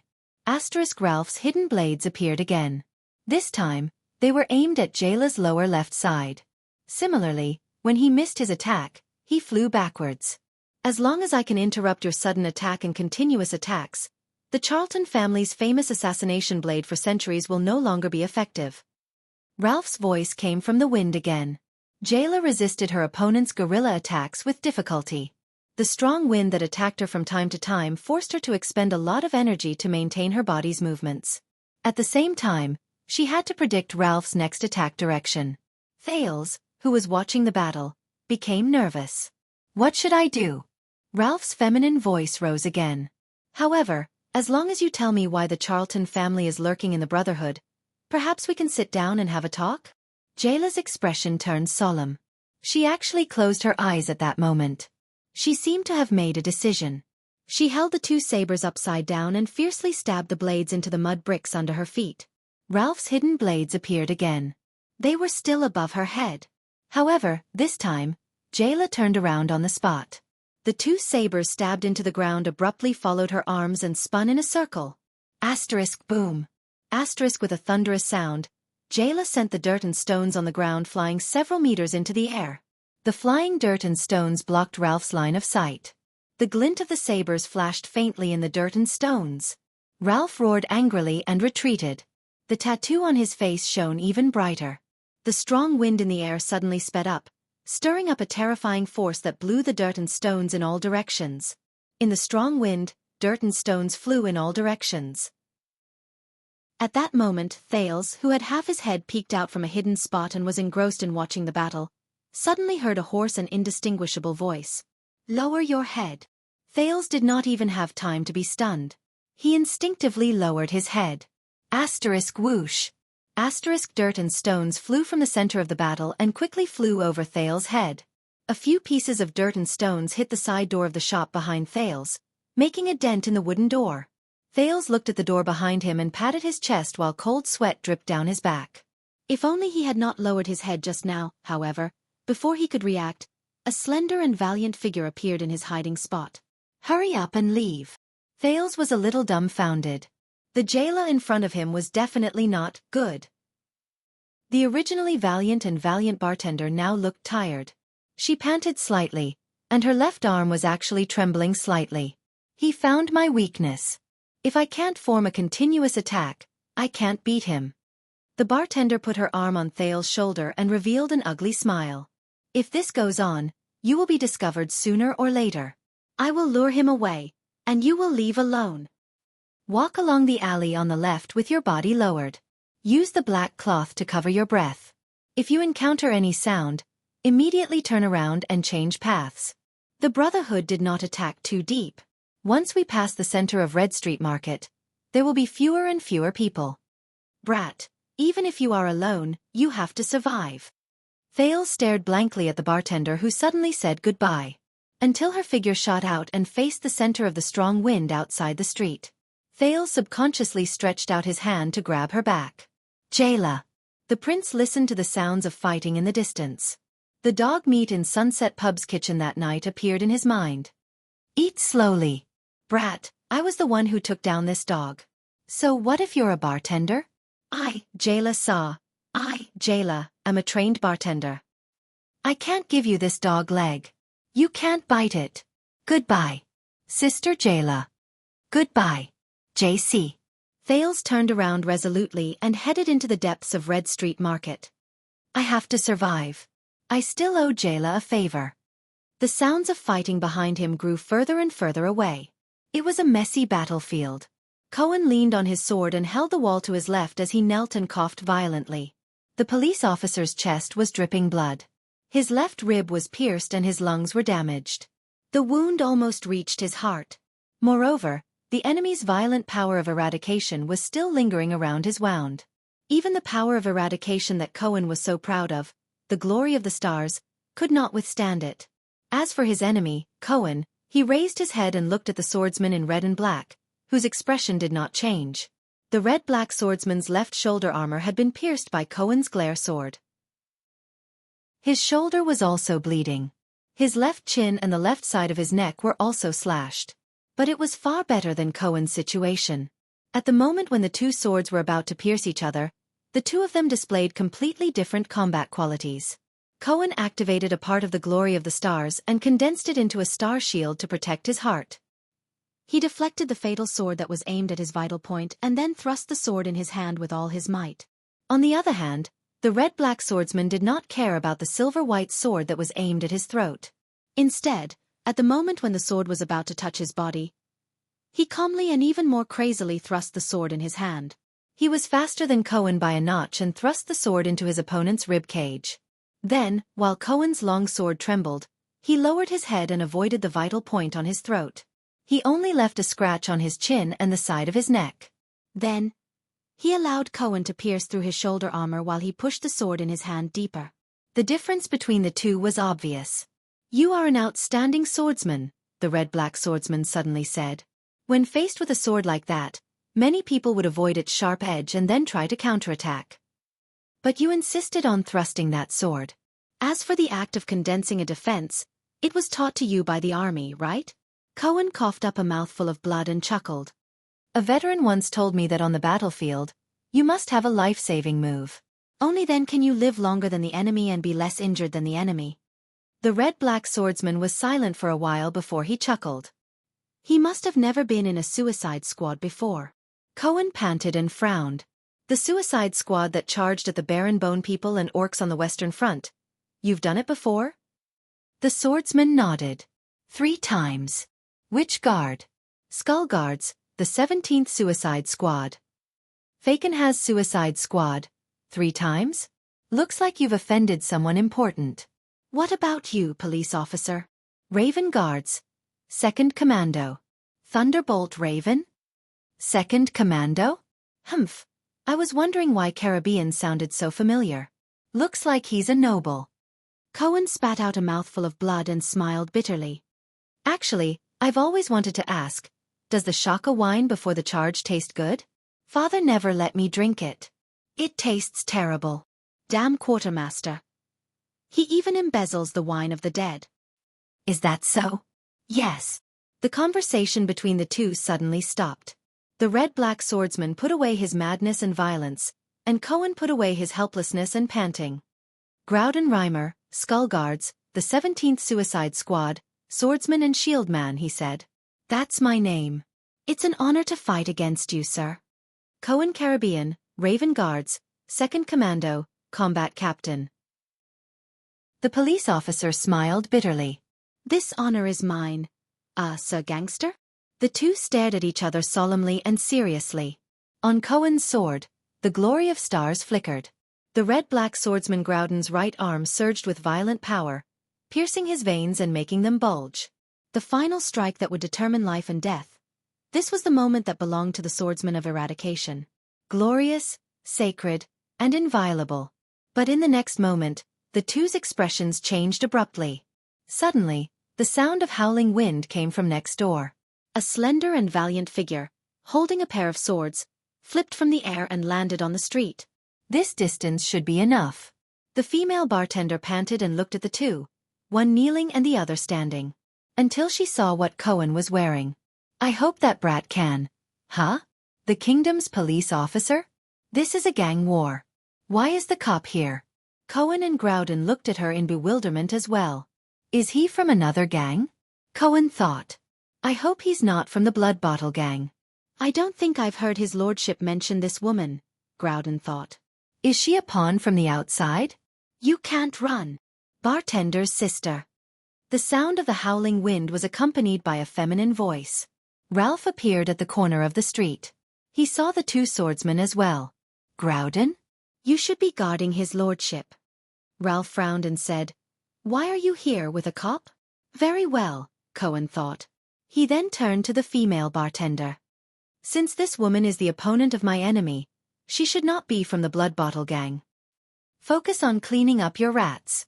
Groudon, the red-black swordsman, said coldly. He seemed to not want to talk to Ralph. I will do my job. Groudon finished speaking and raised his sword coldly at Cohen. Cohen slowly stood up, clenched his teeth, and held his silver sword horizontally across his chest. Ralph curled his lips. The wind beside him continued to blow. Jayla took a deep breath, knelt on one knee, and adjusted her angle. All 4 of them understood the situation on the battlefield. 2 from the Blood Bottle Gang, 1 from the Brotherhood, and 1 cop. Oh, it was a police officer. In the next moment, all 4 of them moved. Groudon's long sword flashed with a red light as it mercilessly chased after Cohen's heart. Cohen's face turned pale. He faced Groudon and drew a sword ring with his long sword. Ralph's figure disappeared again, but the sound of the wind rushed towards Jayla. Jayla's figure burst forward. Her twin blades sliced through the air as she advanced, but unexpectedly, she rushed towards Cohen. Thales carefully covered his face with a black cloth. He hid his breathing as he ran, avoiding the 2 elite thugs who were fighting to the death. In the crowd, a figure who was nearly 2 meters tall stood out. Wherever his iron fist went, the Blood Bottle Gang member with the red bandana would be sent flying. It was probably one of the elites from the Brotherhood. Thales did not know if it was one of the 13 generals or the 6 powerhouses. In any case, it could not be one of the 3 legendary assassins. But Thales just quietly went around them. This was not his battle. He wanted to escape. For himself, and for Jayla. For the child beggar in the 6th house. When Thales turned a corner, he ran into an air barrier. At that time, he did not know that this was the famous air wall among the elites. He smashed the barrier in annoyance. Damn mystics. I have to go around again. I hope I won't run into anyone. When he thought of someone, Thales could not help but think of the voice that reminded him to lower his head. He thought it was Jayla. After all, the latter had immediately appeared in front of him. But he later realized that it could not be Jayla's voice. It was a hoarse voice that was difficult to distinguish. Jayla, Ralph, and himself were not the only ones present. That was the 4th person. Thales' scalp tightened. He suddenly thought of something. If the person who reminded him to lower his head was the 4th person present, then why did Jayla and Ralph not notice anything? Jayla had clearly appeared in front of Thales the moment the rocks and soil shot out. Without a doubt, Thales concluded that his strength was more terrifying than Jayla and Ralph's. But since he has no hostility towards me, why didn't he help me? Asterisk bang. Asterisk Thales ran into another invisible barrier. He patted his head in frustration. There are more and more of these things. Don't they cost money and MP? Thales turned in another direction and ran forward. Asterisk bang. Asterisk. Another barrier. This time, Thales did not manage to stop. He fell to the ground and knocked his left forehead against the corner of the house beside him. Thales grimaced in pain as he rubbed his broken head. He raised his bleeding head and looked in front of him. Something's not right. He was at a crossroads. Although it was dark around him, according to his memory, he was probably near the center of Red Street Market. Even the sounds of fighting gradually faded away. Thales moved gently towards the other 3 directions and extended his hand. Then, he touched 2 barriers in 2 directions not far away. Thales was shocked. It really has the strangeness and hints of a horror movie. The prince was silent for a while before he turned to the only direction without a barrier. He silently extended his hand. As expected, this time, he walked continuously for more than 10 meters without any obstruction. Thales' heart sank. I didn't expect this. I've already walked this far. Sigh. Fate. You're such a B***tch. He abruptly swung his right hand that was covering his forehead, allowing the blood to drip onto the ground. The transmigrator resolutely took a dozen more steps on the empty street until he approached a house. In the middle of the house was a large wooden door that was ajar. Thales raised his head. There was a large signboard on the door. The illiterate prince could barely recognize one word. It was because he used to beg at Black Gold Casino. That word was chess cards.